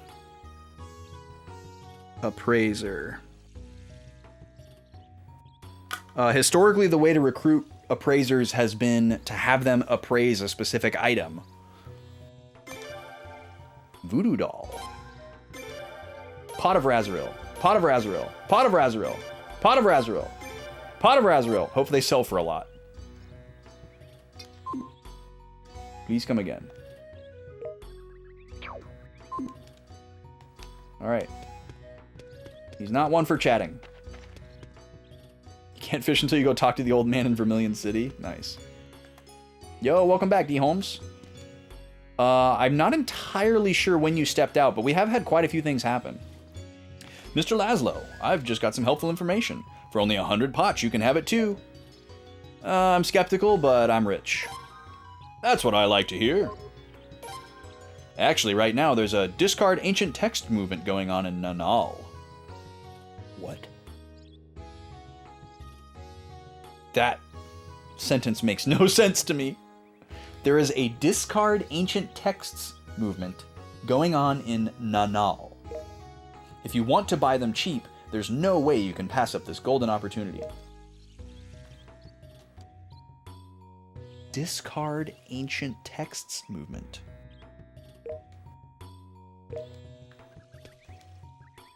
So, okay, is the implication there that, like, people in another location are getting rid of this one item, so he's buying them up or getting them for free, and so selling them for cheap here? Come on now. If you want to make a quick potch, take a look. We've never engaged in any of these, like, stock market-esque games, or, you know, meta games within the game. In the first two games, and I don't plan to start now. It doesn't really appeal to me. We were on a boat, and the people on the boat got mad at us because of where we were from. Oh, okay. So you were... Okay, yes. So that was when we saw Colton and Troy. They were high up people in the enemy... or at least framed enemy country of Kuluk that we heard about at the beginning from Glenn. Kuluk is the rival of Gaian. And once they figured out that we were from Gaian, even though we weren't affiliated with them anymore, they were like, we're going to kill you. And Colton wanted to kill us, but Troy was like, they're nothing, just put them back in their stupid boat, and they'll just die at sea. And then he kind of like locked eyes with Laszlo when we left. And I have a feeling that we're meant to think that Troy didn't think that through and will regret it later. But what we'll probably end up finding out is that Troy saw the rune on our hand and wanted to give us an out, or he like had some kind of like subconscious connection with Laszlo and like sent some potential in him or something like that, you know, some kind of like premonition type moment. And he knew like, oh, we can't kill these kids for some reason, even though they totally destroyed us in an actual battle.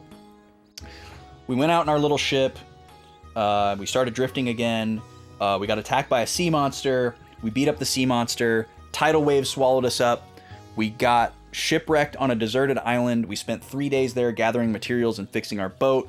We met a sexy mermaid lady who spoke really funny. Chiapu got attacked by a giant crab. We killed the giant crab. Mermaid lady told us to sail south. We started sailing south. We got attacked by some manta rays.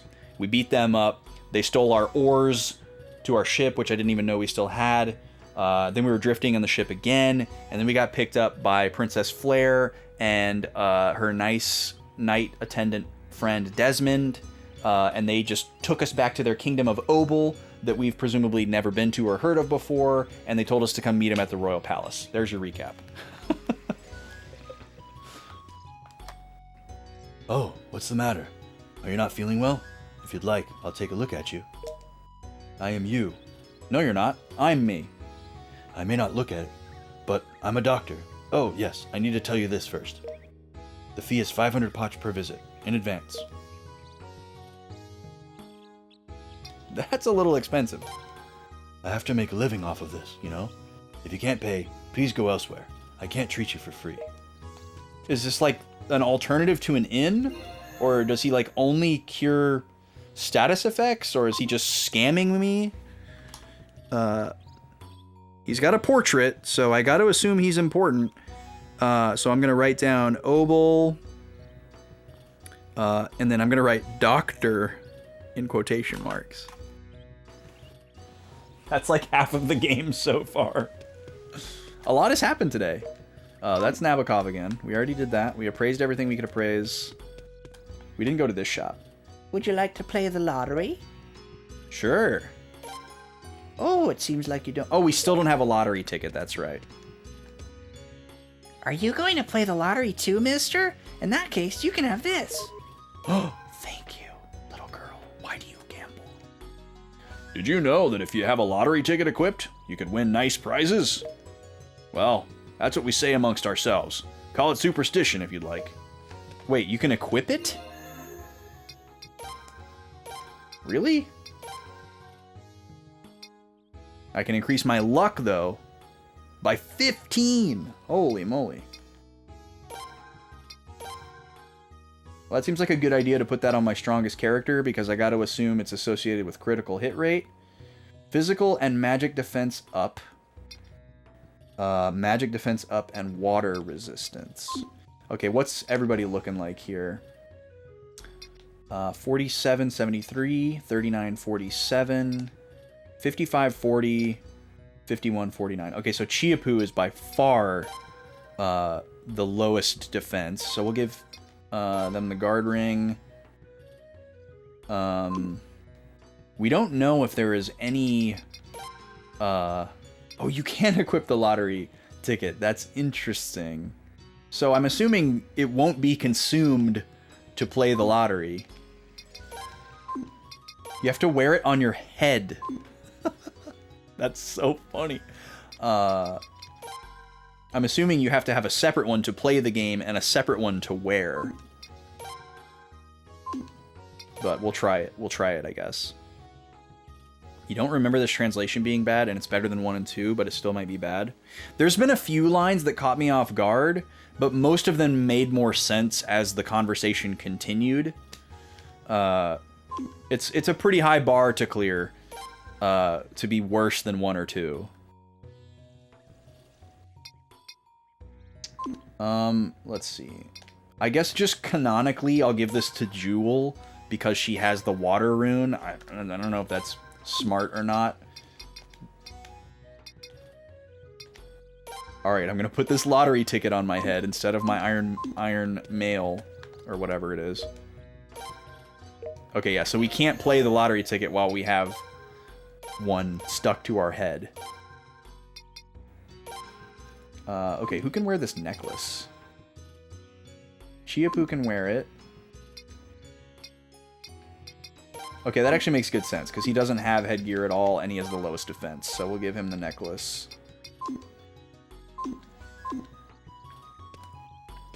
I kind of want to save before attempting the lottery. So let's see if we can find a save point. I'd also like to try giving him 500 potch and see what he does. Whoa, that was a weird loading zone.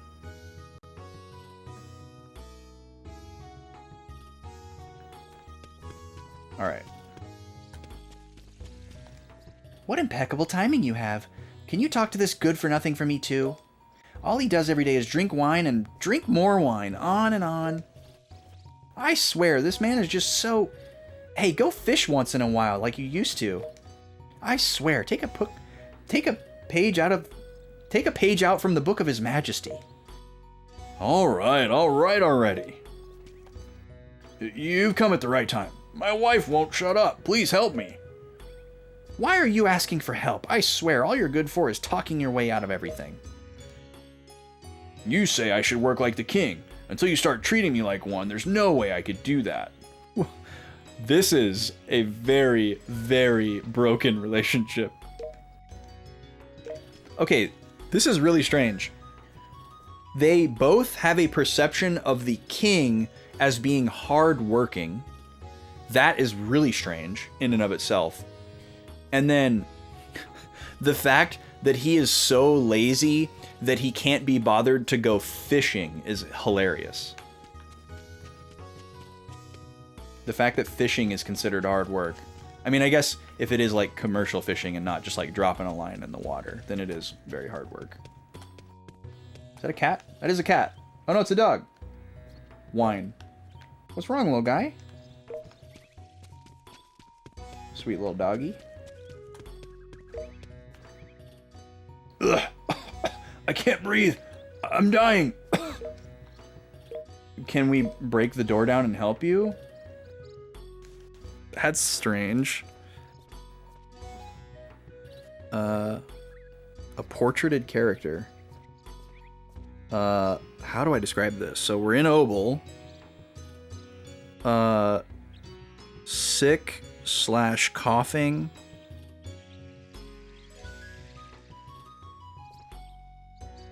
Locked in house? That's a confusing one. No name.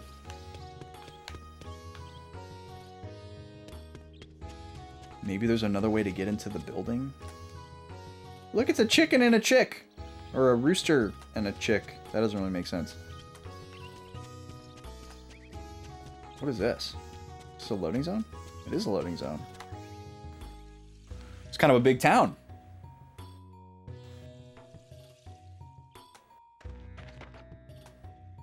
Ooh, armor shop. Okay.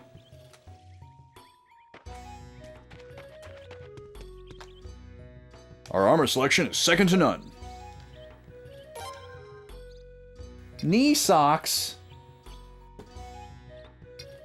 Apparently we can't wear them. Anklet, iron boots. I love that we can see how much everything goes up by in the menu. That was a pain in the first 2 games. Kite shield. Wow, those are strong. We can afford them. We got 48k. A happy coat. That's for Chiapu. Wool loincloth. Alright, we're gonna have to do some parsing here. Let's see. Linen outfit.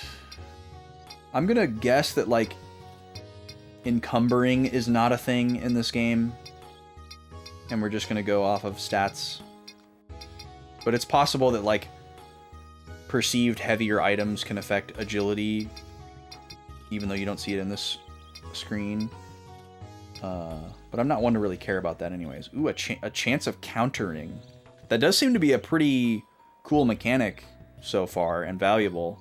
It's also nice to know that it's just built in, and your character always has a chance of countering. Usually it's attached to, like, specific weapons or armor or something.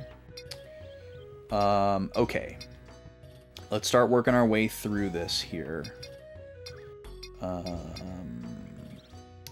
So the kite shield for sure. Laszlo can't use it because he's a dual wielder. So we're going to buy 2 of these, not 11. And then from there, I'm pretty sure this is the only body wear that Chiapu is capable of. Let's do a quick scan. Yeah. So we're going to buy the happy coat. And then corset. I'm assuming that is body wear. But it's not the best one. Jewel can wear the iron mail, but Paula can only wear the linen outfit.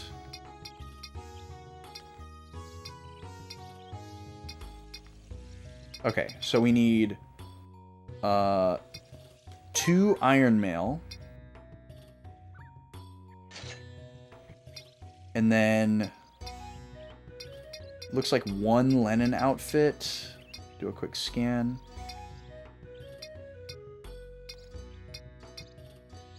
Yes, that's correct. Let's see.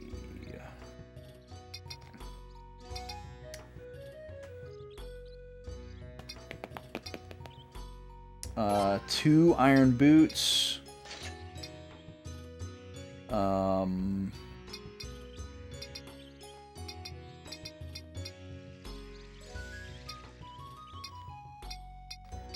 then 1 anklet. It's also nice that it says at the bottom what body part it's for. And we don't have to guess.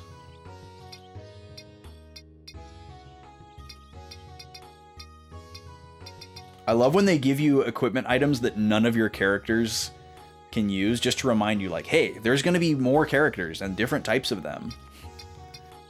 I guess it's more exciting in games that have a smaller cast. Like, we know these games are predicated on having an absurd number of characters, but it's still fun. I still like it. And then we need 1 linen outfit. Oh shoot, we didn't need the happy coat. We need two of these linen outfits. So we wasted 600. And then we do want 1 iron helm here. Alright, now we're gonna do some equipies. And then we're gonna go back in there.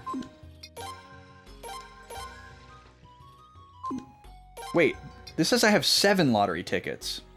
What's going on? Huh? We had one of those. Like, legit, we had one. Iron boots.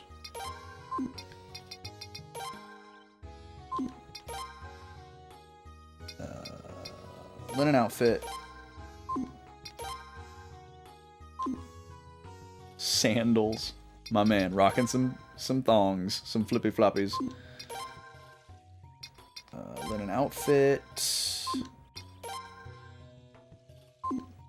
Oh, interesting. Shield is hand gear. Interesting. So we can wear gloves, just not a shield. Why weren't those equipped? Is that like because we took our glove off to show the rune? That would be the strangest choice of detail. Anklet. Iron boots. Kite shield. Iron mail. Iron helm. Okay. Now let's go back in here. Do a little double check. You got anything special? Nope. Okay. I'm not gonna... I mean, it's only 120, but like, why would I get one more point of defense on Chiapu? It's so inconsequential. The bangle is better than the glove. I will take 3 points, though.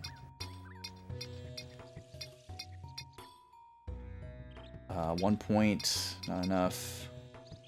And then this guard ring is an accessory. I'm gonna skip both of these. So we just want the bangle.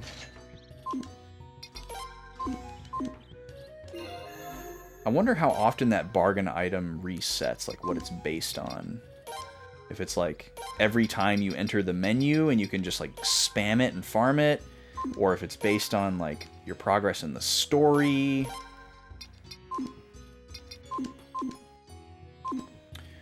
We're not really strapped for cash, and I don't think we have a limit in inventory, so I'm not going to sell anything. You won't win against pirates with a rusty sword like that. How about letting me temper it for you? Oh, that's right. Buying weapons isn't a thing in these games. You just improve your existing weapon. I can strengthen it up to level 6. Wow, okay. Well, this is where all our money's going. First, let's unconditionally get Paula and Jewel up to level 3. Why is Chiapu's weapon called Gouda?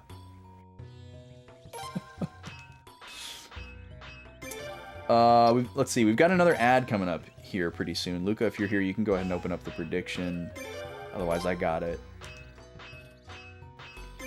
Let's see here.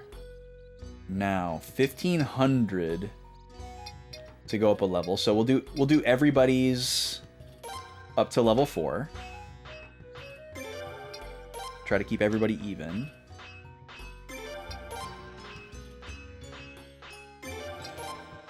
We are going to want to restock some items.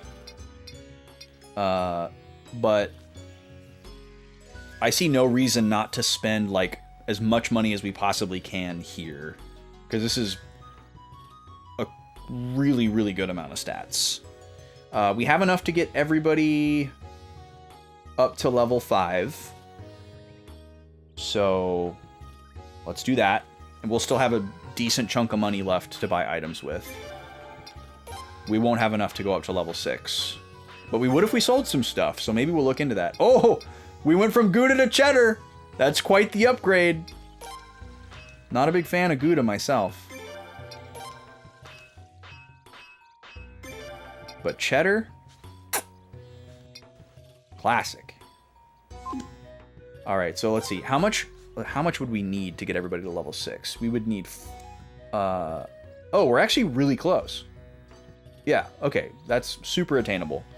We don't want to go completely broke, because I do want to buy some items.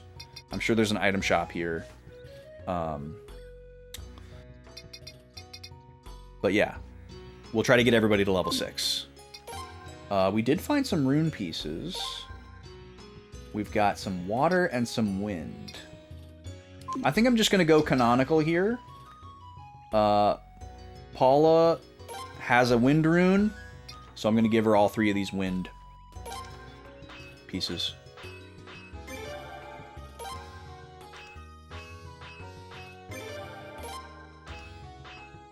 I love the way that this looks too. This is like very like dark cloud. Makes sense. I can see what I'm doing here. I really did not engage in this system in the first 2 Suikoden games because it didn't make sense. It was not like well telegraphed. But so now we have an element attached to their weapons. We can see it at the bottom, and we can see how many points of that element we have versus like how many, or you know, how many rune pieces have been put in. It's not entirely clear what's going on. We don't know if there's a limit to how many rune pieces we can put in, or if we can just max everything out. We don't know what the max number of points is, but at least we can see what's happening. So, that's cool. If we had a fire rune piece, I'd put it in on Laszlo's weapon. Okay, we've got the ad starting in about 10 seconds, so I'm just going to go ahead and switch over. I'll see y'all in 3 minutes. Thanks for being here. We still got another hour of stream, so we'll see you on the other side of the ad break.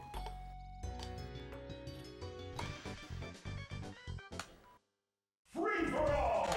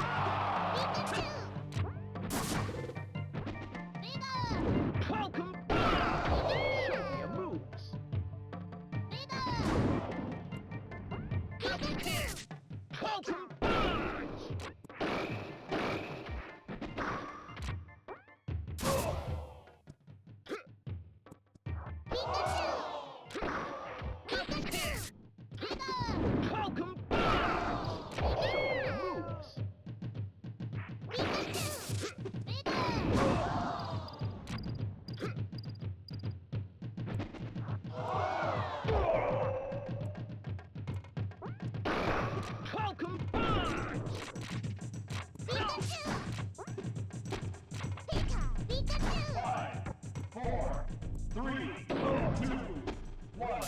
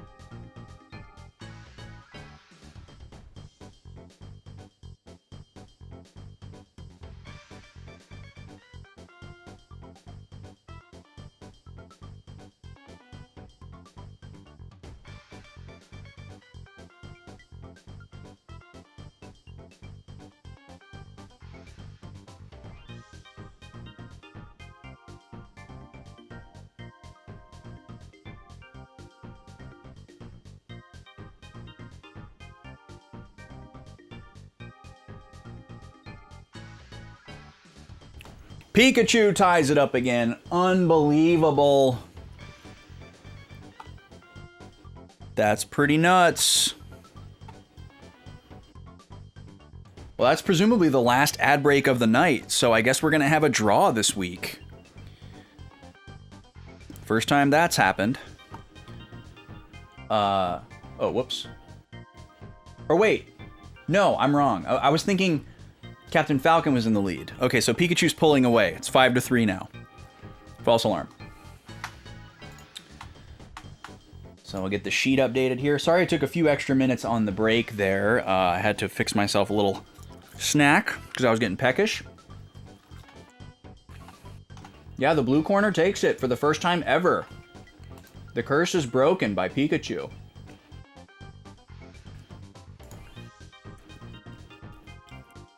Very exciting. By the way, we still need a blue corner fighter for next week to face off against Jigglypuff. So if you got 1,000 channel points burning a hole in your pocket and you'd like to pick, you can pick anybody except for Captain Falcon, Pikachu, or Jigglypuff. Otherwise, I'll just randomly choose on my own. You know, it doesn't have to be chosen by chat, but it's up for grabs if you'd like to pick.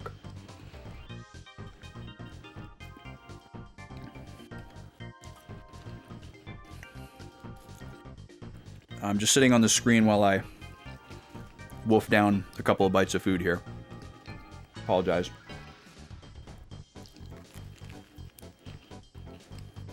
But it needs to happen. Ba-da-da-da. Ba-da-da-da. I love how Pikachu's like laying on the ground here on the victory screen. Not exactly a victory pose. And then the captain back there keeping it classy, clapping. Golf clapping.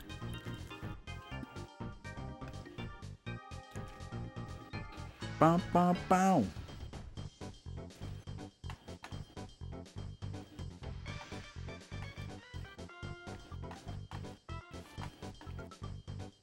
I wish I could cut to something else here, but I don't want to be on cam while I'm eating.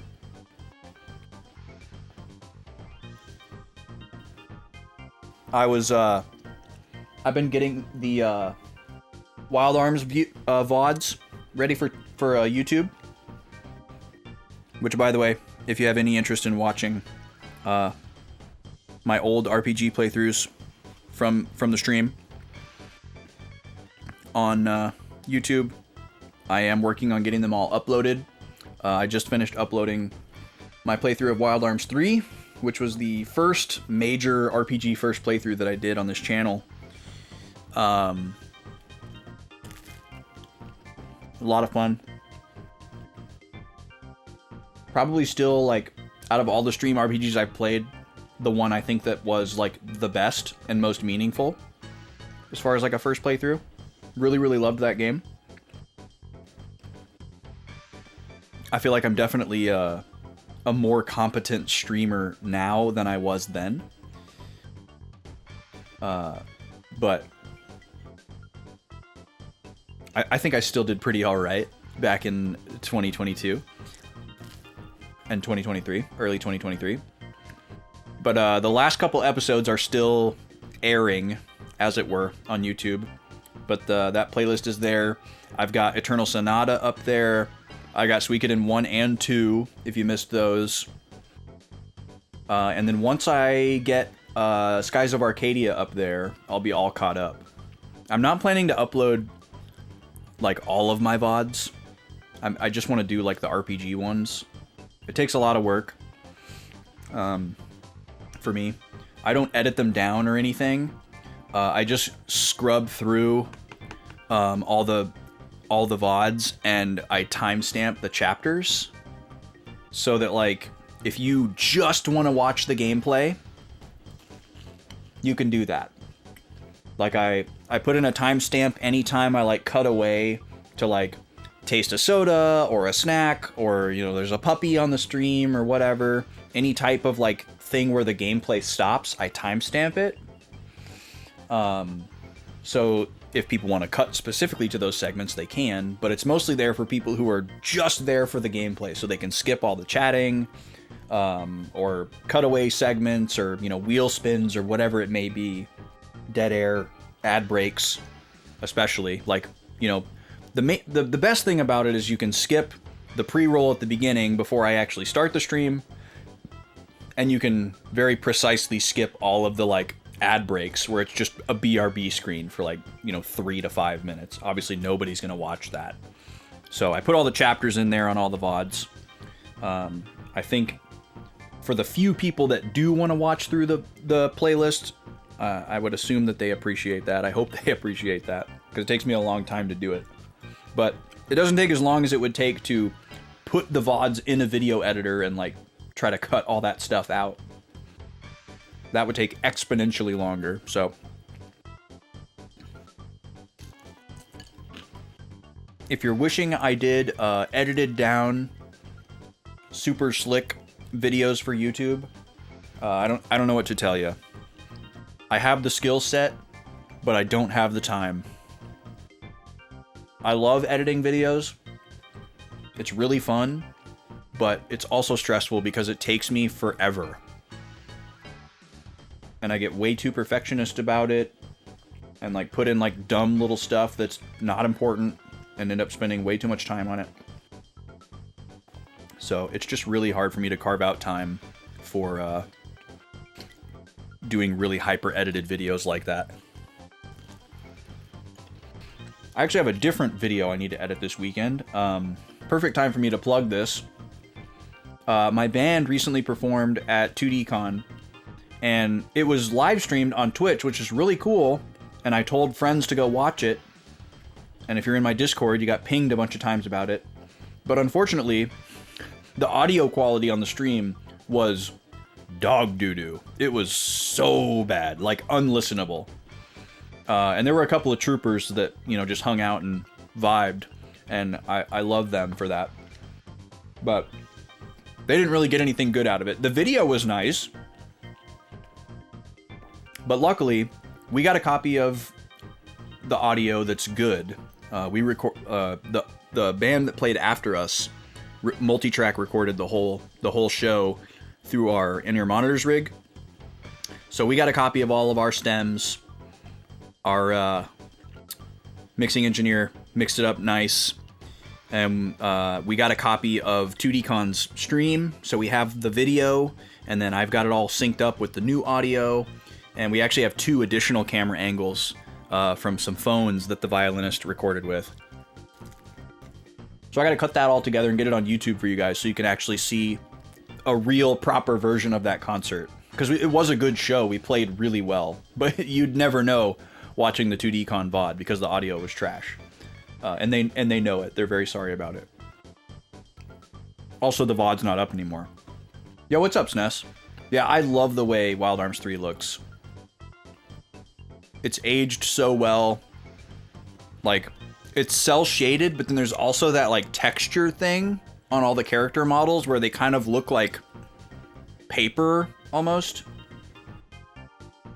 It's really cool. I was like re-falling in love with it as I was going through the VODs to do the chapters and stuff for YouTube. I was just like, God, this game looks good.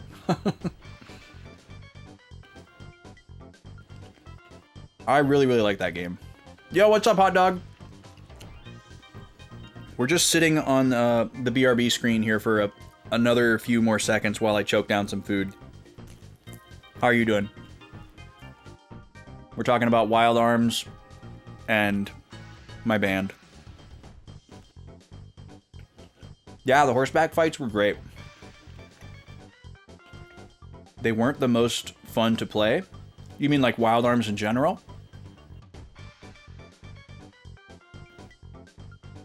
I've only played Wild Arms 1 and 3. I have not played 2 yet. Oh, the horseback fights. I see. Yeah, I guess I'm kind of indifferent. Like, they didn't really feel any different than the regular battles. It was just a a visual exciting thing. Yeah, it definitely had like it definitely has like a wow factor the first time you see it. It's been a good night. Glad to hear that, Hot Dog. Yeah, it's been a good night over here too. I'm really jiving with Suikoden IV.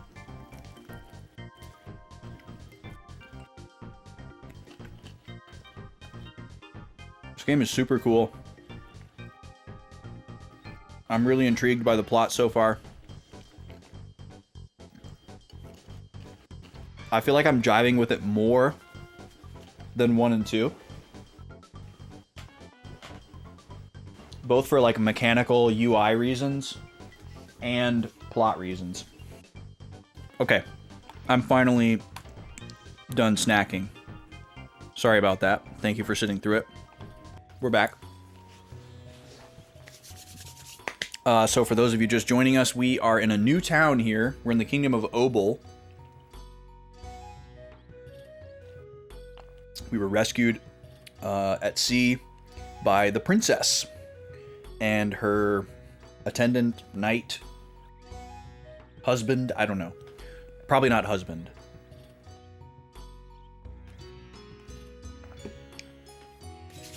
And they told us to go visit them at the palace, but we're just kind of looking around town and shopping and stuff before we do that. Which I think we're almost done with. We have been to almost all the shops now, but we haven't been to the item shop. We're gonna come back here because we have one more level that we can upgrade our weapons. Ornan. Yes? By the way, you guys are, sorry, forget about it. Okay. So every character that has a portrait, we assume is recruitable. So I make a note of them in my notes. Oh, and I just remembered what I said I was going to do last week, and I forgot. I was going to make a separate sheet for all the characters so that I could have them all in one place. Is this a graveyard? No, this is like a laundry area. I can't really write down anything about him, so I'm just going to write down where he is.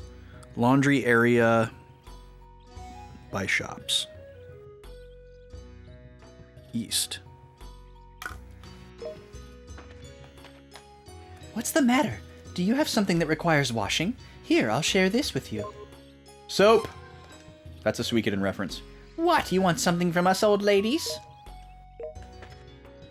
You don't seem like a familiar face. Are you out shopping today? What do you think? Isn't Obel a nice place? And the king is wonderful too. Wow, they love the king here. Nice water pump. So yeah, we got a classic laundry pool here. Does this circle back around to the entrance to the town and we just missed it from the first screen? Seems like it will.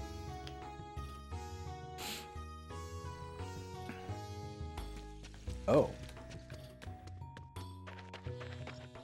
Oh yeah, this is. Okay. Yeah, we totally saw this. Okay, we just didn't go this way. Nice. Oh man, you guys gotta see. Look at this guy. Look at what the knights wear in this town. Look at this fit. This is nuts. This is nuts. He's got Roman centurion sandals, gladiator sandals, just some like 2006 b-ball shorts, Zorn and Thorn court jester vest, and then like helmet and wrist guards by Akira Toriyama. He's got like the Nausicaa character's hat. This fit is nuts. I mean, seriously. What is happening? And like everybody else here is just normal clothes. Totally normal. And like, why is this what a knight would wear? It doesn't look exceptionally protective. His feet are exposed to the elements, unlike everyone else who's wearing closed-toed shoes. He's got those mesh basketball shorts. You know, that's not utilitarian in any way. You know, if this was a PS3 game, there might be like Dorito crumbs down the side of them. I am taken aback by those outfits. Yeah, and white b-ball shorts nonetheless. Very classy. Okay, can I go to this back row of buildings over here, or is that just flavor? Looks like that's just flavor. Okay. So we're gonna go back this way, and I think we can do this all again over on the opposite side.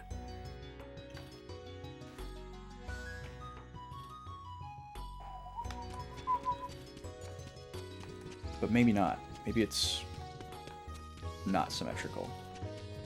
Oh, yeah, it's not. Alright, so we're gonna go up the middle here. We haven't been this way yet. What is it? You see, I love the view from here, and you can see the sky clearly, too. You like the view from here? I mean, I guess it is nice. Yeah, okay, alright, sure. Oh, is this the item shop? Oh no, this is the inn. Are you tired at all? Would you like to stay the night? Where am I staying exactly? How do I get in? You're just in like a stall. Do I hop over the counter and lay down on the floor next to you? Is that a fire pole? What's going on there? There's no way that's providing any support to that roof eave.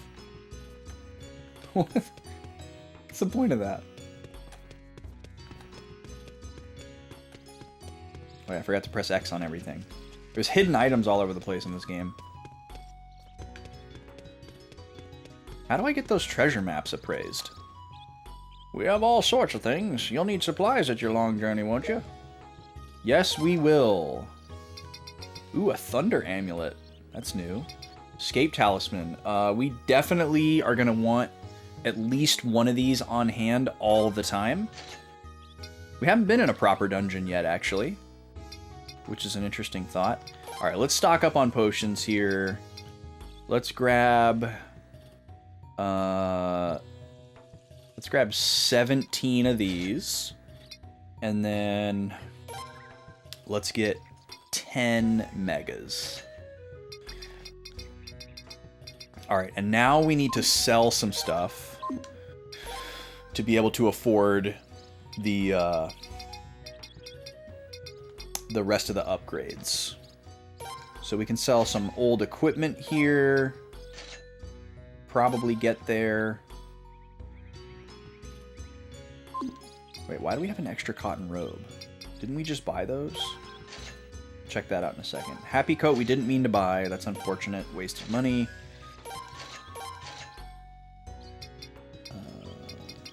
We don't want to get rid of any of our combining materials yet. I'm already checked out on the...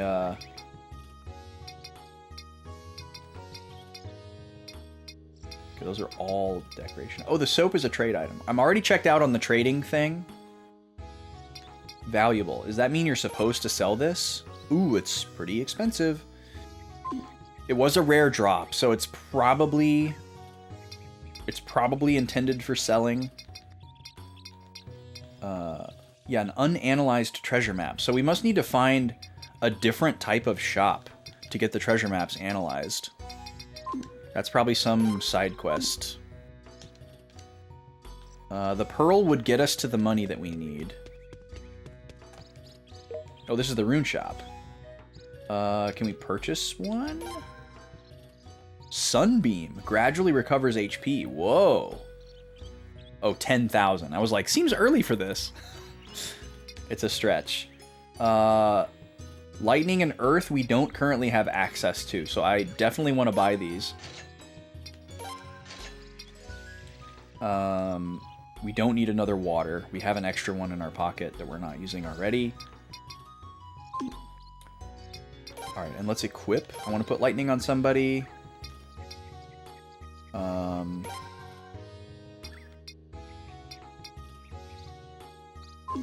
Let's see. Chiapu doesn't have any. Earth is typically buff spells. Seems weird to give him buffs when he's the lowest defense, lowest HP character. Maybe we'll give Earth to Paula. Earth to Paula. Yeah, we'll do that. And then I guess we could give lightning to Chiapu. Because we can't put anything on Laszlo's head. And Jewel can only hold one. So yeah, we're gonna give Chiapu lightning. This seems weird, but logistically it makes sense. Alright. He's got a lot of magic charges, so hopefully that pays off. I don't think we talked to this guy yet. Up ahead this way is the royal palace. By His Majesty's wish, anyone can enter, but always act in an appropriate manner. If anything happens, report it to us. We must always mention that, although lately it's been quite peaceful here. He talks really funny. We must always mention that. Here's another one of these random fire poles just right in the middle of the street. A wood fire pole. Yikes. Sounds like a method of torture. Okay, we're going to sell that pearl because we don't really have anything else that we want to sell. I don't want to sell food items. I can sell this cotton robe, but that's not enough to get me there. Neither is the water orb. So yeah, we're gonna sell this pearl. It's gotta be what it's for. It says valuable. Like, it's got no other use. Actually, let me just confirm something really quick here. Where does it show up in the inventory? It's not an antique. It is a material.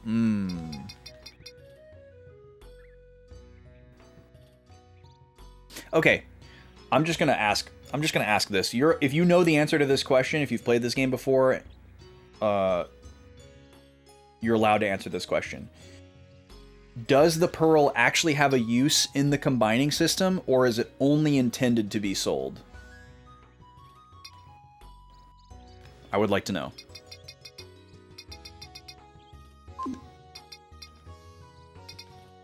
What else do we have? And I guess if you don't know, feel free to just look it up if you're not worried about spoilers for this game. In the meantime, I'm going to sell this. Or actually, wait. I'm going to look at the cotton robe before I sell it. Because I'm confused why...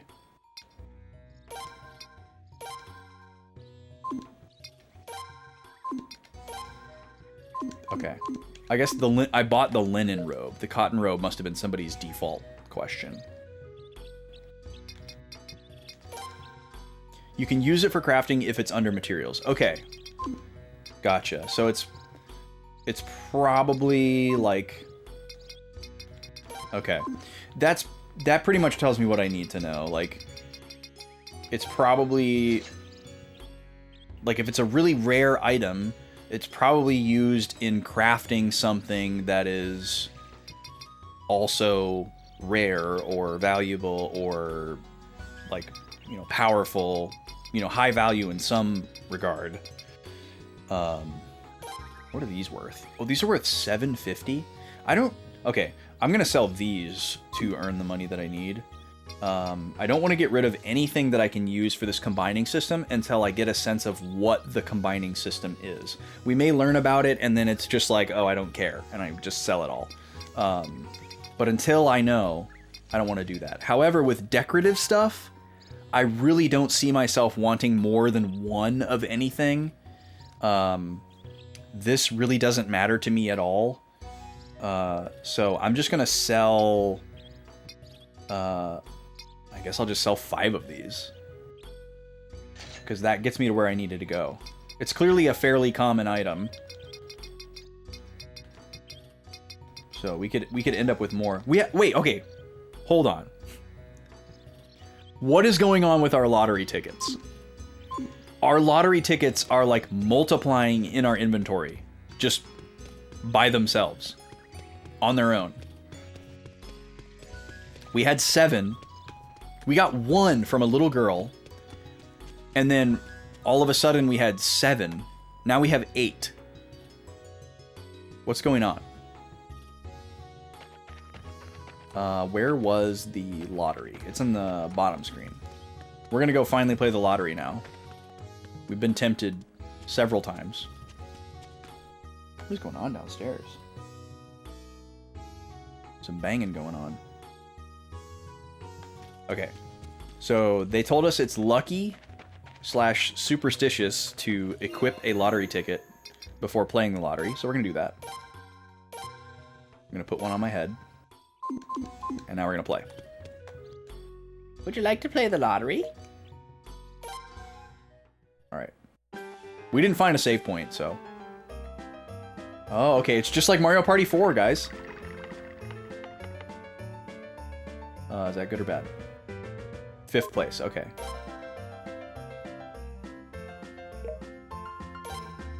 Does this cost me another ticket?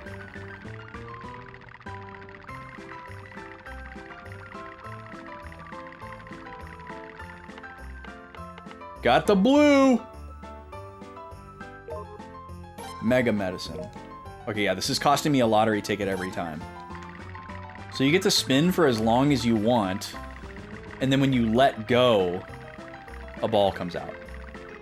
It's weird how the first place one looks almost identical to the last place one. I wonder if they did that, like, nefariously.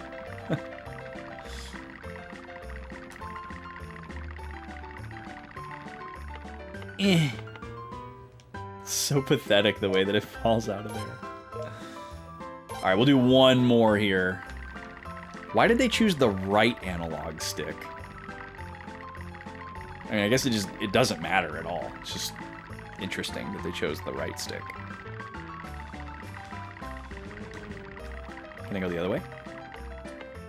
Mega medicine again. Alright.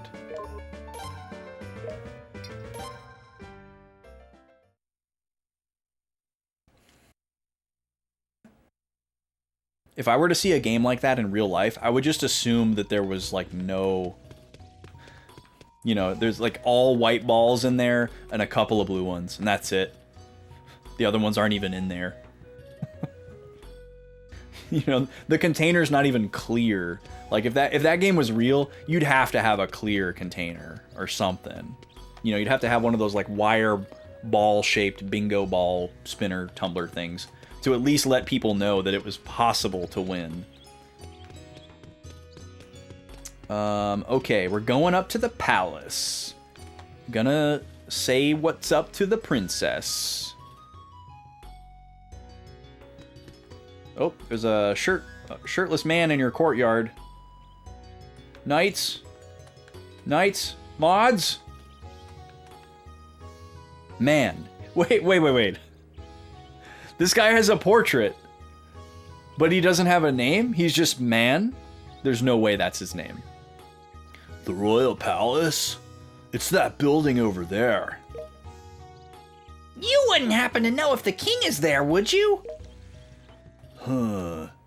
I bet the king's probably inside right now. God, this guy looks like the lead singer of every 2000s band combined. Thank you very much. Well, shall we go? This man fulfilled a crucial role of letting us know that we had indeed arrived and that this palace-shaped building is in fact the palace. Dude, those jorts and those sandals. The confidence. The king's probably in that building over there. God, look at his beard.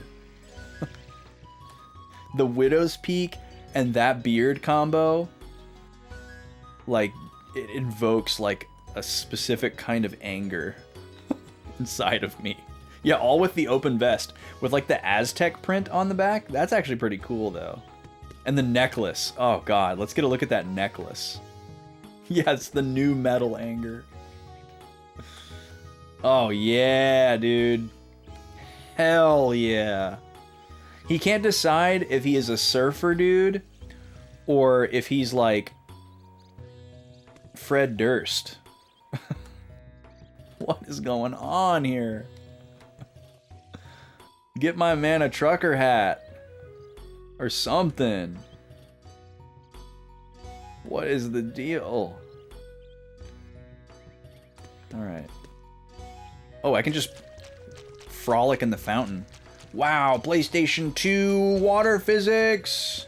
The power of the PlayStation 2. Could there be a hidden item? The new metal anger. He's got the saint anger.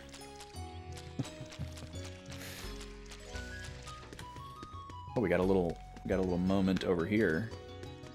Oh, I would if this architecture was real, I would be fixated and obsessed with all these little like liminal spaces. Oh, what's over here? Wasn't expecting a loading zone. Path to Ruins. Okay. Well, something tells me we're probably going to be going in there, because I don't think we're going to be getting on a boat. But maybe we are. It's a boat game. Wore my boat shirt, by the way. Anybody notice my boat shirt? What's up, dudes? We cannot allow you to enter beyond this point. In order to go beyond this point, you must have His Majesty's permission. Did you need His Majesty's permission to wear those hats? Because... damn. Seriously looks like the... like, doesn't the main character in Nazca have a hat, like, exactly like that? Isn't it really similar? I haven't even seen that movie all the way through, so my memory is probably incorrect, but I know they have a hat. Oh. This is a completely different vibe than I was expecting. I was thinking that, like, the architecture out in the main town was, like, vaguely feudal China. But this is, like, full on. Even the music changed. Setsu. Okay, we got another portraited character. Oh yeah, I gotta write down man. Just in case he is recruitable. Obel. Palace Courtyard.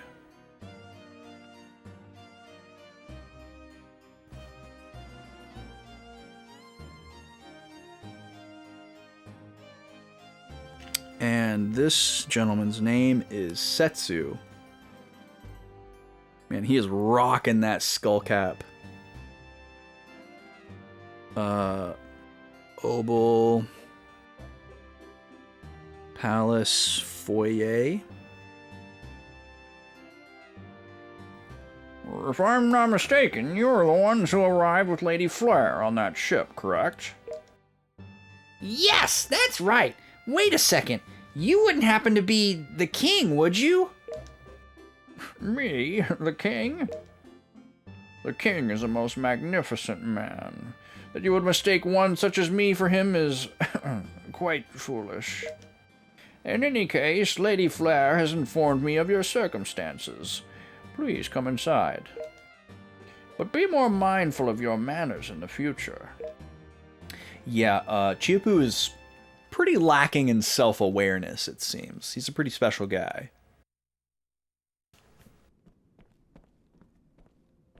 Look at him. Dummy.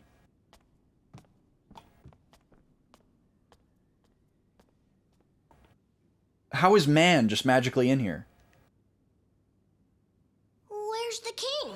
We came all the way out here because the king told us to come, and he's not even here?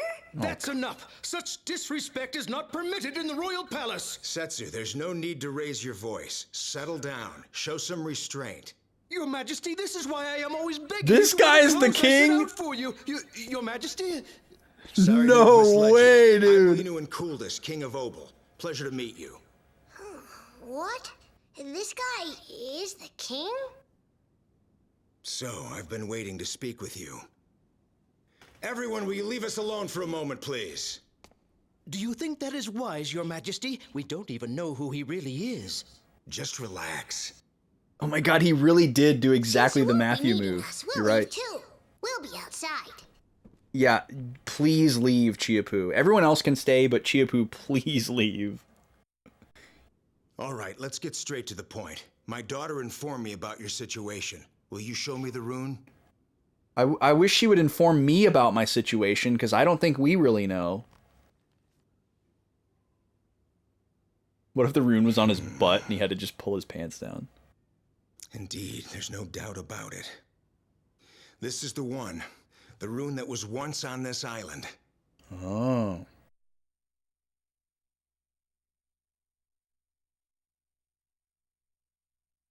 On the west side of this island, there are ruins. I call them ruins, but believe me, they're nothing that impressive. It was there that this rune was originally found. If only those ruins had been properly guarded, it would probably still be there, lying dormant and untouched. But that was 15 years ago.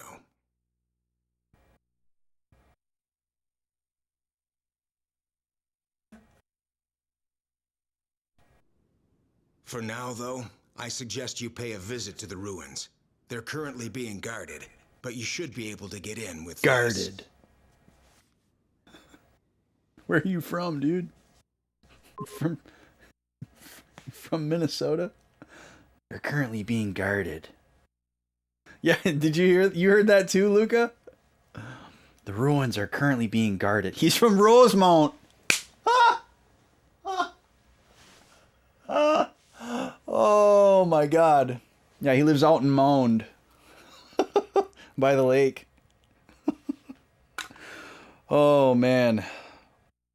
I like how we need a permit to go into the ruins.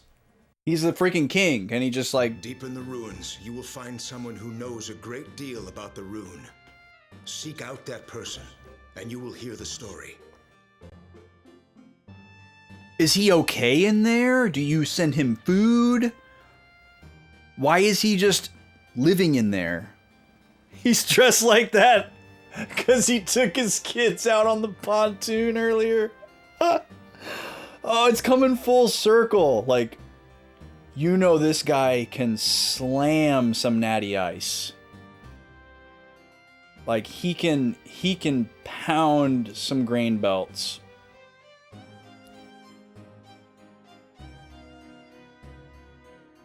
And some PBR, maybe he's a PBR guy.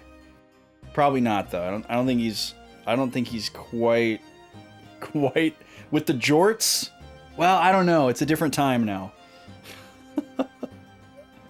Yes, some Mick Goldens. There you go. Hoink gets it. Yes, some Mick Goldens for sure.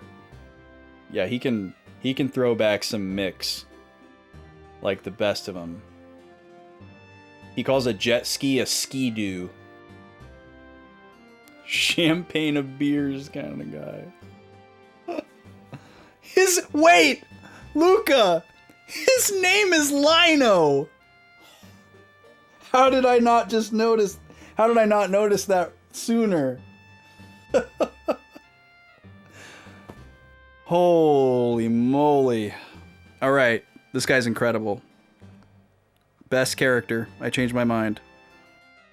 I gotta go get my my whiteout so I can cross out man ? And write Lino. Lino Lakes!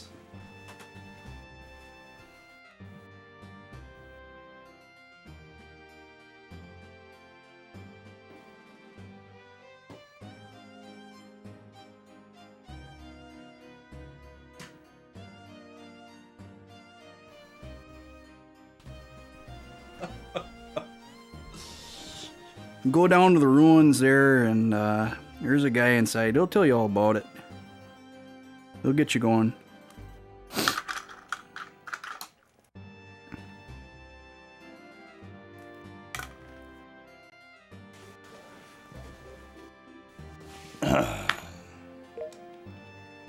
Seek out that person, and you'll hear the story.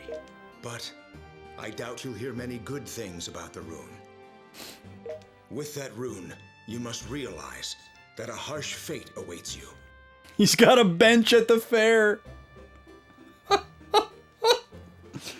No, he's the guy who's standing out in his front yard on Snelling. He lives on Snelling, and he's standing out in his front yard with a sign that says like parking $50, getting somebody to park in his yard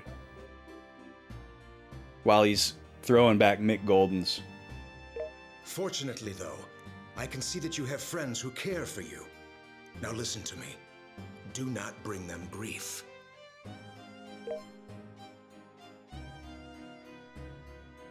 Okay, this is very, very interesting and wild. So this man is a king, which, I mean, obviously.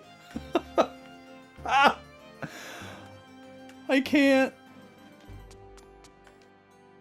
And then the aesthetic of this palace is just like, what if you met a guy that looked like this,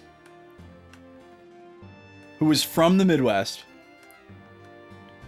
and was into this type of architecture and interior design? The most enigmatic, culturally unpredictable person on the planet. What a ride. That was a ride. Thank you all for contributing to that. Hoink, you must be from the Midwest. Or Minnesota, specifically. I'm not from Minnesota, but I used to live in Minnesota. I lived there for 12 years. What a lengthy meeting. So, what's gonna happen to us now? And Luca's from there. Say, King, you think we can start a new life here on this island? Or do we have to leave again? Well, if you really have nowhere else to go, you're welcome to stay. I want him to have a thicker accent so bad now. He takes his Quandao out into the garage and listens to Creed. What is a Quandao? I thought you were going to say that he takes Taekwondo. Okay, from Minnesota, live in SD. Okay, gotcha. Truly? That's so nice of you. It might not be much, but we'll work our hardest. Butterfly swords. Okay. Yeah, I could see him being like not athletic at all, but like thinking that he's really into martial arts, but not actually knowing anything. Yeah, he's got like a bunch of like knives and swords and stuff. He's out in the garage like slicing water bottles and pumpkins and stuff. He's like a grown-up sword kid. Of course. If you wish to stay on this island, you can work for me. I'll secure you a place to live as well. What kind of work does this guy need done? You know, what are people that are working for this guy doing? Apparently everybody that lives here loves this guy, and he's apparently hardworking himself. So very non-stereotypical king, both in appearance and in lifestyle.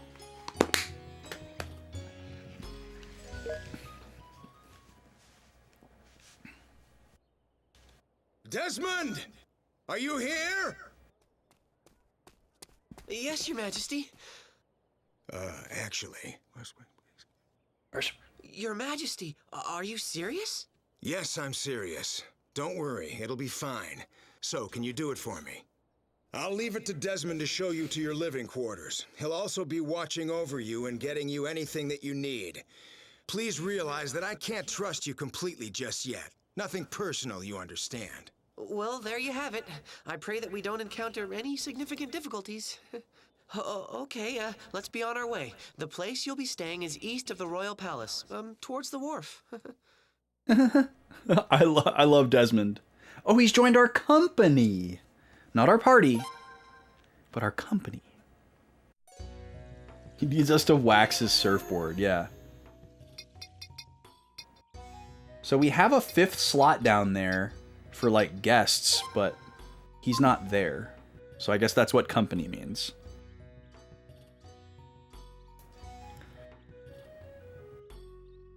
So we must visit the ruins and meet the inhabitants there.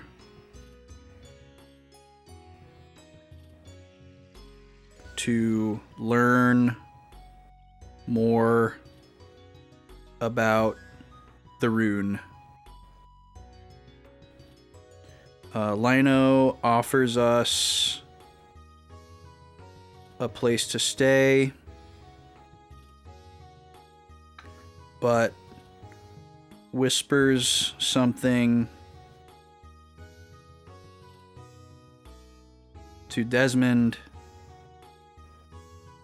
which possibly what he whispered to him was just where to let us stay, but we don't know. Whispers something to Desmond and explains he doesn't totally trust us.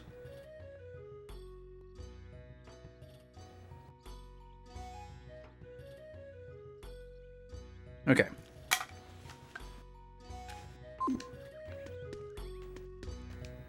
My business with you is done. Hurry along now and get familiar with your new residence.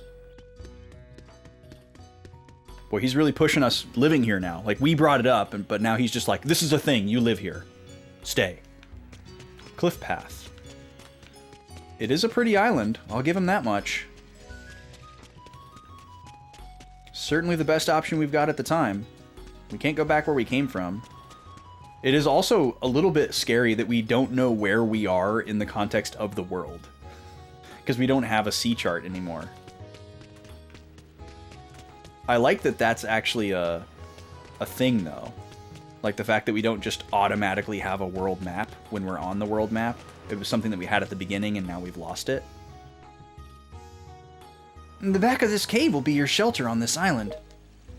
Inside the cave? Don't tell me we're supposed to work inside this place for the rest of our lives. Oh, no way, meow! Oh, no. Please don't worry. Go on inside.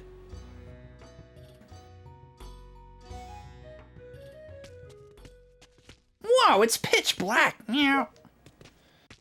Your eyes will get used to it gradually. Now, please keep going. Whoa, hey, watch it.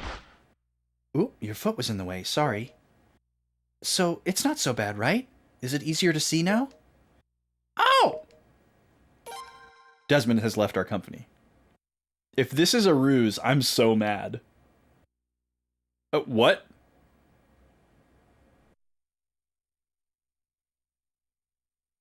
Huh? This is where you will be living from now on. This room here is where you can rest, but there are many additional rooms as well. Look at all the room in here. Oh, yes, I have a message for you from the king. He wishes you to assemble a group of people with various skills. What does he mean by that? It means exactly what I said. Also, he requested that Laszlo be in charge of this task. There are already several guests here who have preceded you. See? Over there. Wait, is this our castle? New faces, I see. Please let me know when you want to rest. Veronica Taylor. My, you have such a deep look in your eyes. I rather fancy that. My name is Louise. Nice to meet you. That's Ash Ketchum for those uninitiated. And Ash Ketchum's mom. Veronica Taylor. Tav has joined us. Luis has joined us. Chad... Okay, hold on. Luis. Tav. I was not expecting this at all. And Chadley. We don't know anything about them yet, but they are in our company, I guess. Yes, I will also be staying in this room. Oh, and if you wish to change your party members, please talk to Ms. Louise or myself. If you grow weary, the sleeping quarters are up the stairs and to the right. Ah, sleep sounds good right now. After being out at sea for so long, we finally get to sleep on land. I agree with Mr. Chiapu's suggestion. Let us first get some rest. When we wake up, we'll be starting a new life.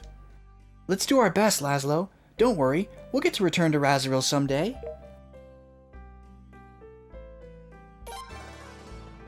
And Desmond has joined us. I wrote him down already.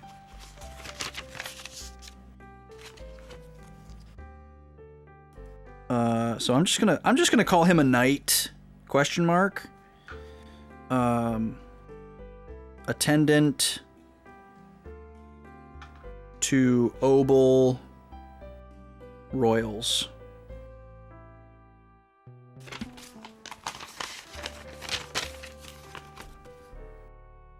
It's happening, folks. It's happening. Chiapu has left the party. Paula has left the party. Jewel has left the party. Unexpected. Saloon. Is the convening going well? Take me with you once in a while. I need to be out in the sun more often. Hey, how's everything been? So, okay, we just invested a bunch of money into these 3 characters, and now we have, like, the world opening up here. My name is Tov, and I am the one who designed this place. I look forward to working with you. Okay, he looks like a martial artist. So this is Tov. Designed... I don't know what to call this place. Cave? Saloon? Castle? I'm just gonna say castle, because that'll make sense to me in the future. And I'm not gonna write martial artist, because I don't know that for sure. I love that I can just walk around in first person, though. That's really unexpected. Do you want to change members? Yes, because I am alone. Okay, so all these characters are here, but they're not recruitable into my party. Oh, so there's a support slot. Healing, interesting. So I can bring her with me. Interesting. Excited to see what that's like. There's no need to be in such a hurry. I suggest you first check the location of your rooms and get some rest. This is all so sudden, Desmond. I'm so taken aback. So this place looks like the inside of a ship, but it's built into a cave system. Look at this war room. Hell yeah. Classic Suikoden. Look at this. The chairs stacked in the corner. That's too real. That's too real. I can't.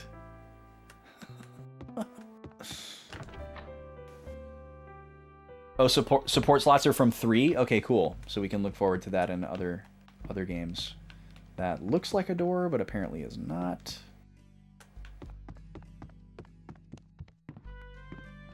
Can't go in there.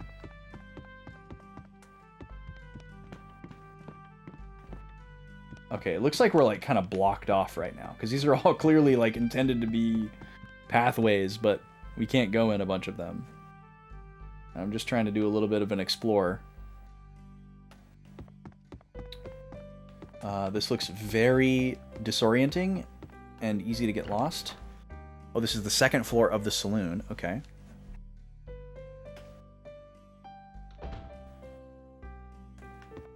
Oh, cool. We have like a little widow's walk. Here's Chadley. Hello. I'll be opening a shop here soon, so please come back then. Why is he wearing that helmet? Sir, we are inside. I guess he's a blacksmith. He's got a leather apron on. So I'm just gonna write shop next to him. I don't want to write things that are temporary. Is there somebody else over here? No.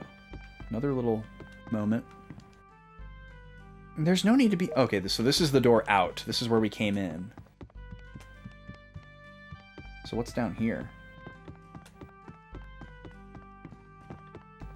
2 big doors that go nowhere. Okay. Well, let's go check out the 3rd floor.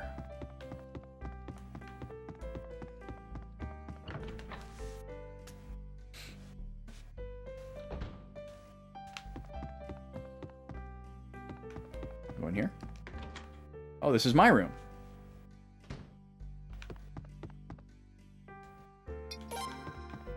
So we got a save point and a bed.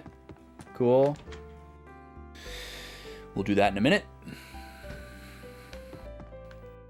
Can we go up again? So our room is on the 2nd floor. Nope, we can't go up. So, okay, what this probably is actually is instead of it being like story-related lockout, it's probably progression related to how many characters I have. Yeah, see that staircase just goes nowhere. So it's probably just Like all these doors that I can't go in, these are probably rooms that open up as I recruit more characters. Oh, an ad just ran. Okay. Well, I'm not going to run a smash bout. We're in overtime. I'm just going to continue exploring the ship, which I think we're already done. I just called it a ship. It looks like a ship, but we're in a cave. So I guess now we just save and sleep, which is perfect because it's time to end anyways. I don't know why it kicked everybody out of my party when I don't actually have any party options. So I kind of want to just put everybody back in. So we'll do that. And sure, we'll bring Louise as a support. And then we'll save.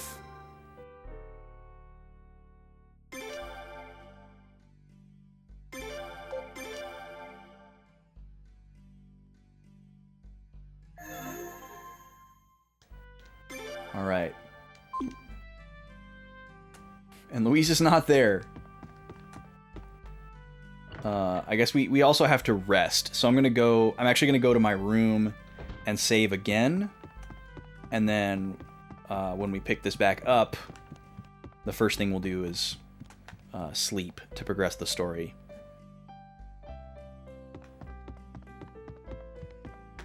All right, I was not expecting this to be when this happened.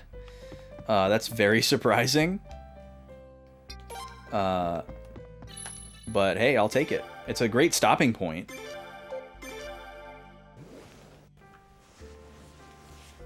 I'm going to wait for the ad to end before I sign off, just in case anybody is trapped behind the ad.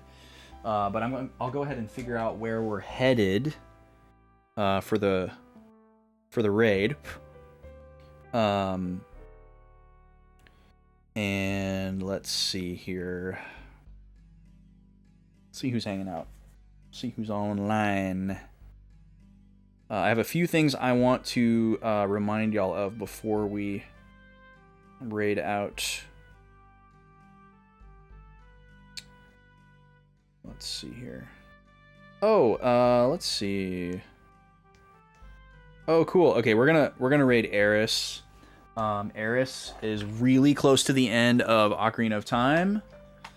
You know how Ocarina of Time pilled I am. Eris is really nice. She stops by here sometimes. She mods for Snow. Longtime friend. This is her first playthrough, so do not share any gameplay details or hints or answer any questions that are asked. They are rhetorical. Just like here, same normal rules. She is in Ganon's castle, though, so really, really close. Thank y'all for being here. I'm going to hit the button. It's probably going to raid us out before it has time to go through, but that's okay. You guys are great. It's going to be a while before we play this game again, which is unfortunate because I'm having a great time with it. We will not be playing this game again until October 11th, basically a month from now. Next week, there's no Friday stream because we have some friends staying with us. Tuesday stream will be there as normal. Week after that, Tuesday stream as normal. I don't know why the song is lagging. I'm sorry. Remix. And then that's Zelda week. I'll be streaming Zelda all like 3 or 4 days in a row for my birthday, the weekend of the 27th. The week after that, regular Tuesday stream, no Friday stream again because we're going on a trip. And then finally the following week, second week of October, stream schedule will renew. I gotta figure out why this is happening with this transition video. I don't know if it's related to... and then it just jumps to the ending screen. I don't know what's going on. Anyways, we're about to raid Eris. Let's go say hi and cheer her on as she tries to finish Ocarina of Time. Y'all are great. Have a good weekend. See you on Tuesday. Be good.